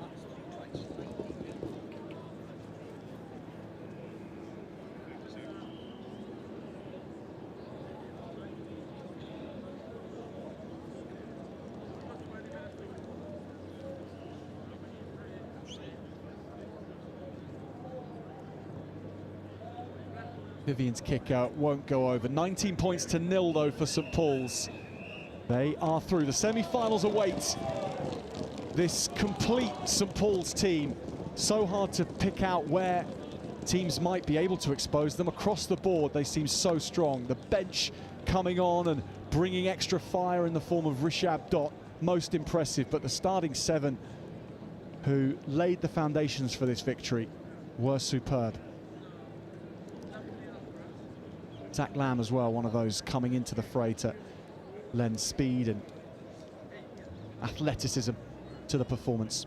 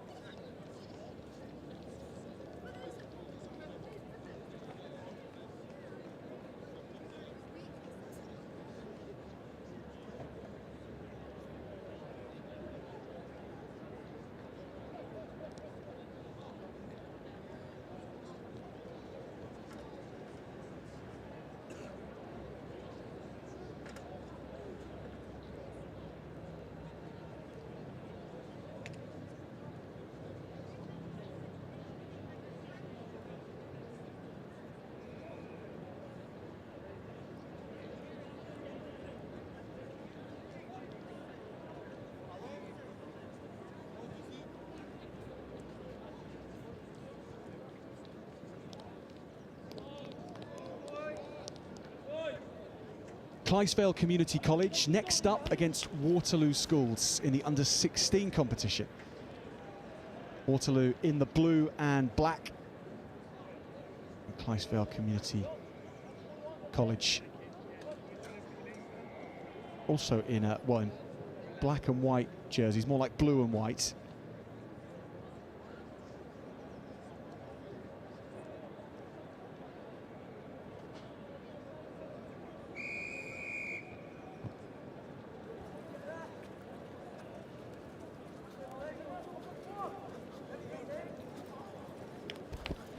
Waterloo are going to race him from the very off for a first score, right from kickoff. Try scored by Ludo Darrow.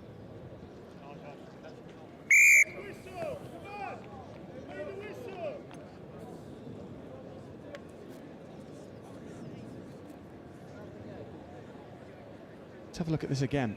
Mile Livanu it was, and then this was well taken, and then just two fens, some speed. That was all that was needed.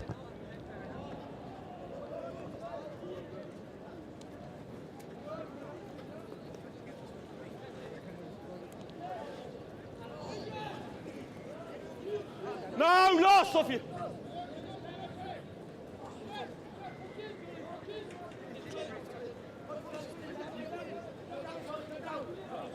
Move! Ball's available. Stay on side. Stay on side. Clydesdale.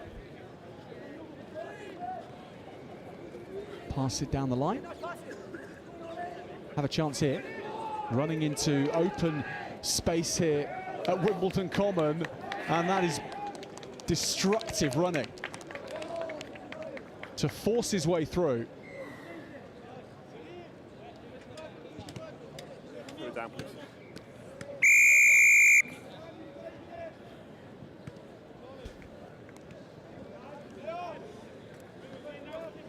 Come through, please. Come through, please.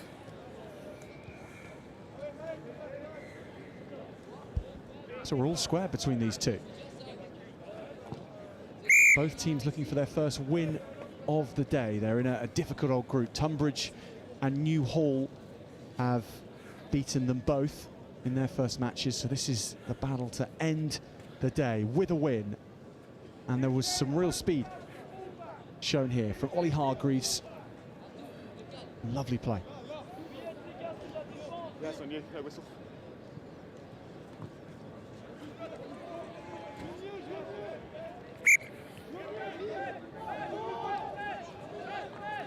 Make sure you're 10, make sure you're 10, make sure you're 10. Waterloo get going. Play on. Try scorer Ludo Darrow. Still play on, says the referee. Roll! Darrow again. Now, Leandre Sifrakis. No, lost, rock!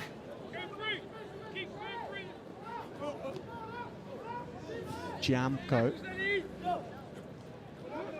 Sasha Giamco again. Here is Giamco.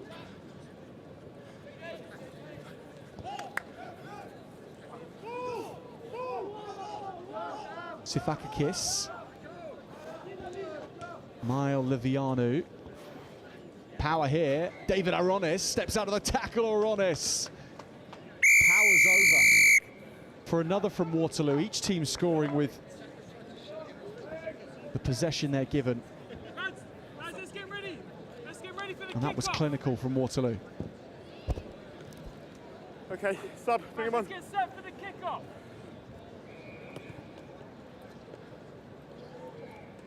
Boys, they're kicking to you. Let's go. Let's go. 3 up. Lads, don't worry about the ball. Get 3 up. Lads, come on, let's go. Pace. Let's move the ball. Now move the ball.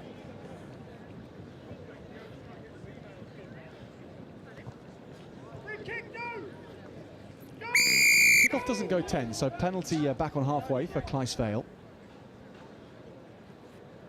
Clydesdale captained by Dan Baker. That happens again, by the it's way, gonna the go. number 4. Lads, let's go. Okay, just leave the ball. Okay, it's a full This will be penalty. taken by yeah. Dan Full penalty, Hall. yeah. Now he's the captain. Baker goes straight through. JJ Slater it was actually, with the powerful run.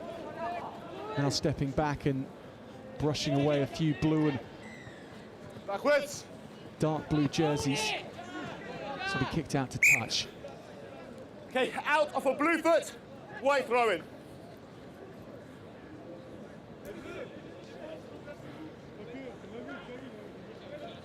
No, it's the line out, throw-in, white ball. Okay, off a blue foot.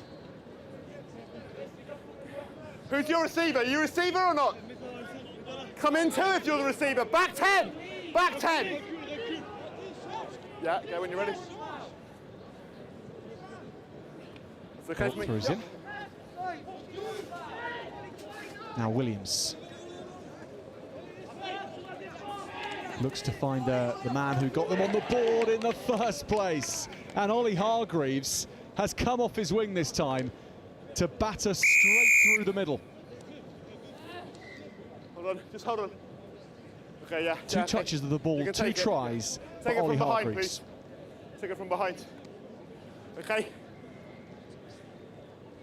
Heads replacement, please.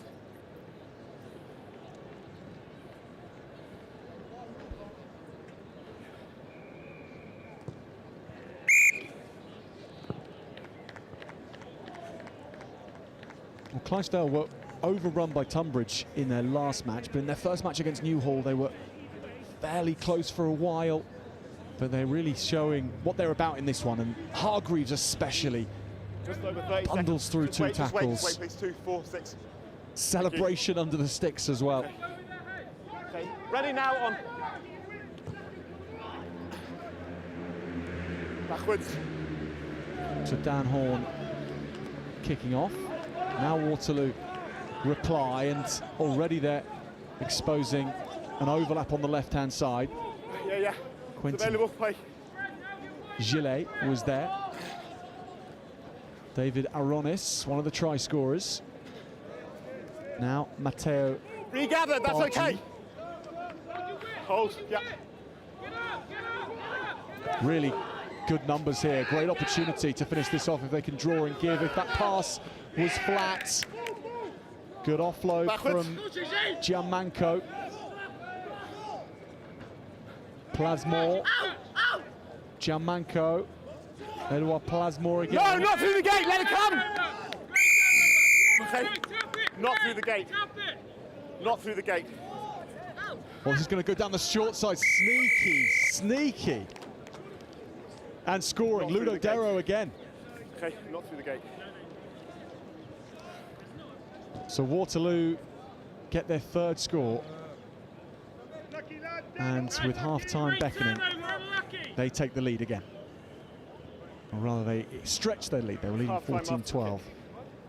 Can it get any better? And they can go 9 points ahead here with this. Instead, it will be the 7 that they stay at. Half-time, Waterloo Schools, thanks in largely to Ludo Darrow's quick thinking, have the lead.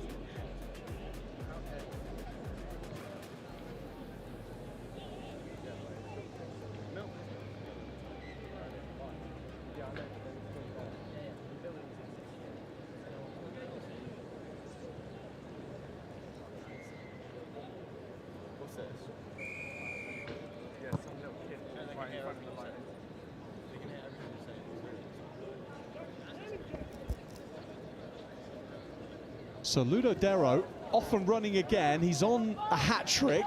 This is how he likes to roll. High tackle advantage! Powerful running down the sidelines, and he gets an offload this time. Can't go all the way.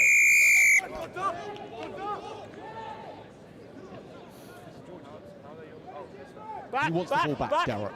Wants to put this beyond all doubt. Waterloo schools looking for their first win in the under-16 Colts competition. They're not going to go through from this group, but they might end the day in a blaze of glory with a pitch RE2 win in front of our cameras.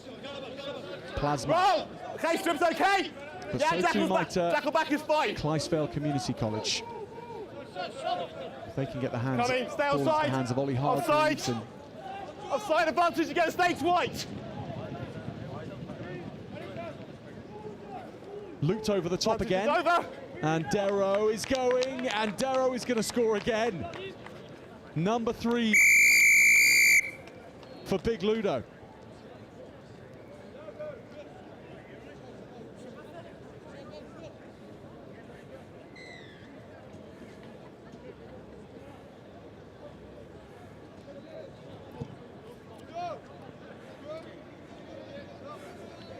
He missed it.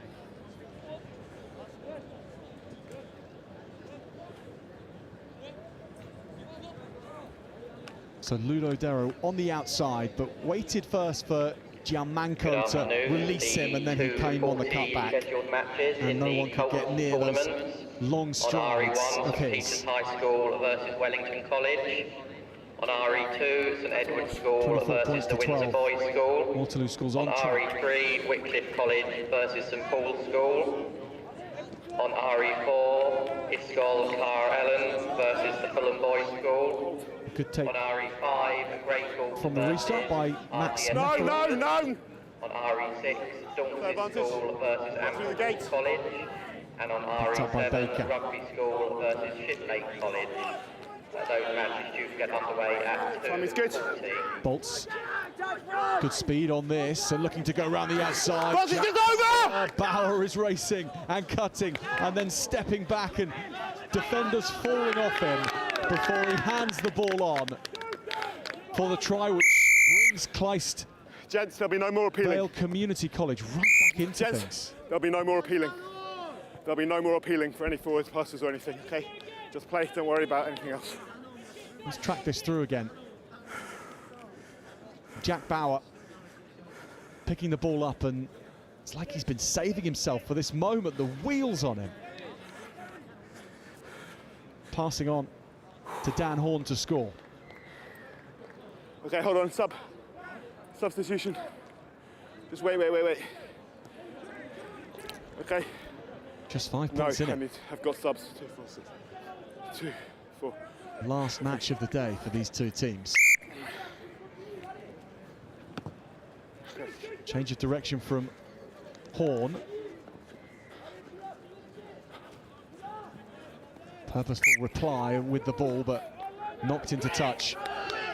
Yeah, you can, yep. Got 5. Scrum or line. Ball has not gone 5. Okay, scrum or line.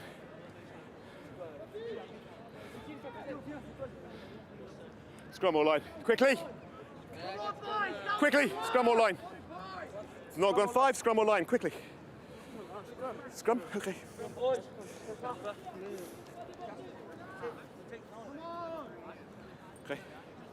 Okay, not 5.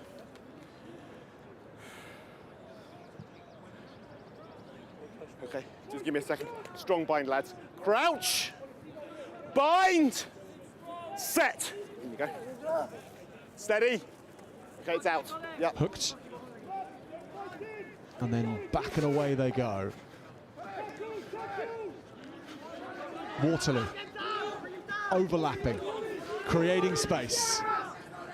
Good tackle. Excellent tackle from Hargreaves. And then knocking Waterloo into touch. White ball. Okay, no, sorry. Cille. That sub has touched it. Okay, that sub just touched it off his foot. Was knocked into touch there. Thank you. There's your middle.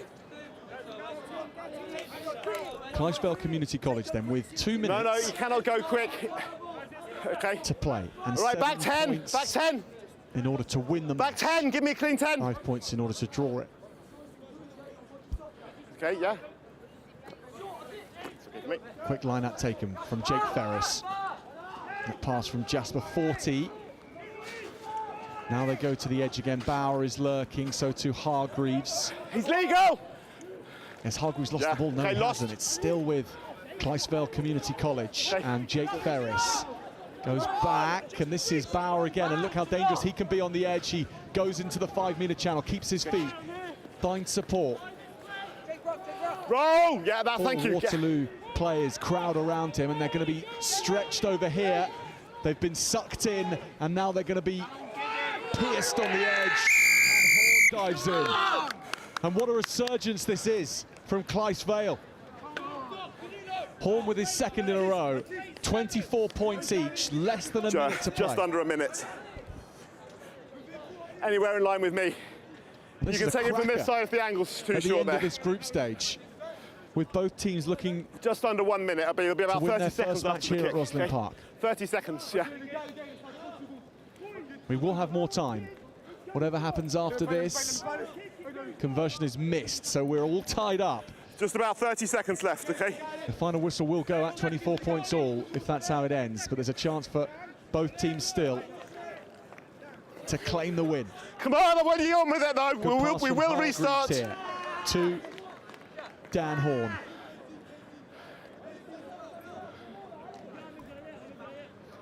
Okay, come on, if you waste time.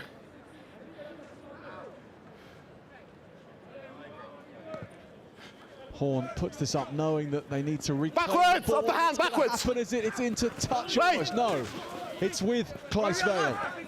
No, right now. Bench. Okay, always dipping. Always dipping. Ludo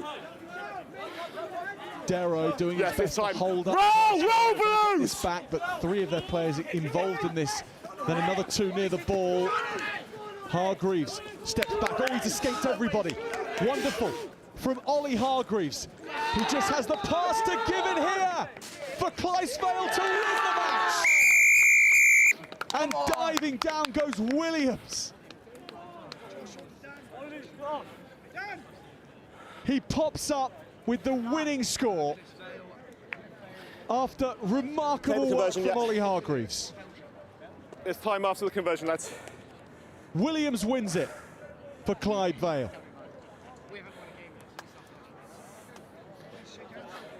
Yeah. Number 4 blue, white. Can you just go and get the ball when he kicks it, please? The end of the game after that, yeah. Just get the ball when he kicks it, thank you. A stunning comeback with the biggest points differential. Yeah, you're good there, yeah, thank you.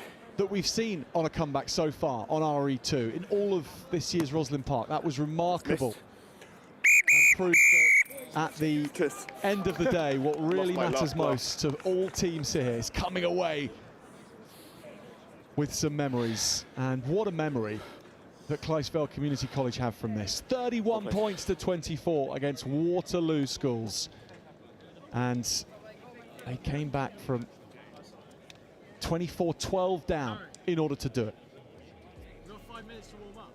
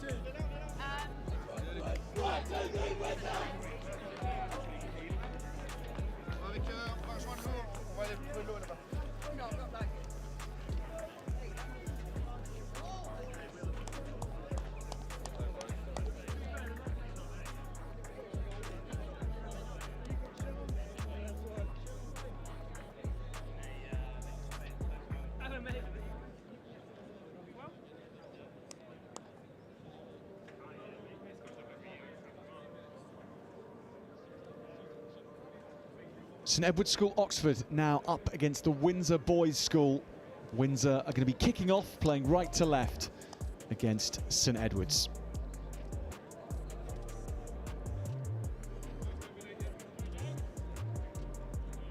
Well, the Windsor Boys School have won one and lost one so far. That victory coming against St Peter's High School Gloucester, whereas St Edward's have lost both their matches so far today. So they're looking to end with something. The boys in blue, whilst Windsor aiming to qualify out of the group if they can. Tackle roll! In their final group stage match. Not quick enough, number 3. Not quick enough, number 3. The group is headed up by Wellington College, who have won their 2 matches so far, but they face St Peter's Gloucester, so not necessarily a result guaranteed against St Peter's. So Windsor can only do what they can do, and that means winning with as many points as possible against St Edward's. Tackle! Step, step! And just keep their fingers crossed. Offside, 9 and 8. So there coming is Cunningham, and then passing on to Warnell. Warnell goes around the outside. And Windsor get their first score in a timely fashion. They'll need plenty more of those if they are to go through on points difference.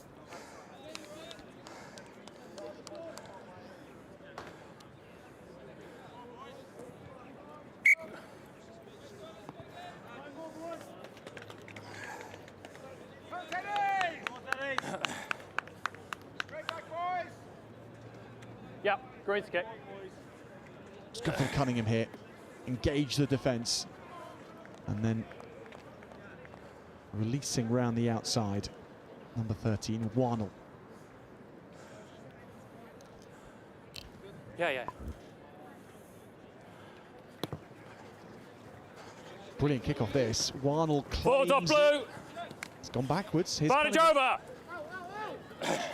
Goes sideways to open up the right-hand side of the field. Jowan, good stepping from the number 9. Flicks it out the back as well. Kusa goes round. And Windsor in again.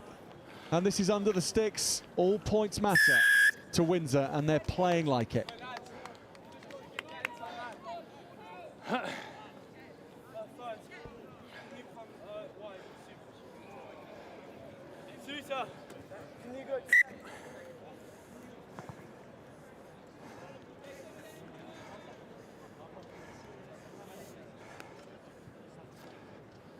This is lovely, isn't it? From the number 9, Jowan, just inside and out, and there's room to play that flicked backhand offload.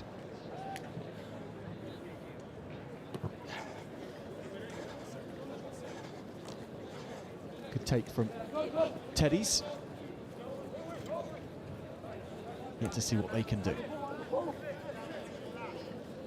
Pass along was from Arthur Suter. Suter again. Under pressure in defence and operating quite close to Windsor here. Tackle! That's a good continuity. Tackle roll! Supports. Aubrey Castle was into contact. Nico Relton with the big pass out wide. Backwards! And Suter again. This is going backwards, however. So they can play on, and there's a more disjointed defence to run at here. And Teddy's might expose this. Lovely forward play. So close to working that opportunity on the edge. And they will a pass away from having a chance to go from distance against Windsor. Marks there, boys. Blue. Marks there. That one there. Blues, one more step for me, please. Thank you, that's good. Crouch! Bind! Set! Steady, steady, blue! Blue, too far, free kick only. Scrum half is Murrell. It's a free kick. And Murrell wants to go quickly again. Everything is being done with pace by this Windsor team. Warnell brushes off one defender, held up by another. Tackle, release! Can't pull him onto his face. Blue ball. Green's off you go. Play. From Windsor. Keep moving, Green. Teddy's Thank you. managing to stifle this attack from Windsor, who want to rack up points here. But they're playing their own way. Tackle! Play. Oh, lovely play to nip round and get the Backwards, offload in. That's forward. Zach Hartley. Morbra Castle can't escape. And really, Teddy's can't escape from their own 22. Windsor's defence is Scrum, green ball. Aggressive, rushing up. Scrum, green ball. Pressure.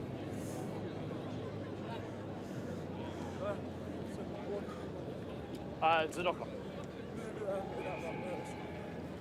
Scrum wheel too far. Under 19, can't go more than 45. Marks there. Scrum green.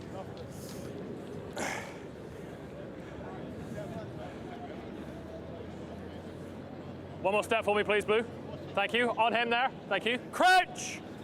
Bind. Set. Windsor ball. Steady, Green. Cunningham. Cunningham will go himself a bit, then look to offload. He's still going. Now it's with the 9, and Jowan darts over.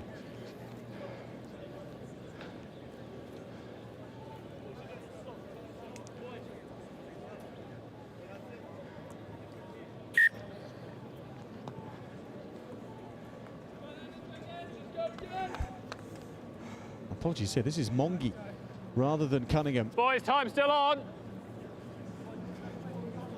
Number as long as he's onside. As long as he's onside. Really well into Jowan.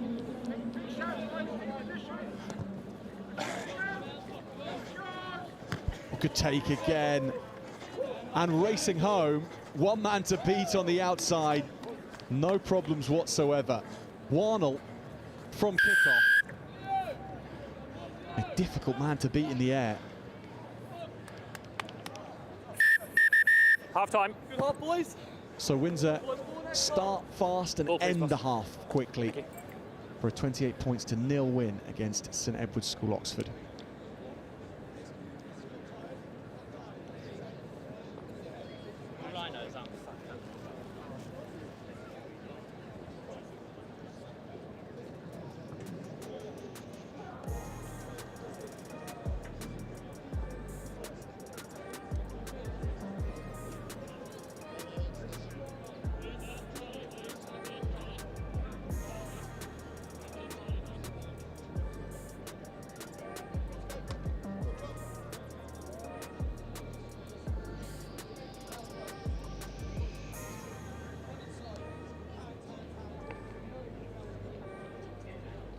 Good afternoon. The fixtures at 3 o'clock.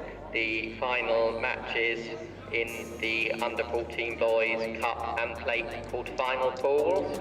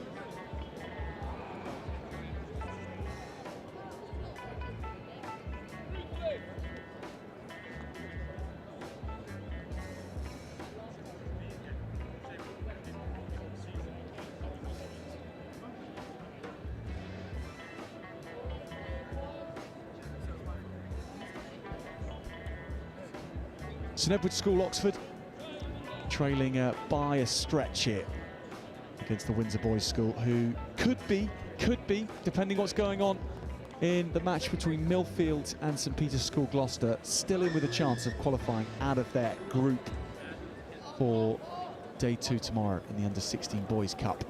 All they can do is keep trying to add to their total and stopping Teddies from scoring, and they've looked tackle roll capable of doing that. No hands now. But when this Windsor school puts things together, and Jowan has been crucial to that, they look so good. So too was Wardle. Backwards off green. Oh, lovely take and an escape, and then steamrollering towards the touch and the try. No. Didn't fancy the kick after, and good on him. Sticking to what he's good at is Cunningham. Kicker, 10 what seconds, please. Is barging through defences and imposing his will on them. Conversion knocked over anyway, so every point mattering. No, I thought it came and backwards off Cunningham made sure that he gave it to those with a keener eye than he for a drop kick. But how about this for a keen eye for the try line?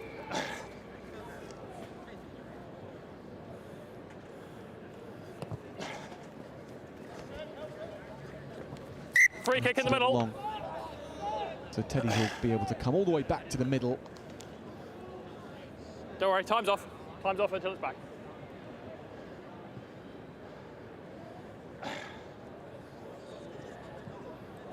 Time on. Teddies have certainly seen their fair share of the ball, just haven't managed to land any blows with it.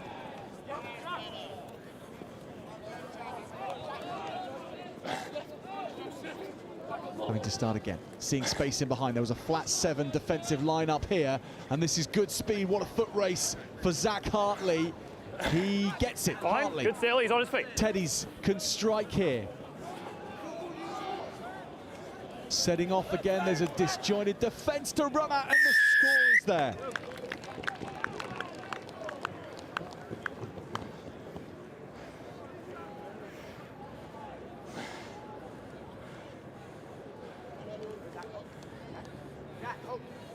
Jack.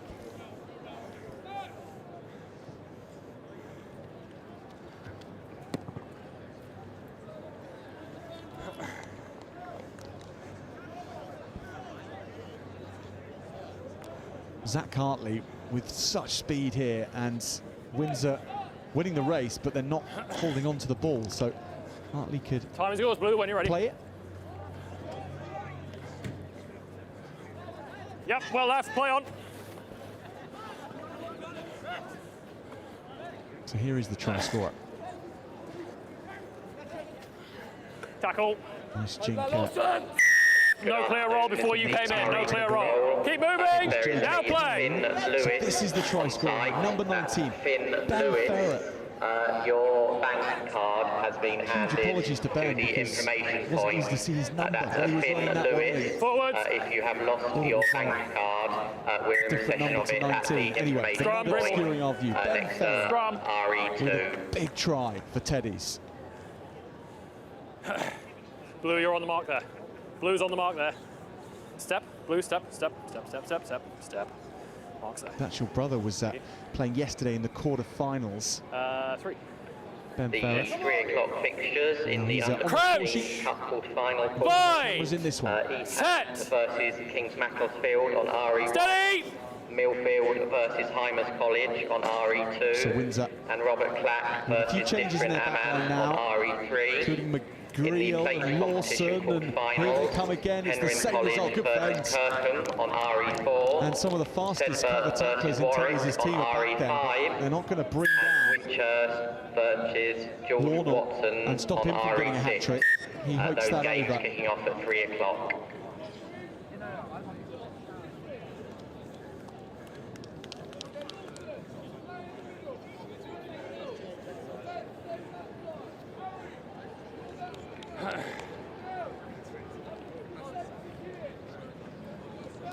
Hello, camera. Excuse me, who's playing?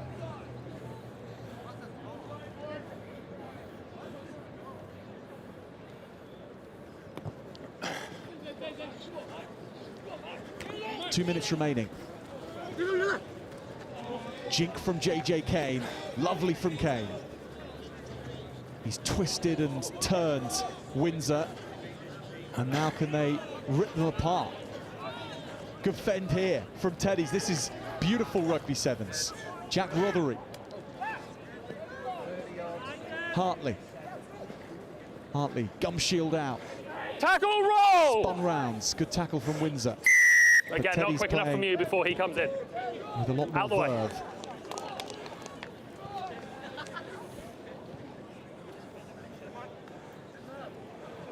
Kane. Ben Ferret, excuse me. Ferret again. Tackle! No hands now, no hands. Stay. Kane. Advantage high. Kane is taken high. So he'll have the penalty. He was almost away there. Oscar Danby. Play on, play on. Oh, good pass there. And it lands with Ferret again, and Ferret feeds the outside. Teddy's could be in again here. Here's Ferret. He'll score surely. He does. Takes the ball under his spell and then gives it the big don't argue. Ben Ferret crosses for a second.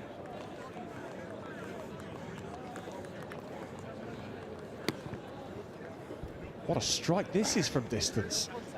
Doesn't land between the posts. Good effort here. This is real maverick play here from Ferret. Love this. Last play! And rise the tackle. Not 10, quite. Free kick in the middle. So Windsor could still strike here. They've had some of their points difference eaten away by Teddy's. They won't have wanted that. Can they end with something else here? There's 3 runners in the game here, and one of them is Wardle again. It's taken instead, not by Wardle.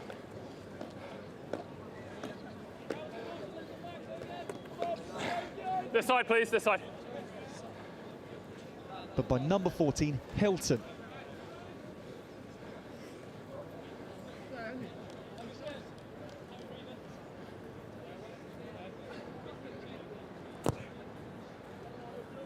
So Mongie looks for the conversion, but he won't find it. But Windsor with as an effective match as they could have hoped for. They kept Teddy's quiet for so much of it and racked up the points. And this is really good vision as well. They haven't put boot to ball at all in this match in an attacking sense. And in the very last play, they saw the space and switched their tactics up. Hilton getting it done. So 45 points to 12, depending on what's happened elsewhere. They will have to find out if they have enough to go through, but it's out of their hands. Still, they end with a big win against St Edward's School, Oxford, 45 points to 12.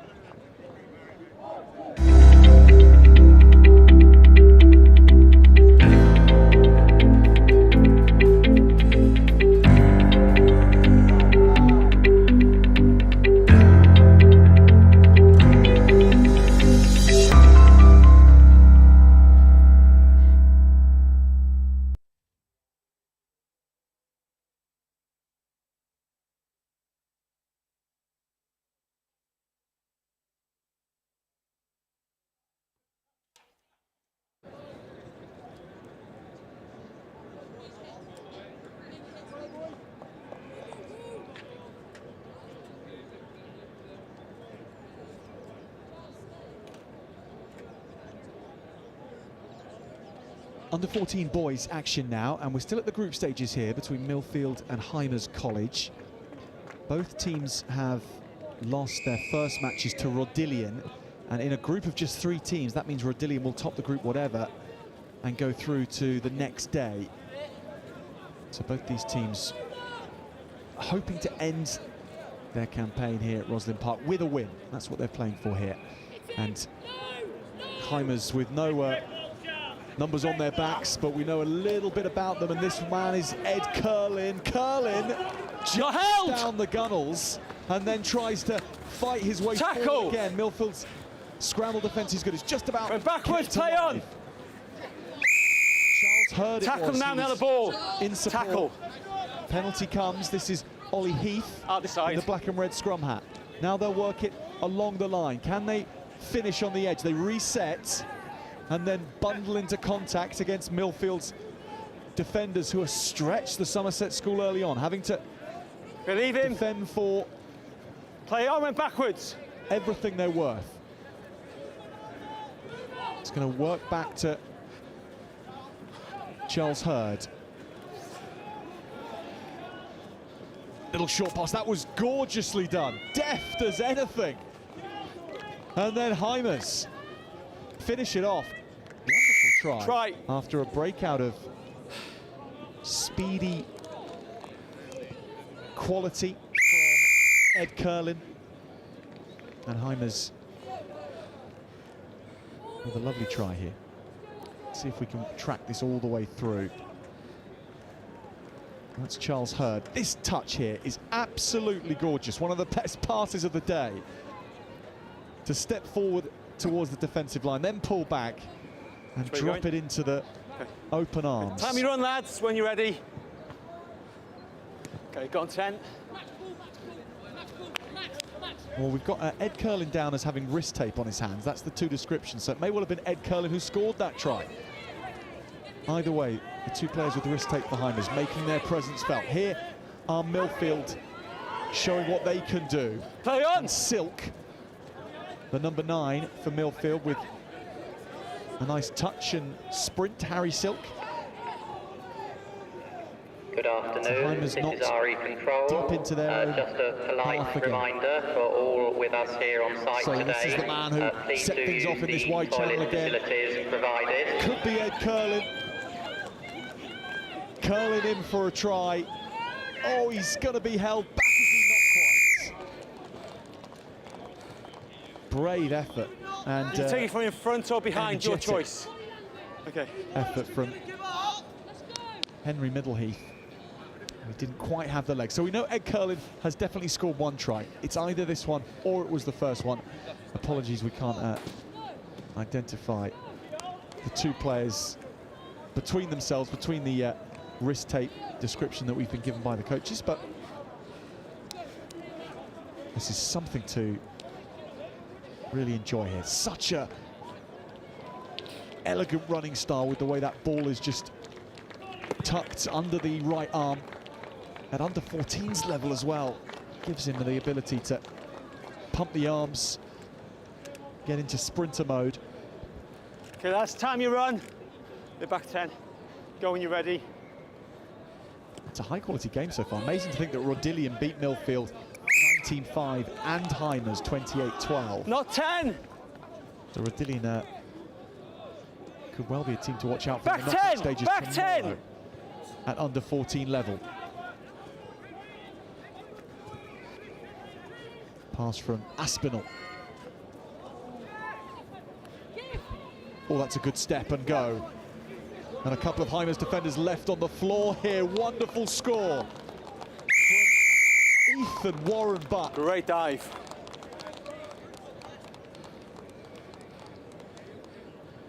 From behind, please, from behind. Has to be from behind.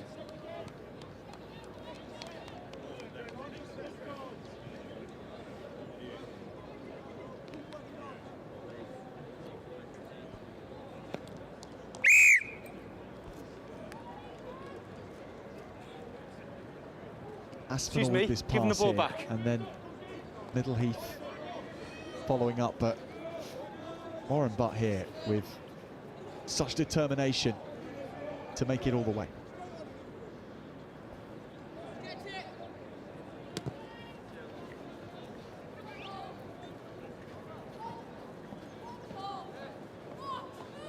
Heimers, 2 tries to 1 up.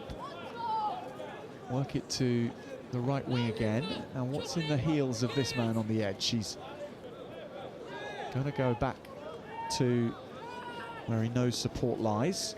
Charles Hurd that was. Now on the far side, Milfield's defence is really good. They've forced the ball to floor. Knock on. And now they've taken advantage, it. High tackle. Playing with the advantage. High tackle. Warren Butt again. Well, that's a change of direction from a player advantage, high tackle. who will be hard to pull down. High tackle, away 10. Surely Milfield are going to get a second here. Injury. Max Edwards. Injury. Told to stop. Injury to the Heimers player. Wait. Time off. Time off. Okay. Captain, there's 2 high tackles in the last phase. Tackle lower, please.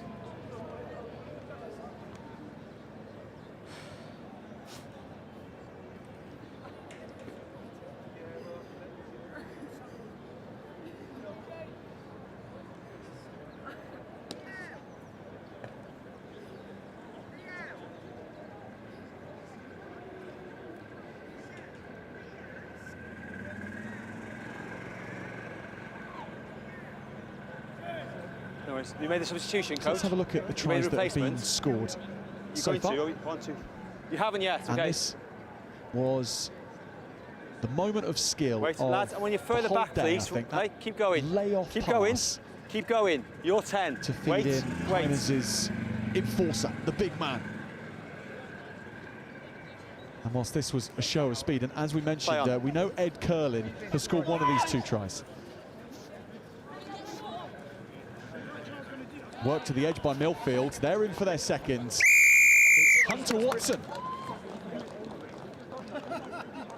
So, you're the line, okay?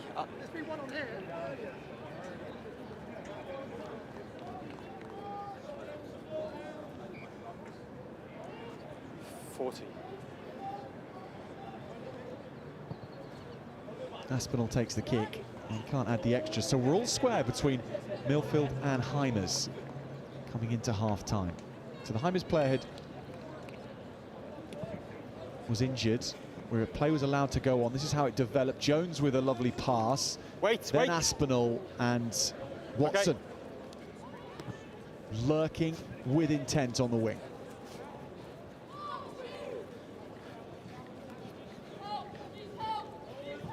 Heimers staying really close to each other, making that simple pass all the more simple, and that just allows them to be even more connected. Does mean that it makes them slightly easier to defend against from Milfield. Tackle!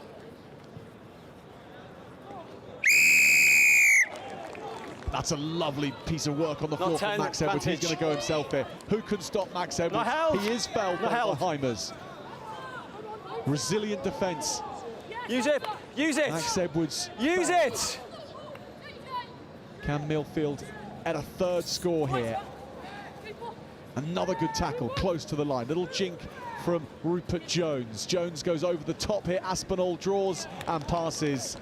And it will be Warren Butt who scores a second. Milfield having woken up in the first half now and playing excellent rugby.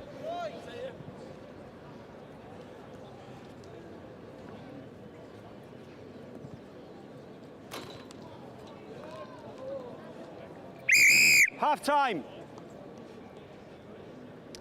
And at half-time, Milfield carry the advantage. This was Jacob share with your team, tackle lower, please, yeah? With that last share charge. With your team to tackle lower. There's 2 advantages against the change of direction from Rupert Jones. Aspinall with good hands under pressure. Some water, please. Thank you. Cheers. Thanks a lot. And Ethan Warren Butt getting his second for a 17-12 lead for Milfield.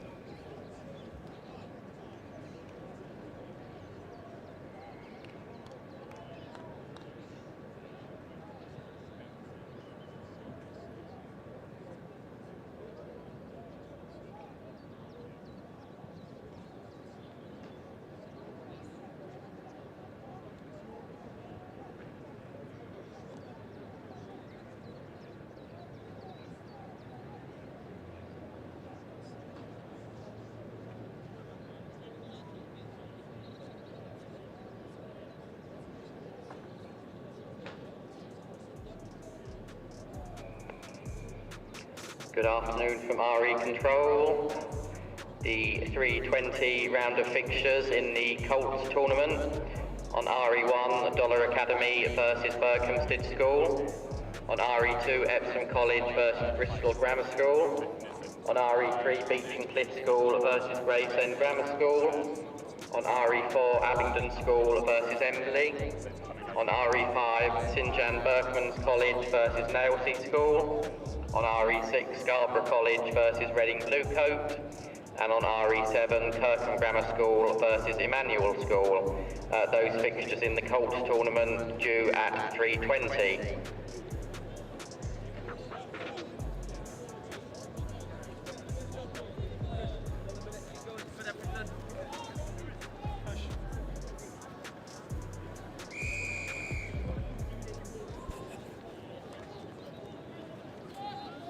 Heimer's kick-off, and everyone knows now just what this Milfield team can do in Heimer's ranks.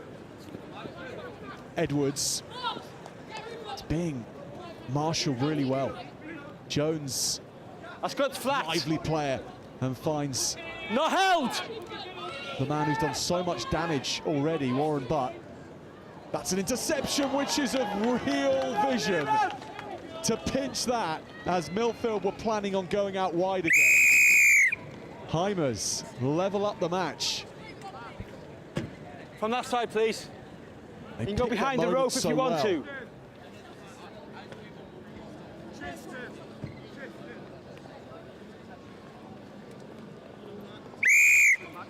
Well done. And it's the player who scored a try in the first half. This was good though, wasn't it? And you sensed something was coming from Milfield. Ethan Warren Butt, but the big pass was slightly too telegraphed, and Aspinall already knew he'd thrown a expensive present into the clutches of Heimers. Time your run, please. Okay, onside, go onside. Deep kick-off, Milfield will like it that way. It gives them time to set. And Jones, I really like the look of this young number 10, Rupert Jones. He's got such lovely balance about him. Tackle, not on the ball, leave it now, Red. And able to well done, thank you for listening. Hold his weight in that ruck as well. Ollie Litter is on for Milfield. Jones can't take that. Heimer's had it. Play on. Play on, you can do that. Tackle. In the side, Red. In the side, Red, green ball. In the side, Red, green ball. Away 10. Jones goes. Short pot pass to Ethan Warren Butt. And now this is Felix Riddy Whittle.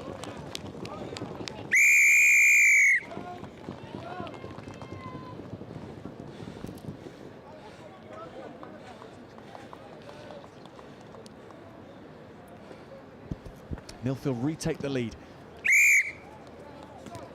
Yeah. 24-19, Milfield. Jones set off and found an ever-willing runner. And then off the floor, that was nicely done, wasn't it? Felix Riddy Whittle there to canter home.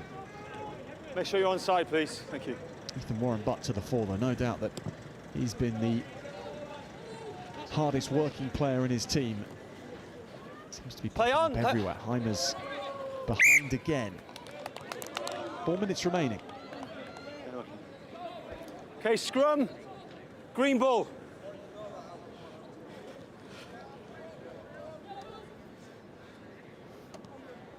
It's the first scrum of the match, isn't it?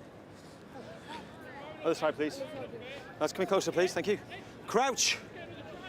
Bind. Set.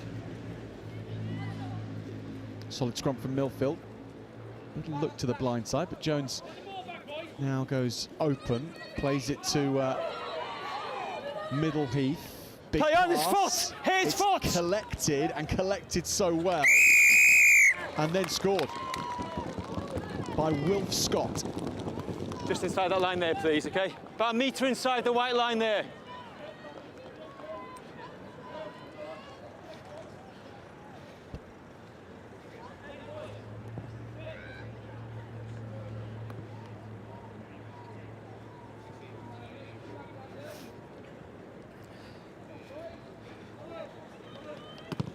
Oh, you've gone too far, mate.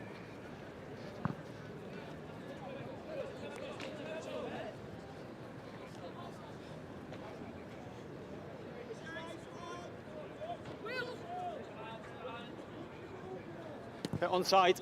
Okay, go on 10. Play on, play on. Tackle lower, please, Red. Try scorer, Wolf Scott. And play on, that's good, that's all good. In Really Whittle. Scott. Really Whittle. Pass from Silk. Jones. Changes direction again. That's nicely played as well, into the outsides.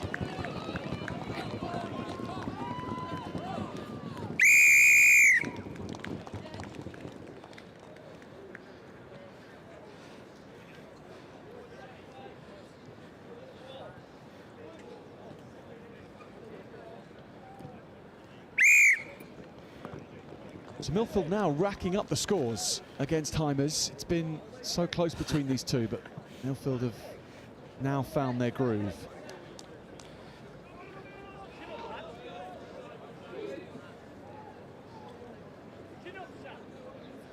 Running this big number 12, Henry. Your ball, Eve. Good tackle. Take it back in. Heimer's under pressure once more. Backwards. It's all Milfield now. And this last tackle. Maybe a long one for those in black and red. But maybe they can come up with something themselves and end on a high, or they will. 2 in the game for Milfield, but they won't catch this black and red dash of colour with the blue scrum hat on.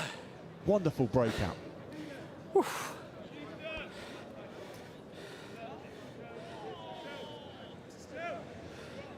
(36-24) currently.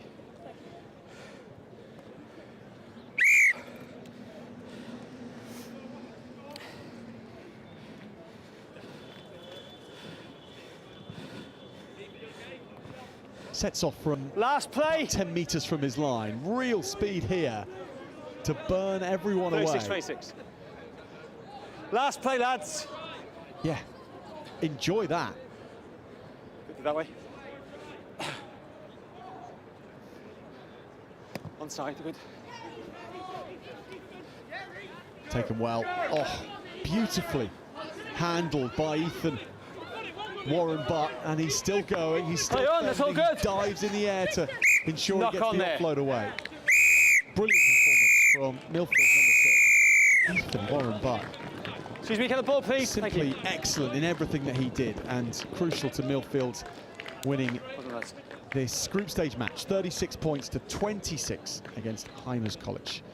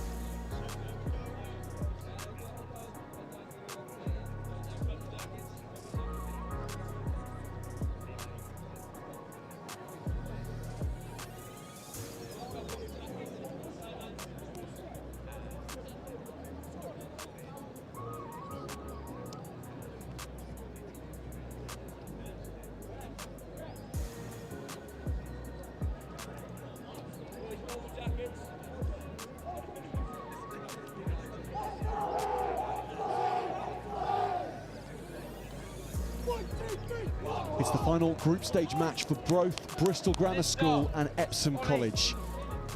In Group J, and Epsom College are the runaway leaders in this group. They've won both their matches by comfortable margins against Dollar Academy and against Berkhamsted School. Bristol have lost both their matches narrowly to those two. Well, to top the pool, you pretty much have to win all 3 of your matches, so Epsom looking to close things out against the bottom place school in this group of 4. Can Bristol Grammar School upset the trajectory of Epsom College in any way? That's what's at stake here. Epsom College it's a more form in the blue and white lasers. Bristol Grammar School with the maroon. Yeah, it's off a kick though. It's off a kick. It's off a kick, so it's their ball. Well, so it's many come off the kick. It's their ball. Harlequins under 16s players in this Epsom College side. Yeah, on you, you're fine there, thank you. Can actually crouch. The whole starting bind. Harlequins. Sit. 16s players, should they wish. Yeah, that's fine. Pedigree. That's right. And they've put on a good display so far. Bristol Grammar School, though, have in their 2 missed the ball. matches It's fine. only been edged out by narrow margins. So perhaps they're due a performance that goes one better. Good beginning from Bristol Grammar School, but the defence is good from Epsom. Nice hands. They have to go touched to the boots. That was kicked down by Miller. Epsom go back and begin from the back, but quickly turning defence into attack. Support here. Good run from that's fine, that's fine. Arthur Garfield gets it back. Go! Then it's Carty. Big number 8 is Coleman, who has passed this nicely outside in to Luke. If anyone here on Springate. site has lost their coat that also contains a black card and Luke Springate touches down. King's Rugby coat, then this can be found at the Merton pitch control cabin. That's a King's Rugby coat and also an iPhone and So bank far so card. smooth for Epsom. This has been handed into the Merton control cabin. And having been able to see the results that Epsom have posted, Bristol Grammar School now understanding exactly the threat that this Epsom College team poses. Nice taking give from Will Lutert, but Luke Springate not to be stopped on that edge. Kickoff is long into the sun here. No, hands out, hands out. Doesn't quite take this. Bristol have the ball. Yeah. Penalty though to Epsom College. Not 10 there. Nothing on there. Not 10. Mark's here. Bristol 1-10. 10 guys. Yeah, that's fine. Everything slows down to walking pace. Alex Frewer. And here is Springate. Coleman is next in line, and then a nice slip pass onto Carty, and Freddie Carty scoots in. Try there. Epsom making sevens rugby look like a training run where you've got an attackers with superior numbers to defenders. That's how composed they are out there.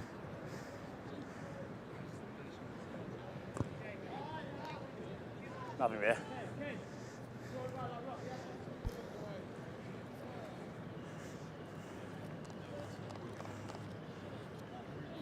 So from the set piece, it was good hands, but also the threats they have in this starting 7 of theirs have to be watched by Bristol, and therefore, if you've got to watch people like Stuart Coleman, there's always going to be space. Yeah, on you.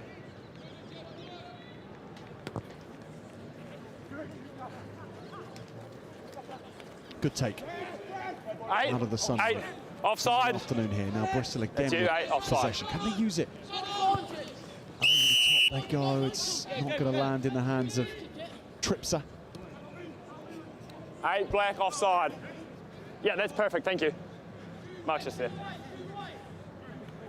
to Tom Bernard. Who was taken down by good tackle. Stuart Coleman. Excellent hit from Coleman. Ryan holding on. Yeah, to get his not body back low. 10. At this level, he's got to really work hard to be able to do that, given That's his fine, size. play on. Good hands too. Now they're going for another in the corner, his Springate with a fend. And it is... Try there. Look at the heels. Luke Springate, Harlequins under 16 player.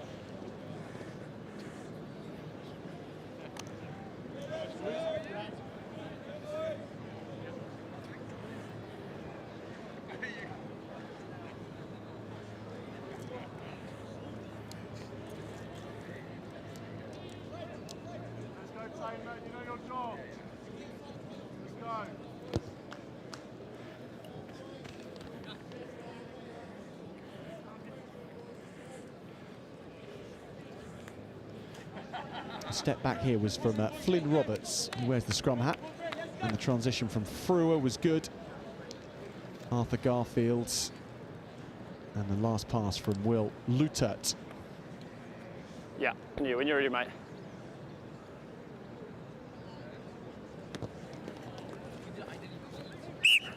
Yeah, back here. So back to halfway we go. Bristol can hear, perhaps, Free kick right there, mate. with a little more territory. Yep, that's fine. Cause problems. You guys are all onside. Pace high, and that's a wise plan against this Epsom side. Cleary, good speed from Alex Cleary.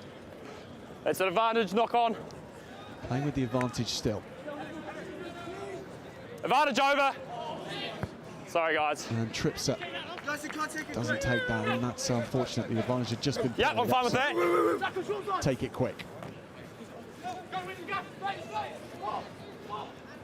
Will Spate in the blue scrum hat.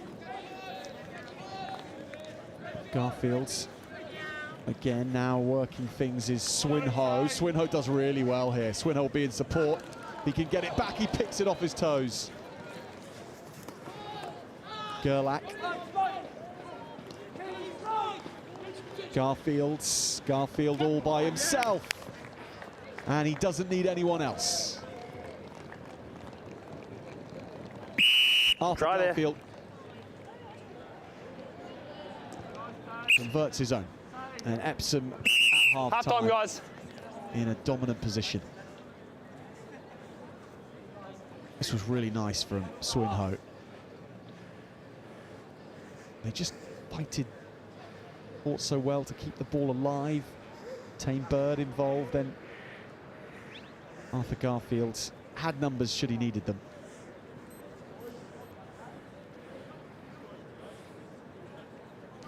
So at half-time, it is Epsom College 24, Bristol Grammar School 0.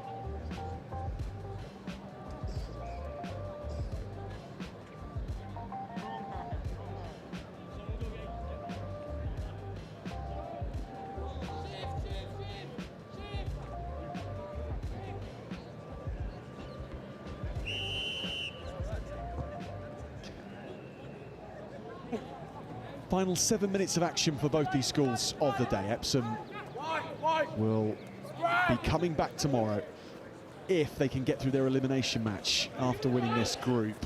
They look in excellent condition to do that, but they will have one more match after this to confirm it. Unless, of course, we have the greatest comeback in Roslyn Park 7's history from this position with this kind of opposition in Epsom.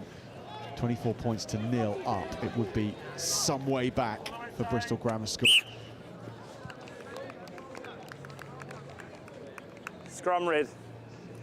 Marks us here. Some of these Epsom College players look ready for the Under-18s Cup competition. Quite frankly, they would not look out of place there at all. Well, who knows? Maybe we'll see some of them on you, no more further, okay. over the next that's fine. All good. Couple of days. I don't know if that's Crouch. something Epsom would do, but bind. Certainly Sit. Look ready for it. Bristol Grammar School still playing, still looking to have fun out here on RE2 in the afternoon sunshine. Sorry, mate.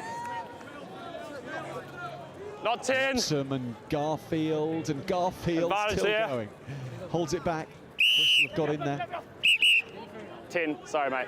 You can just see the scale of 10. The world's biggest rugby sevens Not 10. tournament. And this is just one patch Not going back 10. of 3 areas where you see equally many pitches. Over 20 pitches in action in all. This is just the Richardson-Evans time pitches. back on. 2 other fields of play here, and Garfield showing his short-range ability to finish.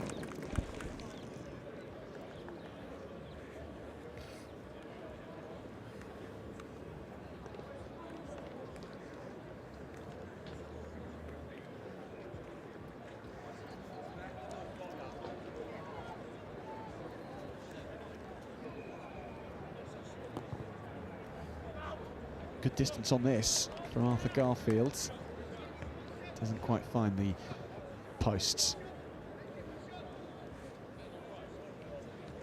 Amongst all that, there was a yellow card shown to Bristol Grammar School, so they're down to 6 for the next 2 minutes.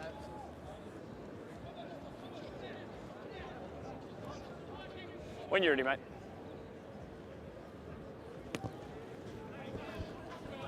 Garfield's kickoff. Really running the show now, the number 4.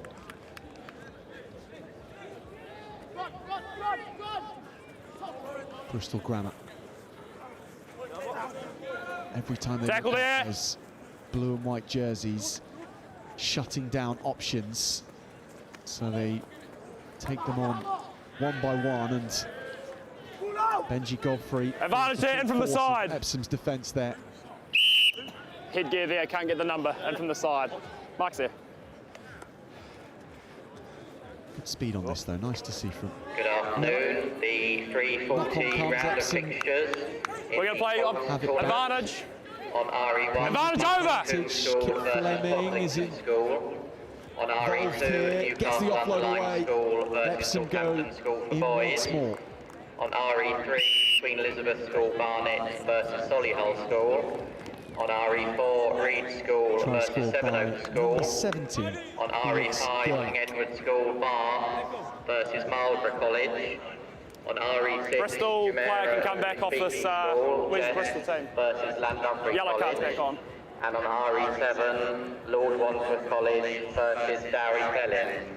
Those matches at 3:40. Well, this is a really nice play from Kit Fleming to sweep things up, make the break, and get his hands free for the oncoming Felix Gerlach. When you're happy, mate. Glyn Roberts kicks off.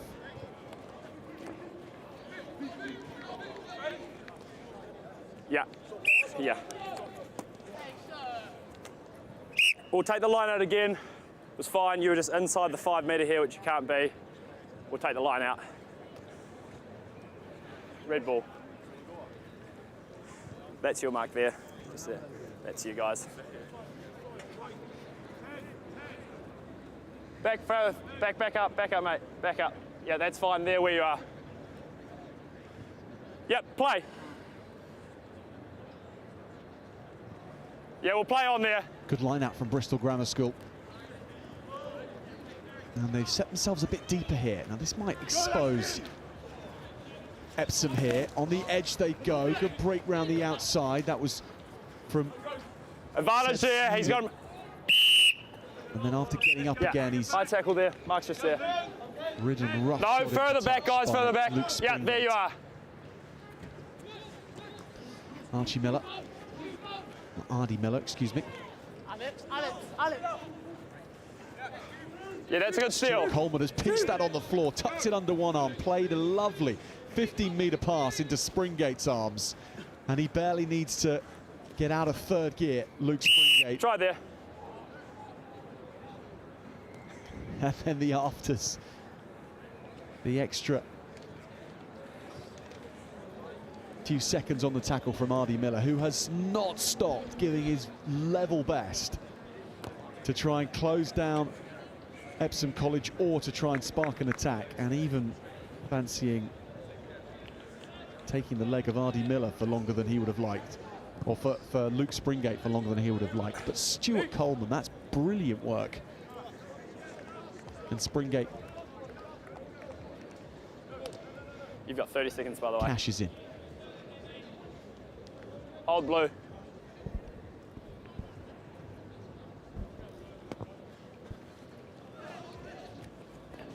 High kick from Roberts. A lot of Epsom numbers bearing down on Bristol Grammar. But again, they fine counter rock. Keep the ball. There is Miller. He gets advantage there. Upended. No need for that. Of Bristol Grammar's number 9. Mark's here, playing after the ball's gone. It's been an enjoyable point to observe during this game. Yeah, that's fine. Not gone their way, of course. It's been a really tough outing. But Miller has just kept going and going, and he still wants more. So too is this man, and he's got real wheels on the edge. Gets around Springate, kicks in for himself. Alex Cleary waits for the bounce, plays in another kick, and he's there with it up and over. And Alex Cleary has scored there. A wonder try. Remarkable tenacity from Bristol Grammar School. Sorry, mate. And Alex Cleary scorches rubber in order to get this done. Oh, by the way, fellas, that's where he's going to kick it from.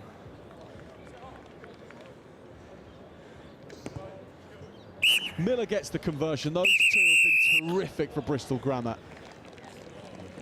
At the end of a long day of sevens.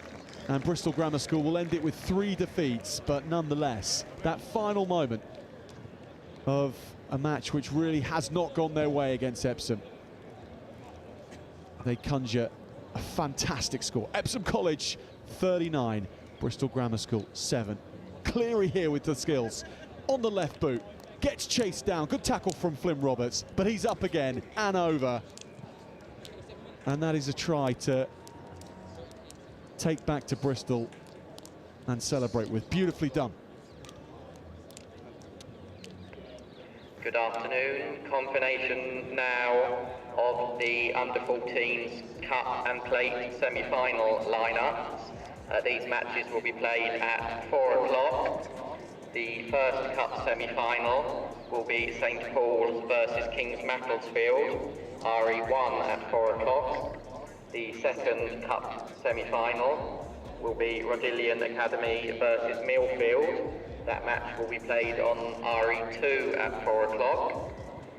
The first plate semi-final will be between Ipswich and Kirkham, played on RE3 at 4 o'clock. And the second semi-final will be Sedba versus Warwick, and that game will be played on RE4 at 4 o'clock. Those are the semi-finals in the under-14 boys cup and plate tournaments.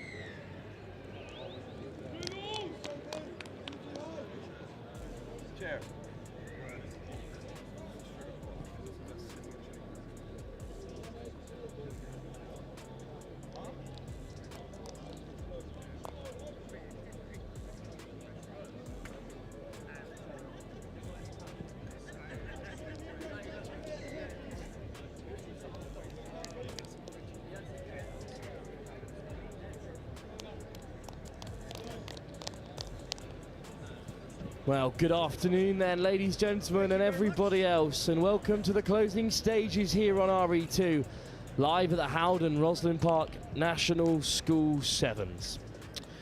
Well, this is our final non-knockout game, as it were. Group M of the under-16 Colts competition, as Northampton School for Boys take on Newcastle under Lyme School. Moncton Combe already defeated by Newcastle under Lyme, not to be confused with the Newcastle of Tyneside, of course, but then they suffered defeats.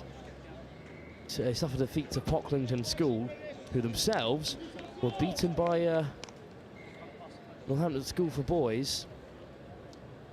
So that leaves the group at Northampton School for Boys on 6 points, Newcastle on 3 along with Pocklington. So a win here for Newcastle under Lyme would throw a major spanner in the works for NSB, who hope to progress through as the top seeded side in this group. And from the kickoff, however, NSB get it back, and they could be breaking quickly down that left-hand side. High tackle is the call. They've won it back. Where you are, high. Suddenly causing problems here. Strong carry up through the centre from Jones. I release! 2 to bring him down. Spits out a bit unkindly for Smith, but NSB still driving on. Shields hands it off to Smith.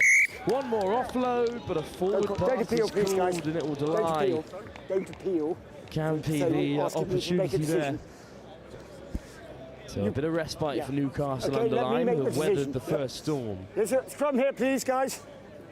White ball.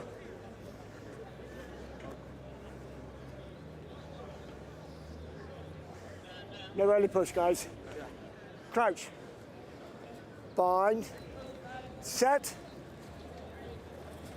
Described as underdogs, Newcastle under Lyme. That's a fair assessment, is it? Well, maybe not, as they break quickly up through the centre.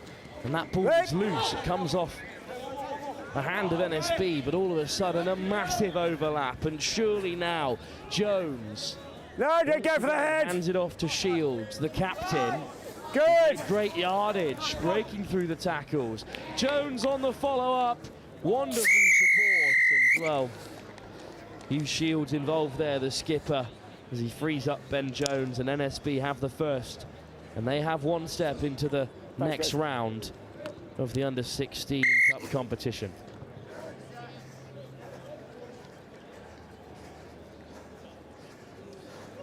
Well, they will have to pass through an elimination game if they win this.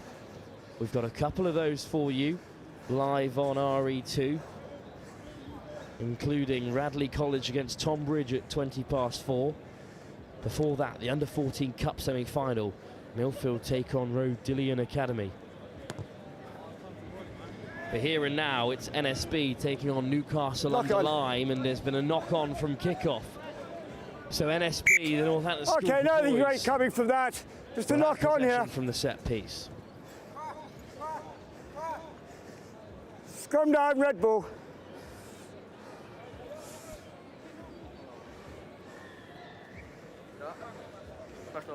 There we are. Great scrum first time, guys. Keep it going like that. Crouch. Bind. Set. Scrum for NSB, clean ball, and here is Shields, the skipper. Look down the short side, a little set play from NSB, and won't it be profitable? Darting away, lifted off the deck, but just spilt. Callum Tarry almost put them away with that great offload.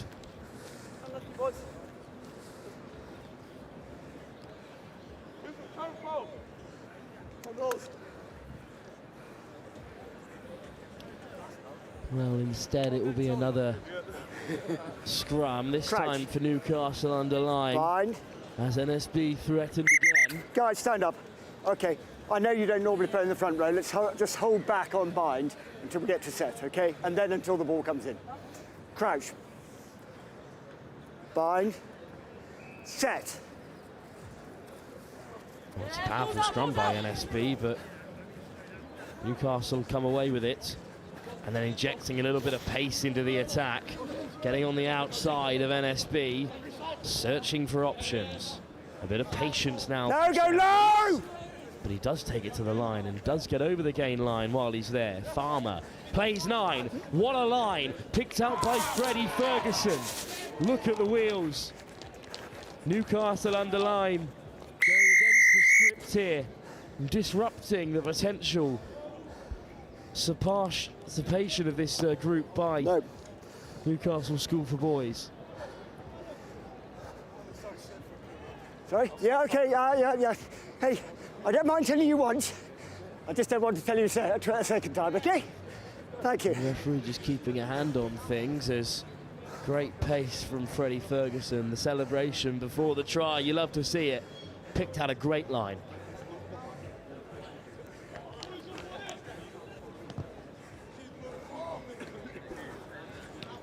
Hit long into the 22 of NSB.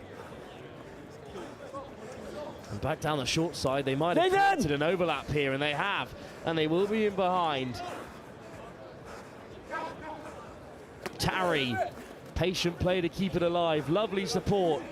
Shields throws the dummy, and he will go all the way.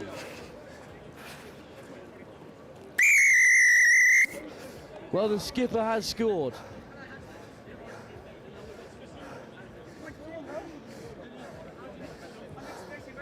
And in the blink of an eye, Northampton School for Boys re-established their advantage.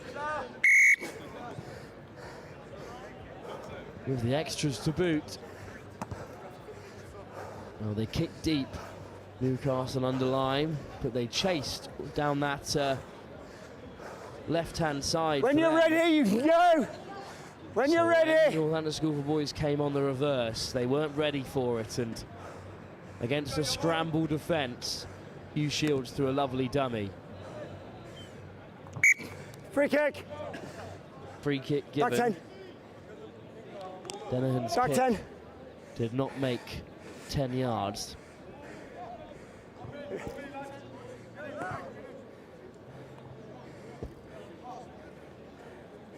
"30 seconds left."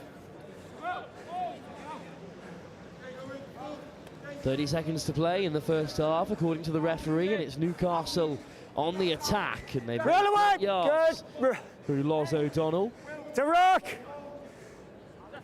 Morrissey at first receiver, stepping inside and out, and then straightening. Balls away. Round the corner goes Morrissey. Checks back and finds support. That's fine now. And now there's an overlap, and it's a race for the corner with just the sweeper to beat. The covering tackle comes in from Chin. And Carlin Chin is forced touch, and half time. Newcastle will not profit from that last attack. Instead, will go into the break trailing to NSB by 14 to 5. And at the moment, it's bad news for the rest of NSB's group, as they'll be topping it on 9 points from a potential 9. But can Newcastle spoil the party? We'll find out in the second half in this decisive cup group fixture here at the Howden Roslyn Park National School Sevens. Plate semi-final 1 on RE3, Ipswich versus Kirkham, and plate semi-final 2 on RE4, Sedba versus Warwick. Those matches are due to get underway at 4 o'clock.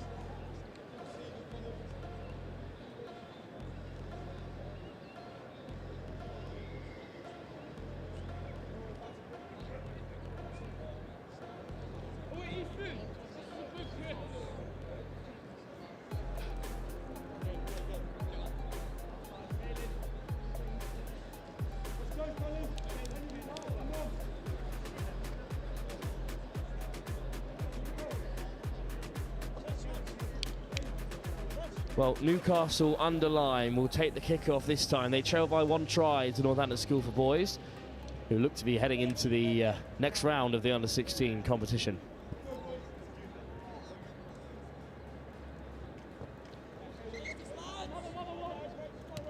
Kick deep, but not to the referee's liking. We'll have a reset.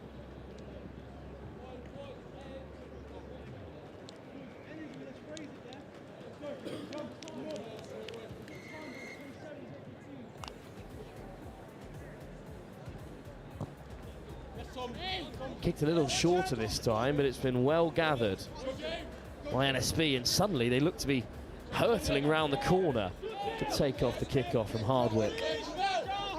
But it's been turned over, and there's a penalty advantage to boot for Newcastle under Lyme. Direct from Ferguson once again, who's ripped in contact by Hardwick. Hands on the floor, so Reese can play. Described as a playmaker by his coaches. Dixon hands it off. Stockdale, 16, is in support, but instead, once again, it's Dixon driving hard. Dixie finally to ground. Newcastle are poised. Ferguson doesn't use the support player this time, and the second time he does, and the ball goes down, and that's the end of Newcastle under Lyme's first attack of the second half.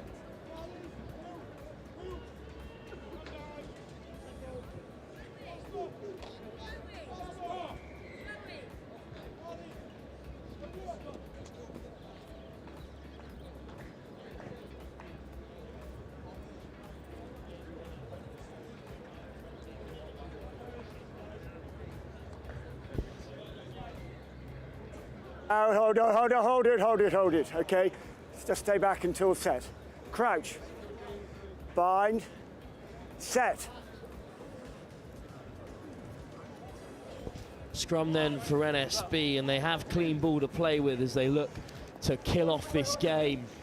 And once again, it's Shield, the captain, who frees up the pace merchant, Hutchinson. Look at the speed. Can only be caught by Ferguson, but on the wraparound with support coming. It's another try. A second one for Hugh Shields, the captain, leading from the front. And NSB are likely to be through to the next round of the under-16 competition. Milfield in the background there, warming up ahead of their huge tie.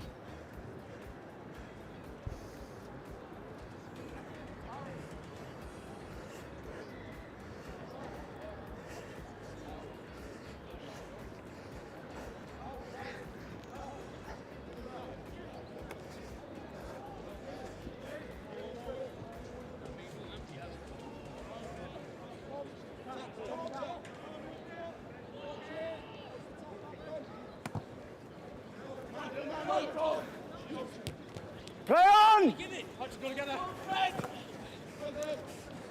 Not held!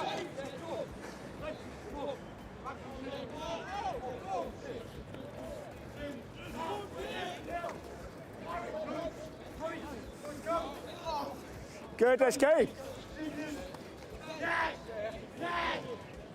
Pick up.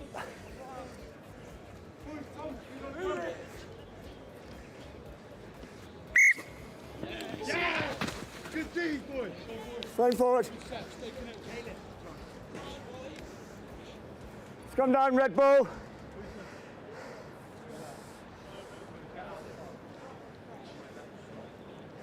Here's Mark. Well, Northampton School for Boys then with another scrum here, guys. Following the end of that no. Newcastle under Lyme attack. On the hooker. Thank you. Crouch. Bind. Set. NSB look like they might be through here. They can hold out in this game. They will finish on 9 points. They'll be through to an elimination game.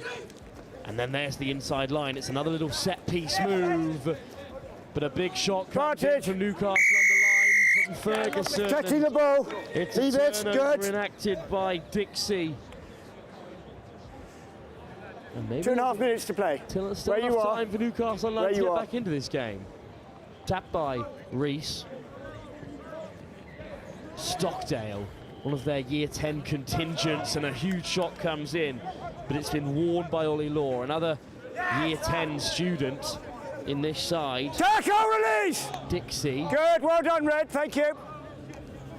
Reese, Ferguson. Goes for the missed pass and finds Morley Smith.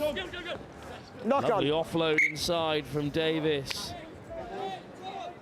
But unfortunately just 2 minutes to knocked on play. as NSB ringing the Come down, Red changes. Bull.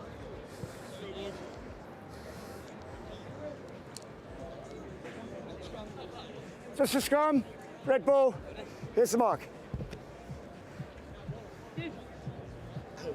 Sorry, it's my hand. Crouch. Bind. Set. Keep it in, good. Yes, well done. Good, now leave him, good, well done. North NSB on the attack this time and cutting back against the grain is Patel. And will Patel go all the way? Just about has the legs.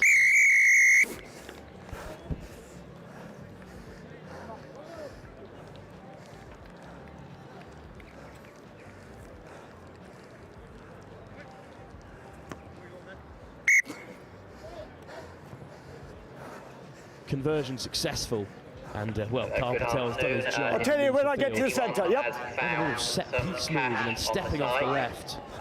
Please could they bring Beating that Stockdale to the and RE control despite or the best effort of Ollie information Law. point? That's 40 seconds! Patel just drove through, and that does please put an bring end that to this control, contest. if you'd be so kind. Go on, 10! There will be just knock on there.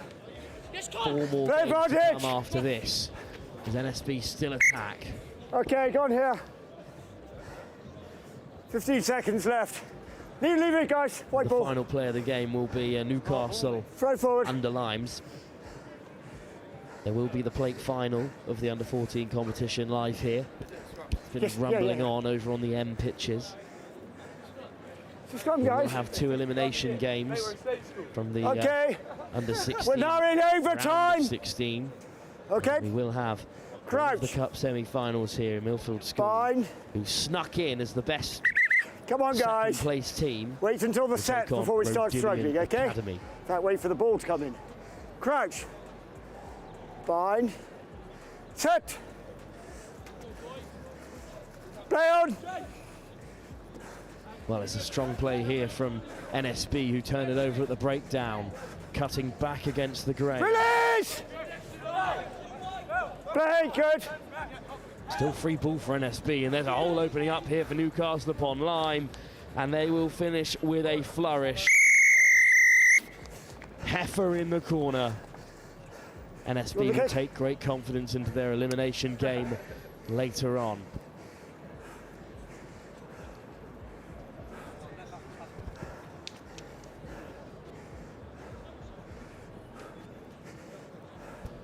Well, that will certainly bring an end to this contest as Heifer looks to add his own extras. NSB are through. They've topped the group comfortably in the end.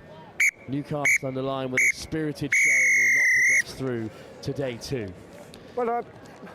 Well, we've still got a few big fixtures left on the agenda here on RE2, and the next one is Milfield taking on the Rodillian Academy in this under-14 cup semi-final. That'll be back live here at the Howden Roslyn Park National School Sevens very shortly. Well done, guys. Well done, well done, good. Well done, thank you.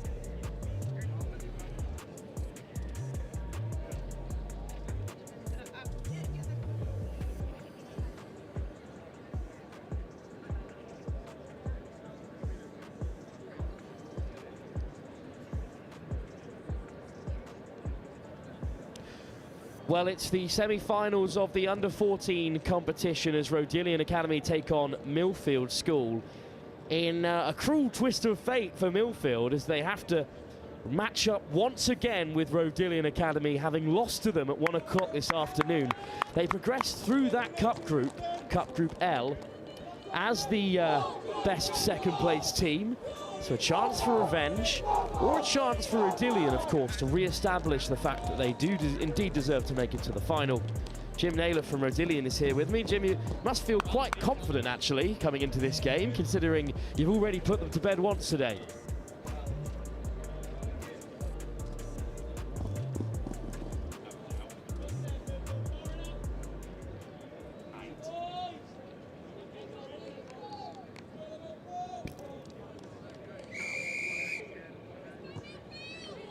Yeah, I know we beat them in the pool match, but it could have gone either way. You know, 3 tries to 1 it was, and this is going to be tight, isn't it? There's no doubt about it. And from the kickoff, it's Milfield who are progressing the quickest. Anna Gravitas is with us, of course. Strong connections with Milfield. You'll be hoping for a change in their fortunes compared to the last game. Yeah, definitely. I mean, I'll try and be as neutral as possible, but we'll always be supporting the red and green.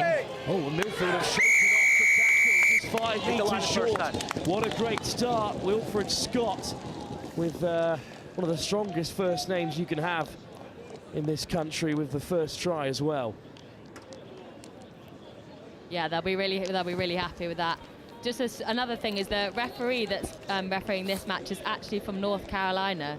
Brendan, his name is, and he asked me to shout him out. So, welcome to England. Well, he's got his whistle moving for the first part of this game as Milfield take an early lead. But Jim, plenty of time for Rodillian to respond. Oh, absolutely. We saw the importance there of the kick-off. A good kick-off in sevens is crucial. You know, Milfield kick-off there, and you know, ended up scoring. Caught our last call there, but yeah, a long way to go. Long way to go. Well, it was a top kick-off to get us underway from Henry Middlehurst. But second time of asking, of course, a free kick given away. Kick that 10 metres. And a chance then for Ralph Normington to get us underway here. Well, they're on that left-hand side already, breaking down the short side, just dropped onto the deck to avoid finding touch, searching for the breakdown. In came Normington this time on the cover. But Milfield escaped for now. Some good defence, Anna.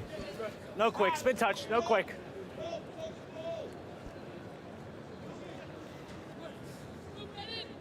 Must have at least 2 from each side. Well, it's Ben Langstaff with the kick-off, in fact. You gotta wait. Must have 2 from each side. And you can hear the accent coming through, Anna, as you said. And, well, a good opportunity for Milfield, considering the uncontested line-outs. Good. Oh, loose pass, however, into the backfield. Now Milfield look to break from deep inside their 22. Stepping left and right and then reassessing their options. Patient stuff on Milfield. And now they look to take it to the line. Lovely footwork to duck under the tackle. Lancaster's there on the cover. But Milfield now in behind. Warren Butt chopped down. Got knock on there. Loose and it knock on there, come back here. No advance gain. Threatening stuff from Milfield, Anna. Yeah, they'll be really happy with that. They look quite confident going into this game. Tackle! They'll be really happy. Henry Middlehurst with the tap for Milfield. Ethan Warren Butt. Or even Max Edwards it is at number 8 with the long hair. Middlehurst. Jones, bit of a playmaker in the centre. Jones. He can play, that's Jones. He's a good lad. And he goes to the boot this time, but it will be Rodillian who are there on the cover. And look how they break.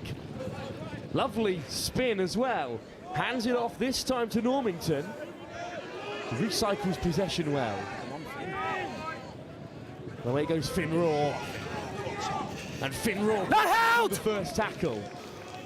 Does well to free up possession of the ball as well. Here is Lancaster.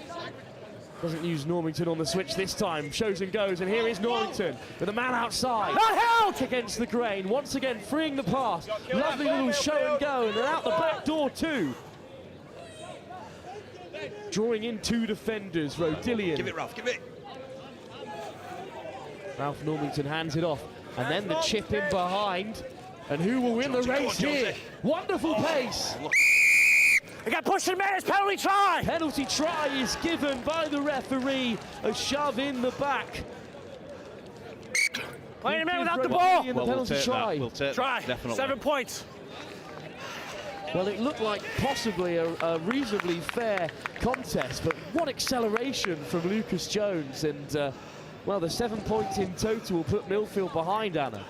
Yeah, I think Rodillian did really, really well there just to keep the ball. They were patient, and what a brilliant kick, really well weighted. Jim, I heard you sigh as the kick went in, but you didn't expect that no kick, you get 7 points. My old teacher at school said you don't kick in 7. You have to kick off. But no, that was brilliant. And I think you're talking about the extra. As Hannah said there, you know, Rodillian found a way there. Very, very you still have to kick off. Because Milfield's defence is, you know, very good. Resilience on the back of the Rodillian shirt. They've shown some there to keep chipping away at Milfield, but it's Ridley Whittle who claims the kickoff. And look at the turn of pace from Edwards. Fed to the neck! Can't fed to the neck! Penalty! Unfortunately, just carried a bit high there, Max Edwards. Time off! We'll have time off for the man down. He just lifted his elbow there. Take your time, son. You got a minute, take your time. Ralph's tough kid. Here comes the medic. Well, Normington will get back to his feet, just took a shot. Hold the mark Slightly there. higher than he'd like to, but a good opportunity for Rodillian. Remember, nothing to the neck or face. Yeah, absolutely. Yeah, really good position here for us. Ralph's coming off. We'll have a few changes. He's But coming if we off. look at the path that both sides took to get Okay, when here, I blow the whistle, you Milfield can took start. down John Wait till I blow the Fisher, whistle. King's College Taunton and Mill Hill on day 1 before beating Mount St Mary's in that elimination game. They then lost to Whitgift, but through victories against... Knock on! Advantage! Through victories against the likes of RGS Newcastle and Heimer's College, they qualified as the best second place team behind Rodillian. No advantage games, we'll come back here. Earlier in the day. Just a scrum, just a We'll scrum. come back for the scrum as we look at Jim Rodillian's path to the final, which included some big results against the likes of Wallington and Sherborne. Some tighter games like Isol, Giff and Glantaf, who are expecting to do some special things in the Under-18 Cup later on, and Reigate. Crouch! Flawless day 2. Yeah, it's been absolutely superb. They've played so well and, you know, worked so well together, which, you know, it's a real trait. A lot of these lads have been playing outside of school together for a long time. But it's Milfield on the break, however, from deep. Middlehurst might go all the way, and they'll stretch themselves back in front as we approach half-time. But you're saying, Anna, how important it is. One mistake in the game of 7s can be punished so efficiently, as Milfield have shown there. Yeah, exactly, and I think brilliant pace to get away there, and a brilliant time to score as well, just before the break at half-time.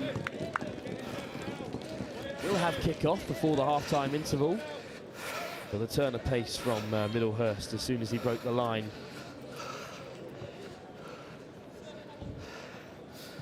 Yes, a slight difference in size there between Lucas Jones There's and enough time for the Middlehurst. kickoff. Because it was 5 seconds Those remaining. sorts of things are a factor As it went through the at post, under so we have 14 time level. for a kickoff. Good afternoon. The fixtures for 4:20. You hear the Milford boys there saying all your effort for this first matches kickoff. And they have claimed the kickoff as well. And once again, it's a turn of pace and a step up. Beautiful start. Tombridge will play Radley College. On RE3, RGS Guildford will play Wellington, through the and on RE4, Yeah, absolutely, St. brilliant Paul's feat. will play And Reading I think the boys who probably would have come into this game feeling slightly underconfident being beaten the round before, but I think they'll just show how this second half. Well, Jim, that does slightly change the dynamic going into half-time. Yeah, absolutely. Interesting on Mr. Oxley's team talk here. But again, you know, you know, Milfield's third try just from a kick-off. It's so important. I think our lads need to stand a little bit back, you know, from the 10-yard line, be able to come onto it. But no, good footwork from that young man as well. Very good. Well, Milfield will take a 10-point advantage going into the break against Rodillian, who have already beaten them today. It's not often you can say that at Roslyn Park, but who will face either St Paul's School or the national champions, the King's School Macclesfield, in the final? We'll find out after the second half. Live here at the Howden Roslyn Park National Schools Rugby Festival.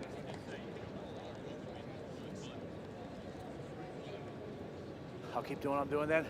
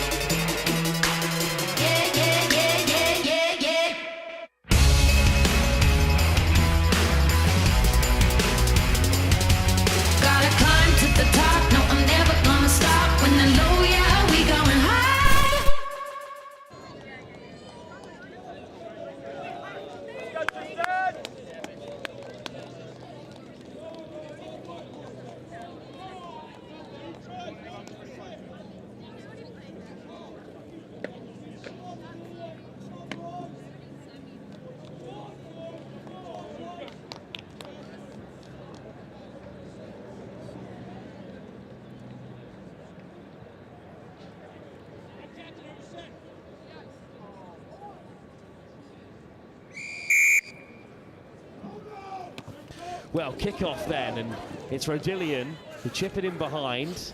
Hint of a late tackle, but the referee raised play on, which is good to see. But Jim Naylor of Rodillian, what have you got to do slightly differently in that second half to turn things around? Back on. I think we've certainly got to tighten up on kick-off, and then I think just like, even though we defended well there, that Milfield did there, we've got to get everything now. We won't die wondering here. You can have a scrum or a line out because it was knocked forward into touch. That end channel, line out, attacking them, and we don't die wondering. It's opportunities like this don't come around that often. Strong tackle from Lucas Jones to find touch indeed. And Anna Gravitas also here. 3 steps back, please. In front, just what you'd like to see. Yeah, exactly. I mean, I'm trying not to be too biased, but I feel like doing really, really well at the moment.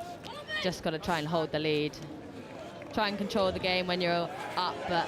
There's a change of pace and a change of direction. That held! It's got Rodillian firing, and they've got numbers in support. The offload just goes behind. So unlucky.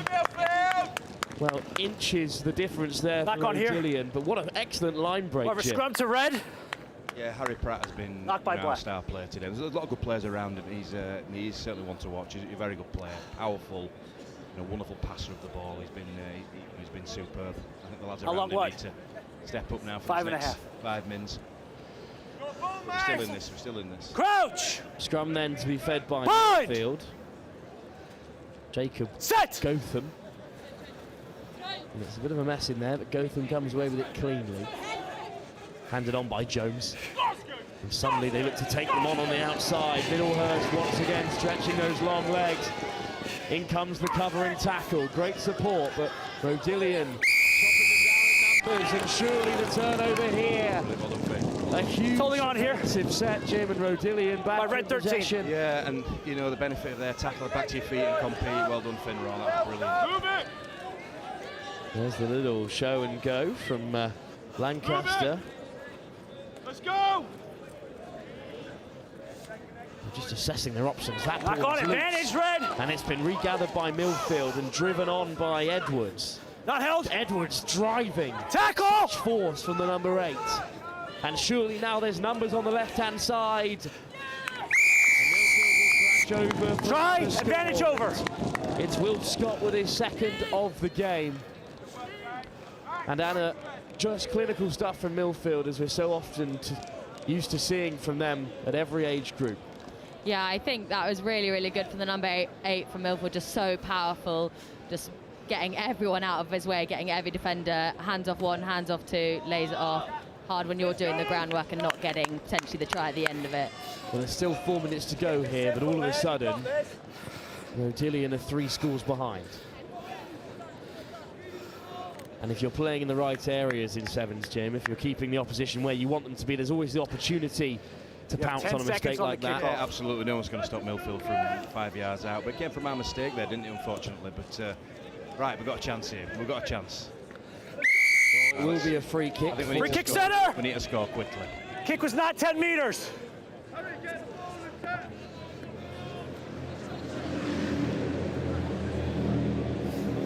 So Rodillian need to get the game underway as quickly as they can now. And taking it to the line Tackle. at first phase. It's lifted. Dummying the kick and taking on Jones. Frees up the hands again, but the ball does go to ground. Out the back door to keep the attack alive, and suddenly a bit of space. A 2-on-1 perhaps. Good touch. Well, top stuff from Harry Pratt to carve out the opportunity, but this time the ball just didn't go to hand. And Milfield will have an uncontested set piece. No quick now. It's always tough now. We're chasing the game out, but we've still got a score. I think quick score. You never know. Quick score. Well, despite losing, I need another in the line out, Black. On the way to this semi-final, Milfield could be taking on Kings Mac or St Paul's in that final game, which will be live on RE1 later on this afternoon. As the sun just starts to set here on Wimbledon Common, is the sun setting on Rodillian's hopes of reaching that final. And if Jacob Weston has anything to say about it, with that great tackle coming in. Reload.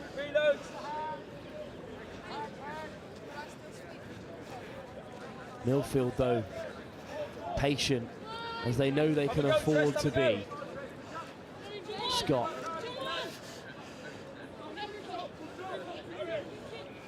Taking their time, but now chipping in behind, and the race is really on. Warren Butt might be after it. Okay, but it's been cleanly taken. But stripped by the first man. And despite the best efforts of Jacob Weston did well to gather it. It was just ripped from the floor. Good tactic by Milfield there, good tactic. Got a minute 10. I think we've given everything. I think it's, a bridge too far, but great effort, lads, well done.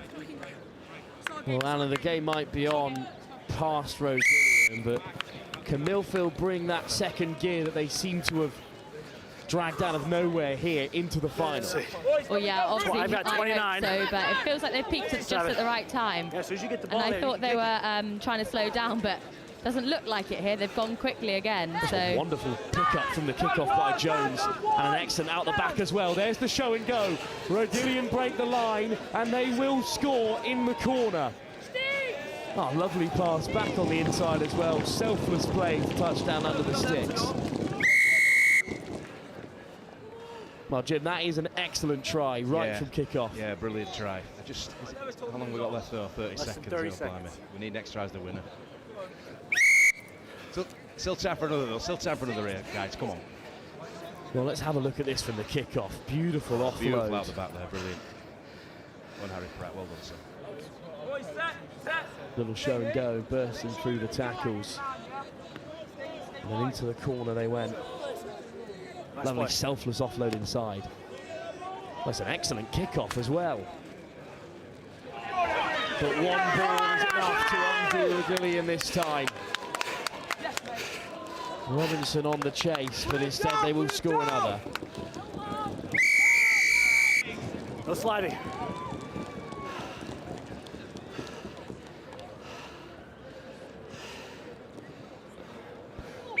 Try for Milfield then to steal the game, Anna, and a pretty complete performance by them. Full time! yeah, they'll be super happy with that. Probably weren't expecting it, though. I spoke to their coach, Dan Martin, before the game, and he was expecting to be going home. So a bit of a turnaround here, but good luck to them in the final. All of a sudden, Dan Martin into a final with his Milfield under-14 side. But Jim, a seriously impressive tournament from Rodillian, who racked up the wins on every occasion and just didn't have the legs for the final, but a great showing. Yeah, that's brilliant. It's been absolutely brilliant. We've been coming, I don't know, 8-9 years now. We used to come just to make up the numbers, but now we're coming to compete, and it's brilliant achievement from the lads. Fell this time, but that's the beauty of sport. There's always next year. So good luck to Milfield in the final. They were brilliant in that game. Well, not for the first time at Roslyn Park. Milfield will be into a final. This time, the Under-14 Cup competition, where they'll take on national champions Kings Macclesfield or St Paul's, who have looked impressive on RE2 today already. We're moving swiftly on to the elimination games as Tombridge School take on Radley College. That's live next here at the Roslyn Park National School Sevens.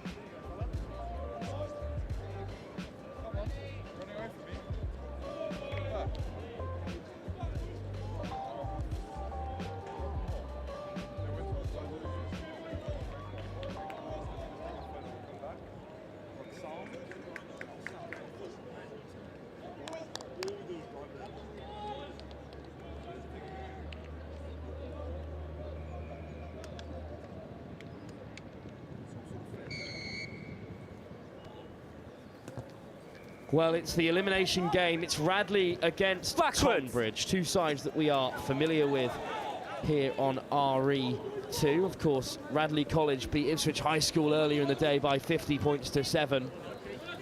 But it's Tombridge who could be starting the brightest here. Two variations of the classic red and white. This is Ocal, please, for referee Nagan. Lofted ball over the top. In search of Tiger Bussey. Bussey does take contact. And now they look to free up the hands. There's the little show and go. And away, White! As they drive on the inside. But a penalty goes Radley's way.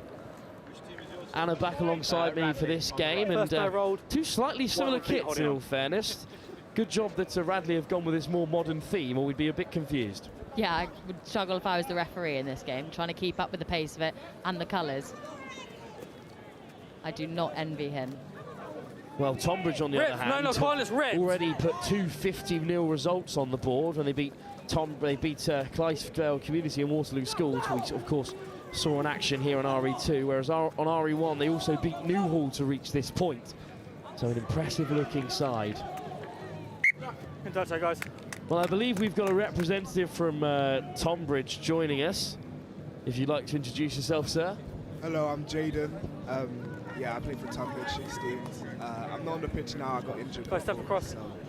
Well, that is a shame, Jaden, but it is great for you to be here. And Tombridge have had a really good day. You've racked up some big score lines. Yeah, it's not been bad. I think we had more to come in our first games. We obviously won by one consecutive. I think still up at a level, and yeah, I'm hoping that's what we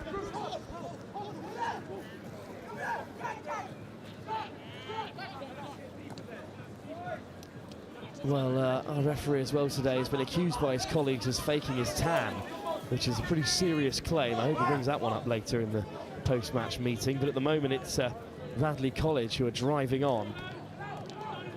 It's great line speed, but look at that little flick out the back door by Fuller to keep us going. And the penalty goes their way. Well, Harry Fuller, formerly of Roslyn Park Rugby Club, knows the area well. But chipped in behind, this time by Renders, the Gloucester man. It will be won the race by Tomazos, but instead it's been regathered by Radley and then lifted. Guy's knocked on. On the gather. So knock on the gather by Tomazos, unfortunately, will be a scrum to Radley, who are in the ascendancy. Jaden, you've got some defending to do here. Yeah, this is going to take a big effort from the boys. Knock on red, scrum, white ball. Look energized on the bench, but hopefully they're talking. Crouch! Well, we'll see what they have to offer from just on the goal line. A short distance out here. Dunlop plays it wide, and it'll be a walk-in for Max Gobbled of Gloucester. And that is the opening try of this elimination game. Anna, it looked pretty simple, but then again, from 5 yards out, it's always difficult to defend at that distance. Yeah, definitely, and it seemed to get too close, too tight together, and then it meant that there was space on the outside.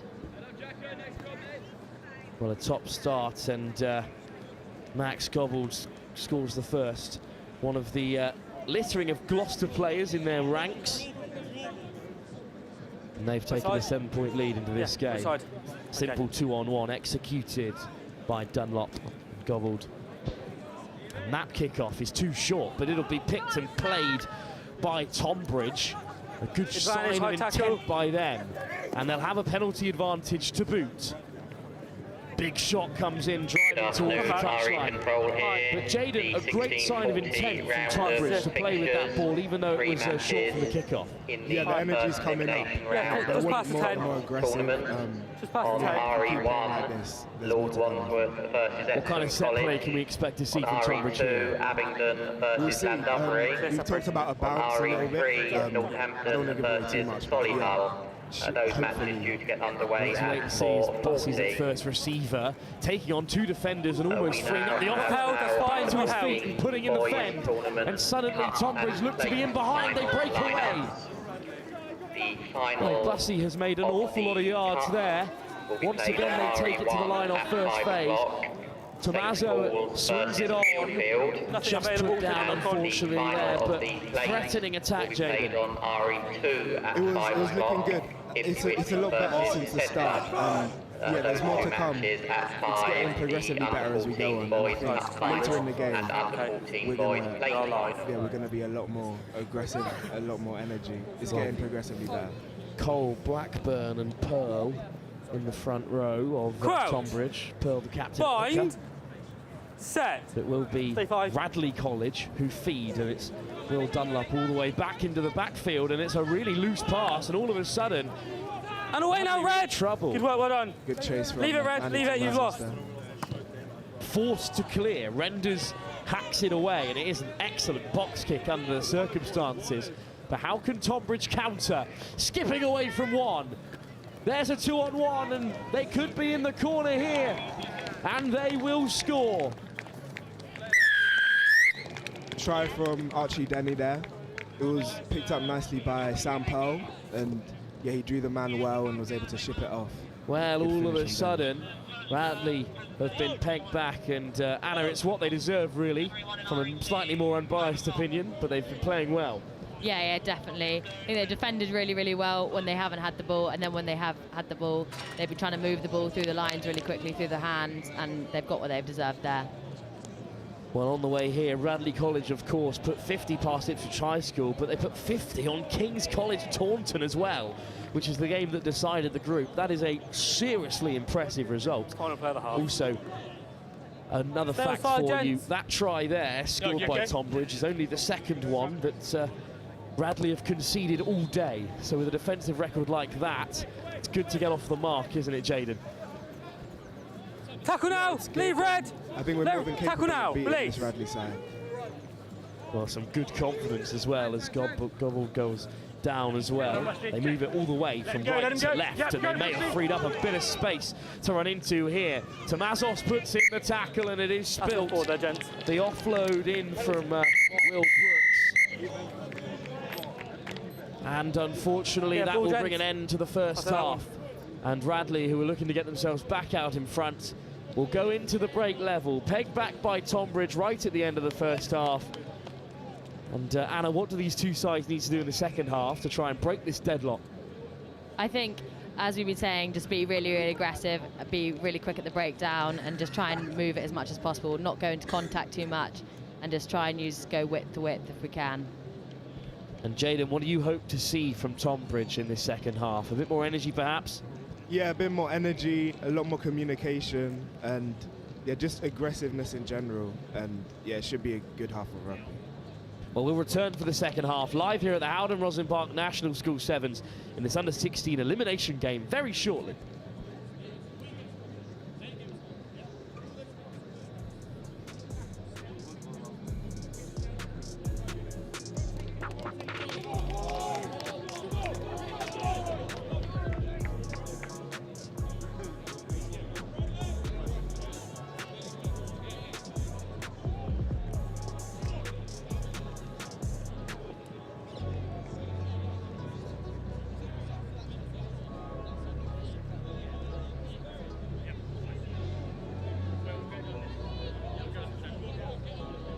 Kick-off to come then here, and it will be Radley to strike it. Tombridge level on 5 apiece here. Only the second try that Radley have conceded in the competition so far. And we're off here. But a great start, Anna, for Tombridge. A free kick from kick-off. Yeah, Radley will be really upset with that unforced error.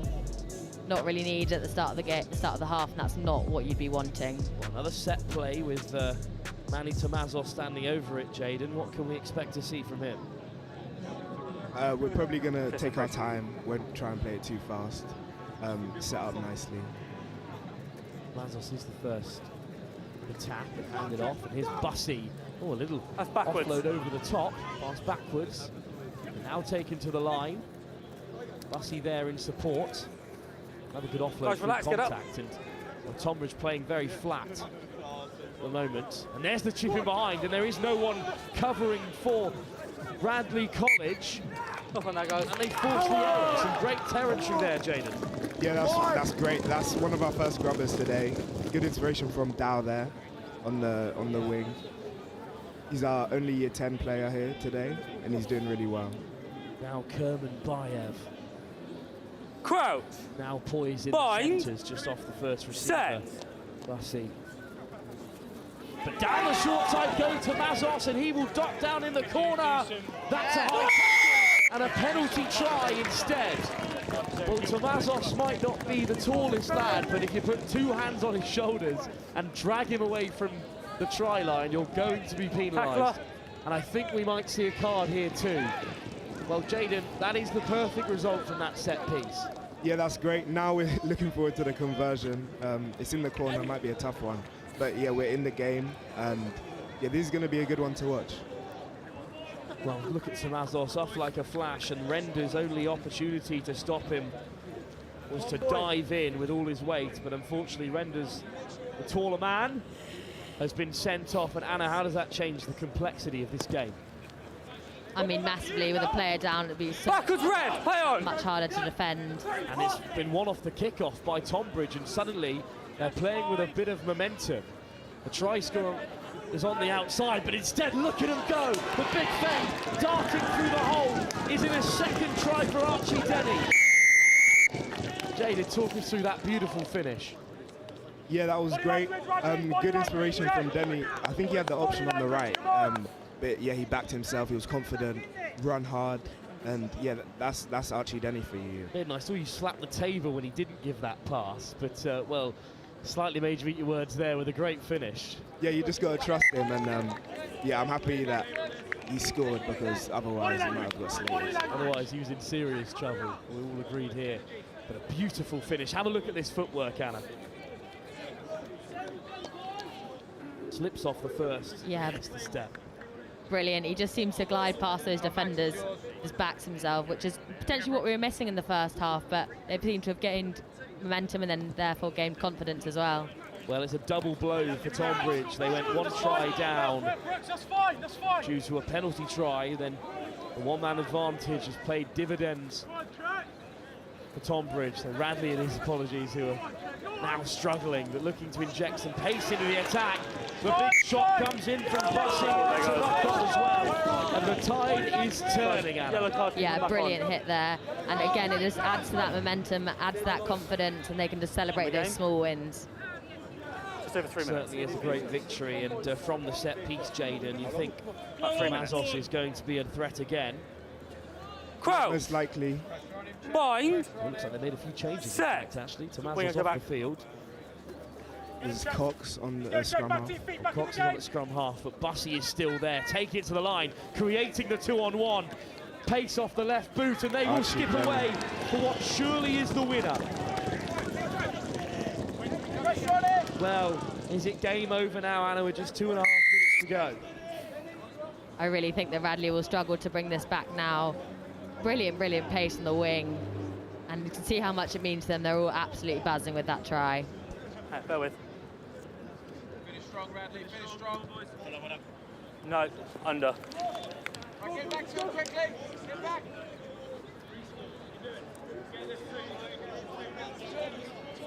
Smart decisions, smart decisions. Let's go, Dougie. Inject some pace. Let's go, Maz. Get behind the ball, okay?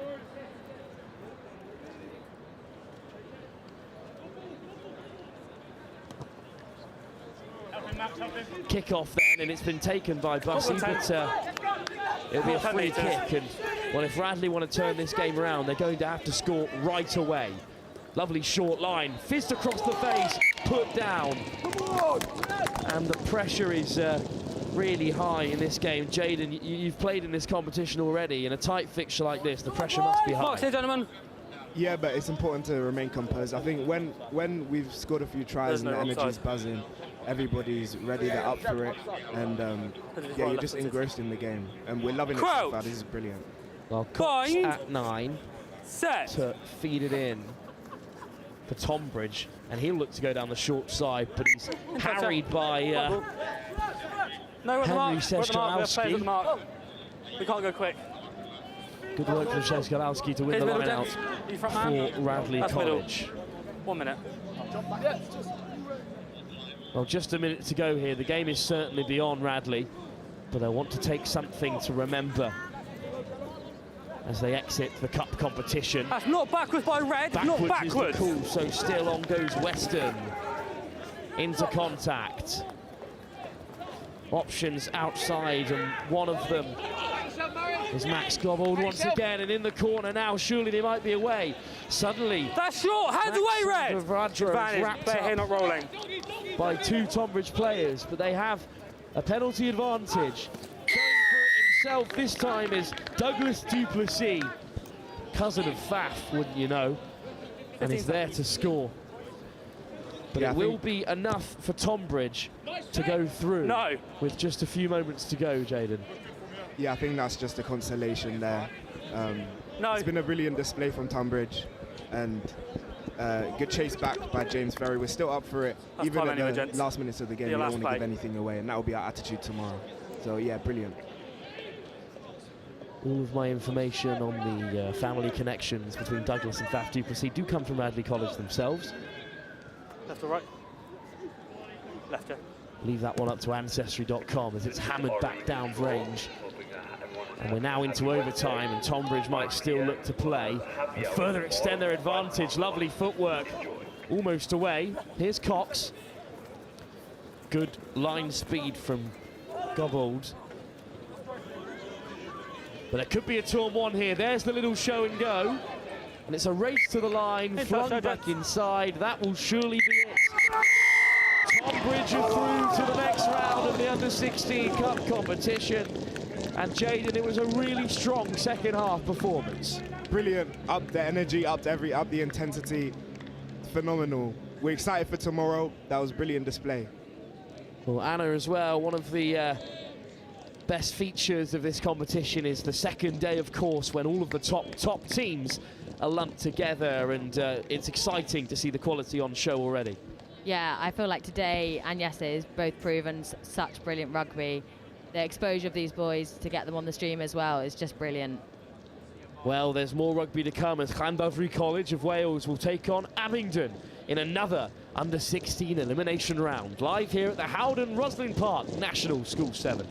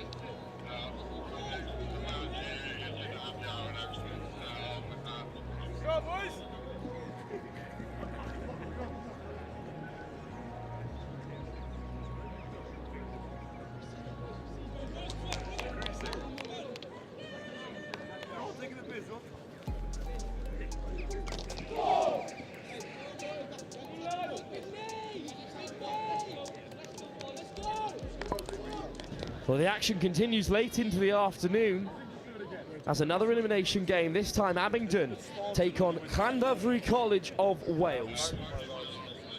Llandovery College, who were in action on RE2 earlier today. They beat Morbra as well as King Edward School Bath, and a draw with Maria English-speaking schools enough to get them into this round. And now they take on Abington. Anna Gravitas alongside me again. Abington and tackle! Llandovery both looked strong on RE2 earlier today. A really tough match to call. They want the happy hour at the bar. Yeah, the game has already started incredibly quickly. And there was a big fend as well coming in from Llandovery. 9, Cole Inca. You're good. High tackle. Part of the under-16 side last year as well here at Llandovery's side, and from the breakdown they play as quick as they can. Advantage over! And it looks like they might be in the corner. Another big fend. This time from Racket Clarkson, the captain of Scarlets. And that is a blistering start from Llandovery. What a start, Anna. Yeah, brilliant there. They started from the first whistle, just went for it straight away. So aggressive, so quick, getting it through the hands quickly. They got what they deserved. 7 points as well. And this is a Llandovery side littered with academy prospects. Plenty from Scarlets, plenty from likes of Northampton as well as top Welsh sides at club level, like Corbridge and Plandiello and Cowbridge as well. Whenever you're ready, Tan.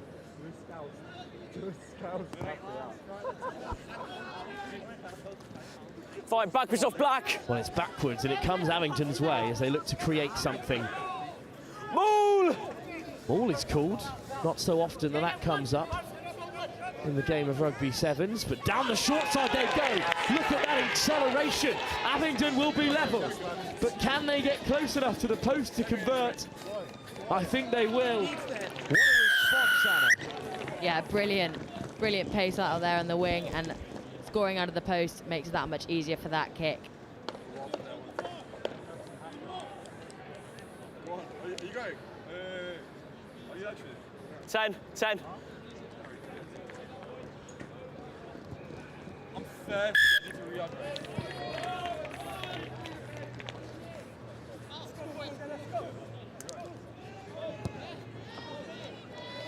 Harry, are you bringing them back? Yeah, look at that pace on the left-hand side. Darting away for Abington School. It's Seb Phillips, their academy man, their key player. It's claimed well off the kickoff by George Nelson. Another Scarlet, and look at the turn, and suddenly the try scorer of their first is away once more. Racket Clarkson. He looks so pacey and so quick off the mark. Lily Thomas dragged down this time. And here is Clarkson. Great strength as well from that fend. And through the big man Harrison Riley. Tackle! Big tackle comes in, but Riley's there in support. Clarkson, Thomas at 10. Little flick out the back door and the show and go. Puts them in behind. Clarkson lofted over the top. Who will it fall for here? Well, it will fall for Llandovery through Tommy Williams, and he will come ever so close, but surely now Thomas Evans of the Scarlets score another. Brilliant hands all the way through that. Really well played. Ben! Right on the sideline, 10.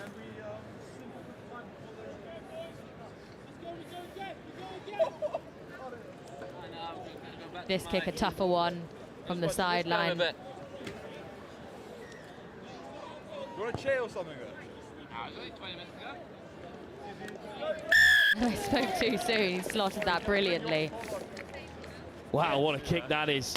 Llandovery College look lightning so far in this elimination game, and a strong Abington side who, well, they sauntered through in their original group. They beat Beach and Cliff, and then they had their big game against Gravesend, which we saw in RE2. They put 36 past them before demolishing Embley once again. And this free kick might be a lifeline back into the game for them. Llandovery College equally in a much tougher group against King Edward's, Bath, Marlborough, Jumeirah still managed to escape. Abington though will break away, and they are looking for an equaliser. Look at that support from Alex Clark, who takes leaving wide 5 metres short. Powerful counter drive, but Abington still coming through Bottomley, and now they're into the wide channels. Luke Morris, who was in the under-14 fourth team at the start of the season, is now representing the under-16s here at Roslyn Park, and that's another try for him in this competition. And whatever Llandovery can do, Abington can do better, Anna. Yeah, I think Llandovery will be quite disappointed with the start of that kickoff, not getting 10, not making 10, and then a slow start. So the referee bringing them forward 10 metres as well. And once again, it's Seb Phillips who got them rumbling on. A great line by Clark. And then Luke Morris with the score. I've lost my co-commentator for Abington previously, Anna, because, well, Will Masterson has rejoined the fray, recovering from his injury for this crucial game. Yeah, we'd much rather see him on the pitch than in commentary. We're glad that he's recovered well. And that's because he's a good player, not that he's a terrible commentator. Yes, exactly. Always concerned. Flicked out the back door by Clarkson. Would you look at that? And hasn't it got Llandovery College rolling again? Clarkson tackled off the ball there, perhaps, but instead Abington are back in possession and could use this for their advantage. Away goes Abington once again. Well, would you believe it? They're in front. Brilliant strength from the Abington boy, just to hand the boy off just before getting to the try line. It's Morris again with yet another try, scored in their last game here on RE2. 2 games in the elimination fixture here. Well, this game is too close to call.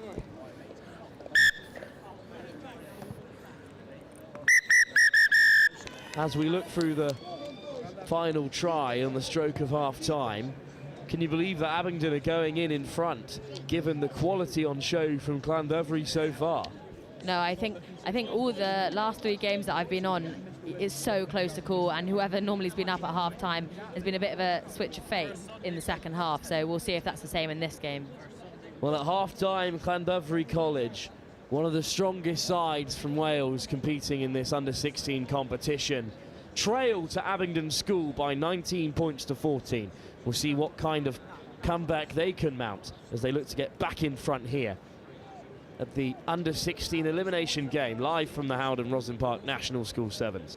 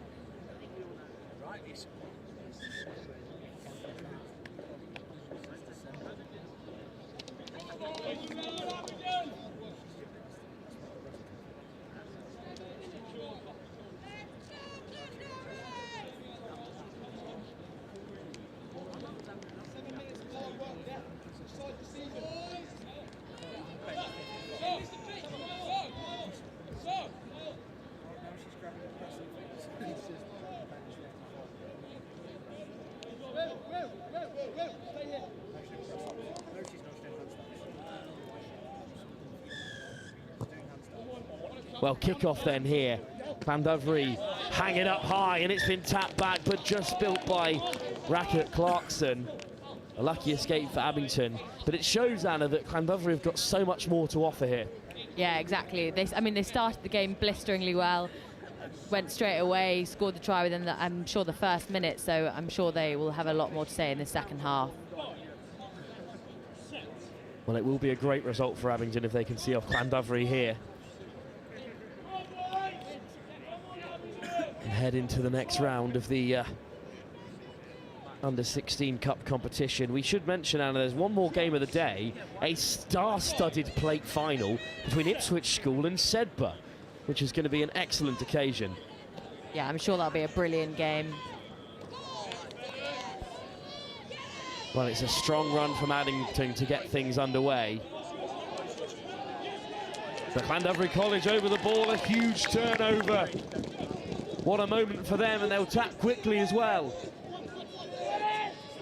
Well, the shouts on the sideline of give with great volume, and here's why, because it's Harrison Riley driving on. Backwards is the call. Time stopped for a moment as George Nelson went charging through, and another Scarlet has scored for Llandovery. Nelson the beneficiary, this time of the gap that opened up, and didn't he seize upon his opportunity? Yeah, brilliant, brilliant try, and I think they've deserved it, to be honest. They've played really, really well at the start of the second half, so I'm sure they'll be fighting back for this now. And a simple conversion for Finley Thomas of Corbridge RFC. Of course, where Finn Russell used to ply his trade. This was a strong carry. The ball went down, and Abington thought for all the world that things might slow down for a moment. Instead, rip-roaring through the centre went George Nelson. I think we missed that as well at the start of the replay. The number 2 from Llandovery won the ball back, brilliant defensive efforts, and maybe he wasn't the end of the try, but he was the starter of it. And Llandovery College have turned over possession once again. They force a knock-on from Abington, who are feeling the squeeze perhaps.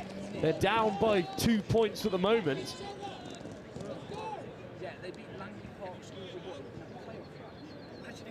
And a big opportunity this for Llandovery, Anna. Yeah, brilliant. I'm sure they'll be really, really happy, and I'm sure they'll be asking the referee how long's left every minute or so. 5 minutes on our clock as they look to go further in front. It's clean ball at the scrum. And once again, they go wide off first phase. This time the ball goes down, however. And it will be a scrum for Abington, so a bit of a let-off really for Abington there, Anna. Yeah, definitely. I think that was quite a harsh call, it being called forward. I thought it went backwards, but the referee is a lot closer than I am, so. Well, a scrum then for Abington instead. Seb Phillis, key player in this team, stands over it, but it spits out the wrong way. But look how quickly Phillis latches onto it and gets the offload in as well. Once again, the ball goes to ground, and once again, it's been spilt. I think this is just showing the pressure of this game. A few mistakes coming into play, high pressure situation, those sort of things can come into play. So it's just whatever team can control the game, control the tempo at this point in the game, I think. 5 changes for Abington as well. Let's see what kind of impact that has on proceedings. Yeah, I think it's so important, especially at under 16, under 14 level, to get as many players on the pitch as possible. It means it will be such a big thing for day 2 if they can get through, to have fresh legs and everyone to have played a bit of game time as well. Well, a scrum then that this time has been disrupted by Abington. Well, a set piece, not the cleanest option for anyone at the moment. And there's been a contact between defenders, but Abington will roll on regardless. Austin making good yardage. Then the ball goes down. And in the end, a penalty for Abington. They tap quickly, but George Austin doesn't seem himself, so Seb Phillis will be told to wait. But a bizarre period of play there, bodies clashing into each other at every angle. Yeah, I think there was quite a lot of 50-50s there, and everyone was just pouncing on it, and potentially it wasn't the cleanest passage of play. Well, still Abington roll on then. Contact taken at the 22, but there's a little bit of space in the wide channel if they can use it. Who's got the legs? Well, this time it's Abington who score another through Ben Burridge. And they go back in front. What a topsy-turvy game this is, Anna. Yeah, and I think that's brilliant feet there to get it over the line. I think he stepped 2 players to make sure he got that try. So well done to him.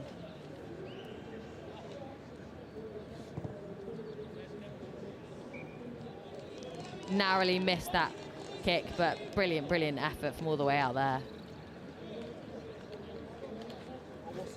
And we'll have another look at the try here. Simple sevens, really, to draw and to give.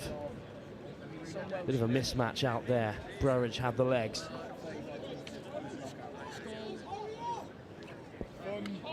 Well, all of a sudden, Llandovery are behind.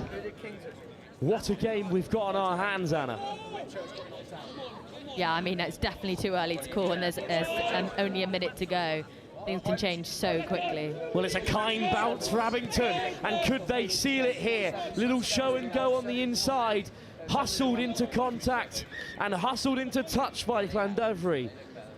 Strong carry from Ferguson, but in the end, it's Llandovery who have it back. And is there one last chance with 30 seconds to go here for them to turn the tide of the game once more?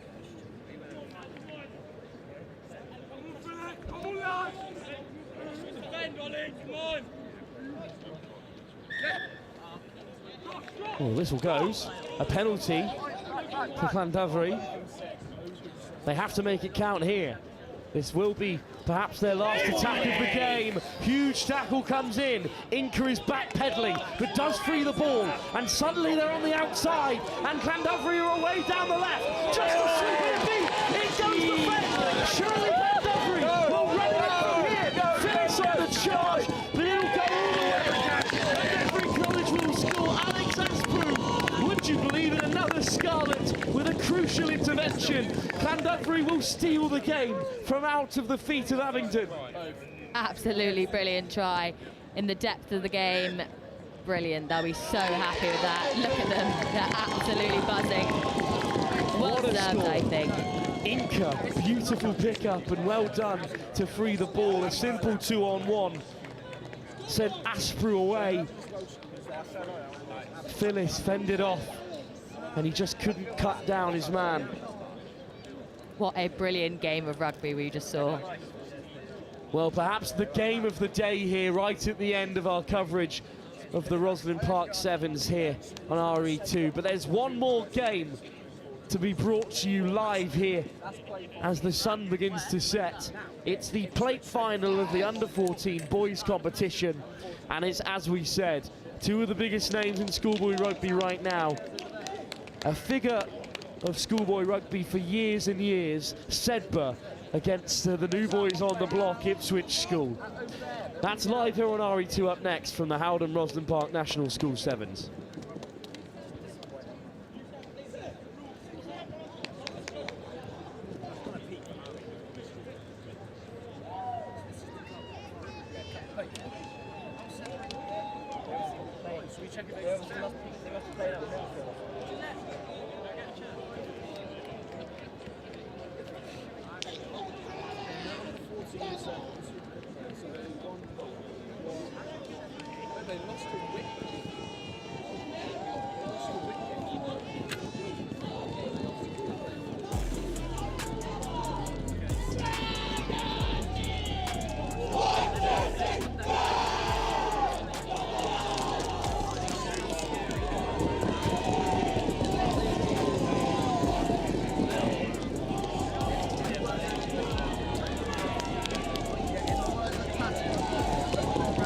Plenty of support for Ipswich here at the plate final, and we were just discussing, Anna, the route into this game. Of course, if you lose your elimination playoff match at the end of day one, you're put into the plate. Tiffin School put Ipswich to bed by a single point, while Sedba lost to Whitgift. Two sides nowhere to be seen in the under-14 competition.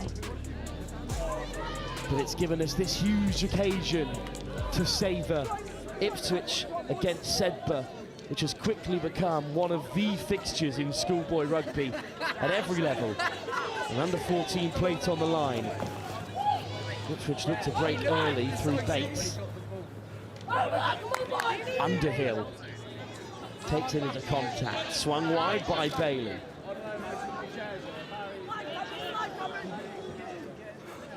And now they'll take it to the line. Hint of a high tackle there. High tackle. And Anna, it's a fast start by Ipswich. Yeah, definitely. Both teams are incredibly up for this game. Well, if you've ever wondered the standard of Roslyn Park, let me read to you the results from the plate of Roslyn Park as they've come so far. So in the plate competition, Ipswich have had to see off Marlborough, Barnard Castle, Whitchurch, George Watson's and Kirkham to make it here. While on the other hand, in the plate, the second string competition, Sedba have taken down Isol, Callan, Cymru, Mount St Mary's, Reigate, Warwick twice, as they also face them in the semis to make it here to play Ipswich. Well, the quality on the show is simply marvellous, Anna. Yeah, and there'll be some tired bodies out there now. Got to get through one last game for bragging rights. In the under-14s on day one, Ipswich smoked the opposition. They weren't challenged as they beat King Alfred's, Clifton and Duke of York's Military School. We saw them in action here against Clifton on RE2, and they looked really, really good. But a loss to Tiffin ended their cup. Well, Sedba, once again on day one, were not challenged by Worcester, Gunnersbury or Sevenoaks, but beaten by Whitgift. So on the 10, please. The quality of Roslyn Park has never been greater. And that is testament to this plate final. 2 by 2. Yeah, and we're glad to see that the Ipswich boys come back on the field. You got one here. And he's recovered well from that injury. Yeah, 3, yeah. Glad he's returned to play quickly. Uncontested line-outs, but Sedba come flying through, looking to disrupt, and they do drag the Ipswich player into touch. On the edge. And all of a sudden it will be Sedba line-out as well. Looks like there's rivalry on the pitch and on the sideline as well. Both sets of supporters really, really cheering, going for it. Well, Cannon was at first receiver. He played it on the wraparound. And they've gone wide to Fred Taylor as he looks to take on Delay. But Delay wraps him up well. And now on the counter. Right over. Delay will go himself. And Delay's got green grass in front of him. He'll be ushered into the corner, but Ipswich will I think he debated whether he could try and score under the post there, but I think points is our points at the end of the day, and he was happy to just got down for the 5 there. Brilliant play from Ipswich.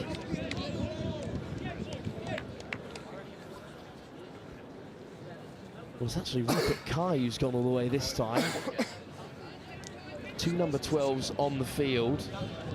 I believe these Ipswich school shirts may have changed a little since we last saw them on pitch 1.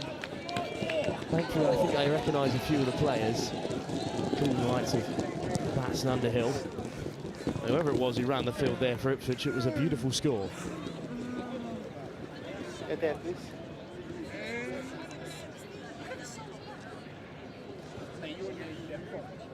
Kick-off then for Ipswich, who suddenly leads Sedba by 5, and that is a delightful kick-off as well. Plucked out of the air by George Cannon. Brilliant kick-off. We've seen some of the under-16 struggle with those kick-offs, so it's brilliant to see the under-14 boys really, really mastering that skill. There's a lovely step off the left. The attack kept alive by Sedba, who almost spot a hole, flicked out the back door. And they look menacing even inside their own half. Little hitch kick to reset the direction and create a bit of space out wide. Sedba with 1 man to beat, brushes off another. Tackled by the sweeper, an excellent shot by the try scorer, 2 to boot. And at the breakdown, however, well, penalty goes against Ipswich, and Sedba still coming. The show and go in behind, chopped down at the last by Bailey. Brilliant feet there. And Ipswich over the ball, however, trying to steal it. It will come Sedba's way. And they've got Cannon outside them, and instead they skip back inside themselves. What a tackle that is. Max Isles just dragging the player back onto the field, but a high tackle is the call, and a yellow card as well. Interesting to see no penalty tried there, Anna. Yeah, definitely. I thought quite a harsh call, but I mean, it's a try-saving tackle at the end of the day. It looks like Ipswich might have been playing with the player down anyway, because there's a boy down injured, so hopefully he is okay. Well, I wonder why, if the high tackle that stopped the try is given as a yellow card, but not a penalty try, as we've seen in previous games. Yeah, can't tell you the answer to that, Wolf. Clear communication from the referee. High tackle, so a yellow card. But as the players receive some treatment, once again, we'll see if Sedba can get back on level terms. We don't know the names exactly, but the starting 7 listed as Cameron, who's described as massive, hence why I've picked out the one lad, and then Fred Taylor, described as the winger, the 2 to watch. But Zach Engiff, Roman Morgan, Ashton Murray, Conrad Keith and Ruben Cars will make up the starting line-out for Sedba. Cheers.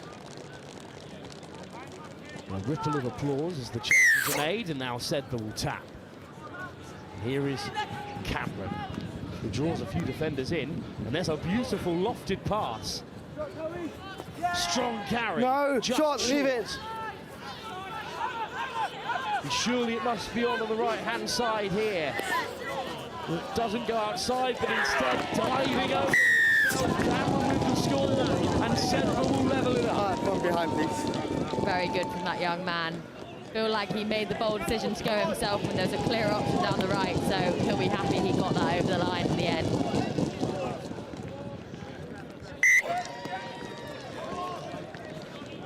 Well, we were talking earlier, or yesterday, I should say, with the amount of special guests rolling in, it's hard to keep track, but we were talking yesterday to Amy Wilson-Hardy about what they call at GB7s, 7s and 5s, the 2 variations of scores.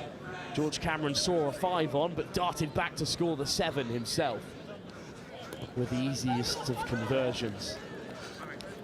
And well, the line speed from Sedba was great, and they've almost forced a turnover, but Ipswich in possession inside their 22. Here's Bats, looking to flick it out the back, but it's gone loose, and it will be regathered by Sedba. And suddenly Ipswich are under threat of conceding a second on the bounce before half-time. They're backpedaling in their 22. Lofted over the top. It's a race to the corner that Sedba will win. And half-time, they will go in front. Yeah, brilliant pass over the top. Skip that player. Yeah, he can come back. Option there. Brilliant. Yeah, he can come back. Play. It's over half.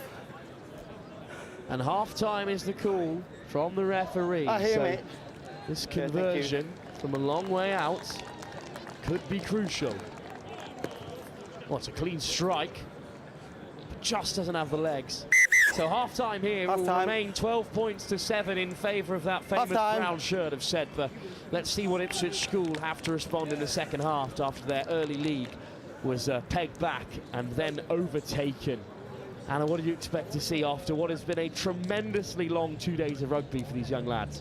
Yeah, I think we'll see some tired bodies out there, but to be honest, we haven't seen that yet. Both sides have been really, really up for it, confident, giving everything, been super aggressive and super quick, so I'm excited for the second half. Well, in our final game here on day 3 of the HOWDEN ROSSLYN Park National School Sevens, it will be Sedba who take a slender 1-try lead into their plate final at half-time over Ipswich.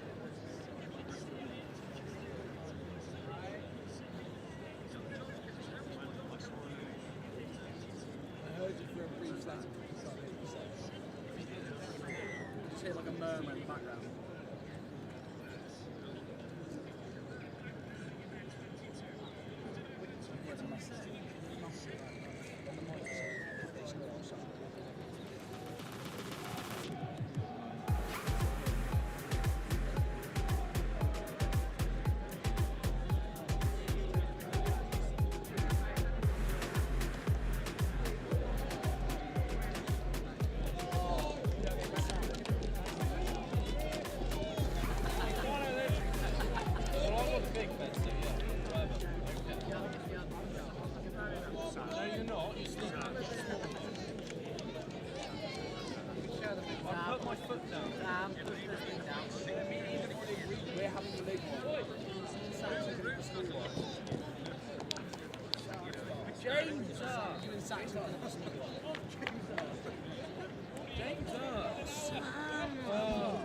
Well, we're back for the second half. Ipswich trail by 5. Anna, what are you expecting from this Ipswich side in the second half? I mean, a lot of aggression and some really good pace. I think there'll be a lot. I think they'll come back into this game, and it looks like they are already. Sedba quick over the breakdown, and they have turned it around, and they will have the penalty. James!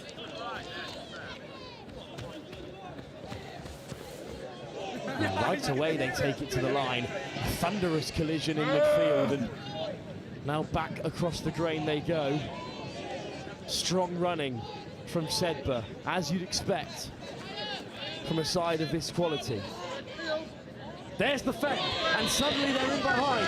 Sedba chasing a third to further extend their advantage, and they will score another. And Anna, that is pretty ruthless sevens from Sedba. Yeah, exactly. They'll be brilliant. They'll be super happy with that. Scoring underneath the post, brilliant. Did you not hear that?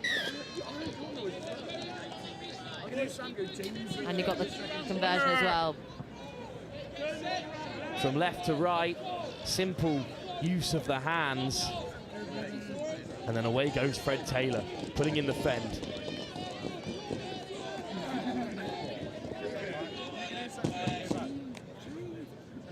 Well, have Ipswich got enough in the tank to respond, Anna? Well, I definitely think so. I think we cannot call this game yet. And I think the start of that, an uncontested error, probably Sedba will not be happy with that. Well, Bailey will get us started. Teasing run through the centre. Sedba with the counter drive. Bailey in possession for Ipswich. Shooting out of the line comes Sedba to make the contact. There'll be no lackadaisical lateral running against this Sedba team, but suddenly Ipswich are all wrapped up in that wide channel, but a penalty is given. A lifeline for Ipswich, Anna. Yeah, brilliant strength from that young man on the wing. Did really, really well not to be dragged into touch there. And they shift it from one wing to another, and then the dummy on the switch, well read by Sedba. But skipping through the tackles, a hint of a high one there. Yeah. And I think we could see a yellow card here. That'll be exactly what Ipswich were wanting in the second half. Well, crucial for Ipswich, and all of a sudden they could go roaring away here with the one-player advantage. They certainly have numbers on that right-hand side. Putting in the fend, plenty of support. A lateral start, but Bats with the big carry.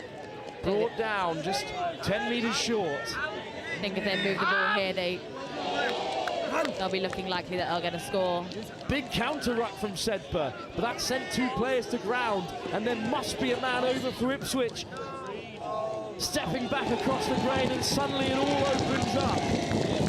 And Ipswich do score.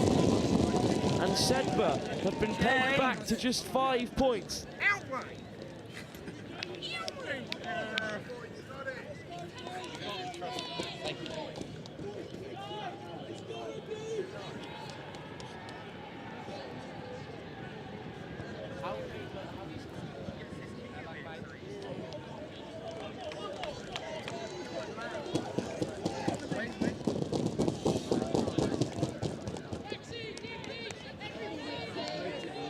It's so obvious.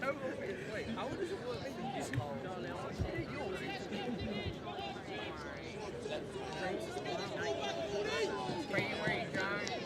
I've lost my charger.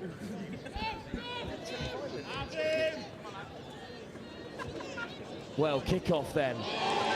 And a big shot comes in from Ipswich, and Bats can come away with it. Crucial turnover that is, Anna. Yeah, they'll be really, really happy with Advantage is over. Be trying to convert it now, make sure they... Oh, brilliant fake. Oh, the show it goes, sets Ipswich on their way. And they do score try.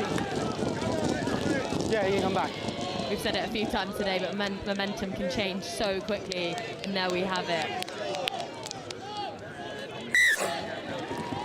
And the conversion, so we are all square. It's crucial that we hear from the referee exactly what the scores are. I'm not sure if Ipswich made their first conversion. I think that would leave things level because they've scored twice now right under the post. I think you've been keeping track the same as I have, Anna. Yeah, definitely. It'll be interesting to see that the Sedba coach came on the pitch then and just said give maybe the boys the last little pep talk before the end of the game. But the footwork from Ipswich are tearing them apart this time. The try score of the first.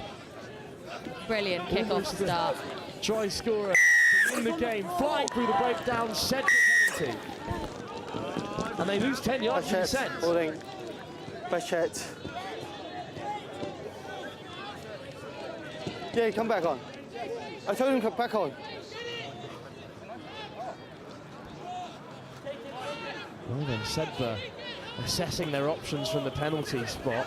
Over goes Cameron to support. The Sedba coach telling the boys to calm down just moments before this. Well, things are all tied up here in the plate final. Sedba, twice they've had their lead cut to ribbons, and what a run this is, right through the middle of the Ipswich defence. A crucial tackle comes in. This time from Max Arnold, but another penalty goes Sedba's way. And things might open up for them on the left-hand side. The missed pass, put down. It's a really harsh call there. Knock on. But Ipswich will be very, very happy about it and will not be complaining. Half a minute. Scrum. Well, half a minute to go here, and if things... More space during bind, then go, okay? Tied Boys, up, more space during bind, then go. time. More space during bind, then go. Behind me, please. Crouch! Bind! Well, the tension is really powerful here in this plate final. Feels a lot more like a cup final. And Ipswich get the counter drive, and they do come away with it. Push. And they have an advantage to boot. Offside, backline, all off. Wow. Backline offside. The call is offside for the whole of the Sedba team, so I'm sure Ipswich will be very happy with that. Well, considering it rocked it off the face of one of their players in the build-up, certainly so. Backed with a big carry. Stolen by Cameron at the breakdown, and suddenly Sedba on the break. Yeah. Forward. But a forward pass.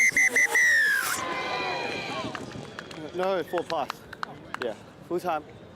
Yeah, full time. Yeah, full time. Full time. Full time. Oh, Sedba is celebrating. Come on, that's good, clear. They didn't hear you. They couldn't have all the noise behind you. They didn't hear you. They're just listening in to the referees. They've got it down as a Sedba victory by 2 points, whether it's 17-19 or 21-19. Who cares? Because Sedba are victorious. And what a huge final that is, decided on the thinnest of margins, Anna. Yeah, I thought both sets of teams played a brilliant, brilliant game, and they should both be proud of themselves. Absolutely brilliant game.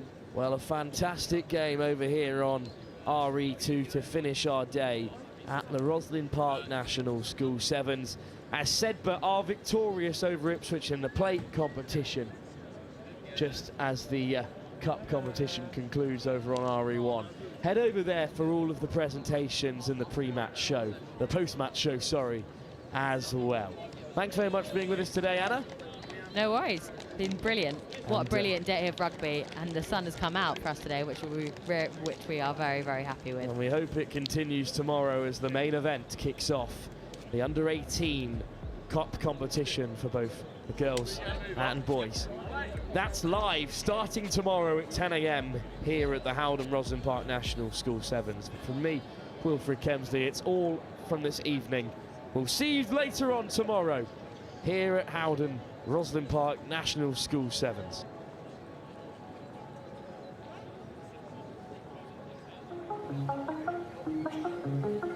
The units for the whole of this academic year so far, so since September. I've got 80 units. I love the fact that the stats give you a sort of a basis for sort of analysing what the players are doing, how hard they're working. I think in training, but in matches as well, it's interesting to see who kind of the unsung heroes, if you like, the people that work, but you don't necessarily see them doing the work. So students have, they have real kind of responsibility to do all the uploading of data themselves. All I have to do, look on the cloud sort of platform, and then I can do my analysis from there. Yeah, it's been really interesting. I've enjoyed seeing how far I was running as well as my max speed. It's been great. I mean, it's been really fun having competition within the squad. See who's run the most, who's the fastest. This is one really good thing about the app. So each player will have an app. We've created the rugby school community, so they can compare themselves against each other and get leaderboards for each metric. And yeah, certainly breeds that area of competitiveness. Everyone's like putting their best teams out, working hard, and never giving up until the final whistle. So when you come out here and seeing, everyone, all the big schools and the big names, and putting ourselves up against it, it's really good. It's been brilliant. We love coming down. We're lucky enough this year. It's our 200th year of rugby, so we're celebrating massively this year. I think the standard's been really high. We were here last year. 12 months on, the girls' game has exploded, and we've had 3 really tough games today. It's been a great tournament, great standards, and nice to see how we mix with some of the bigger schools and the bigger names in rugby.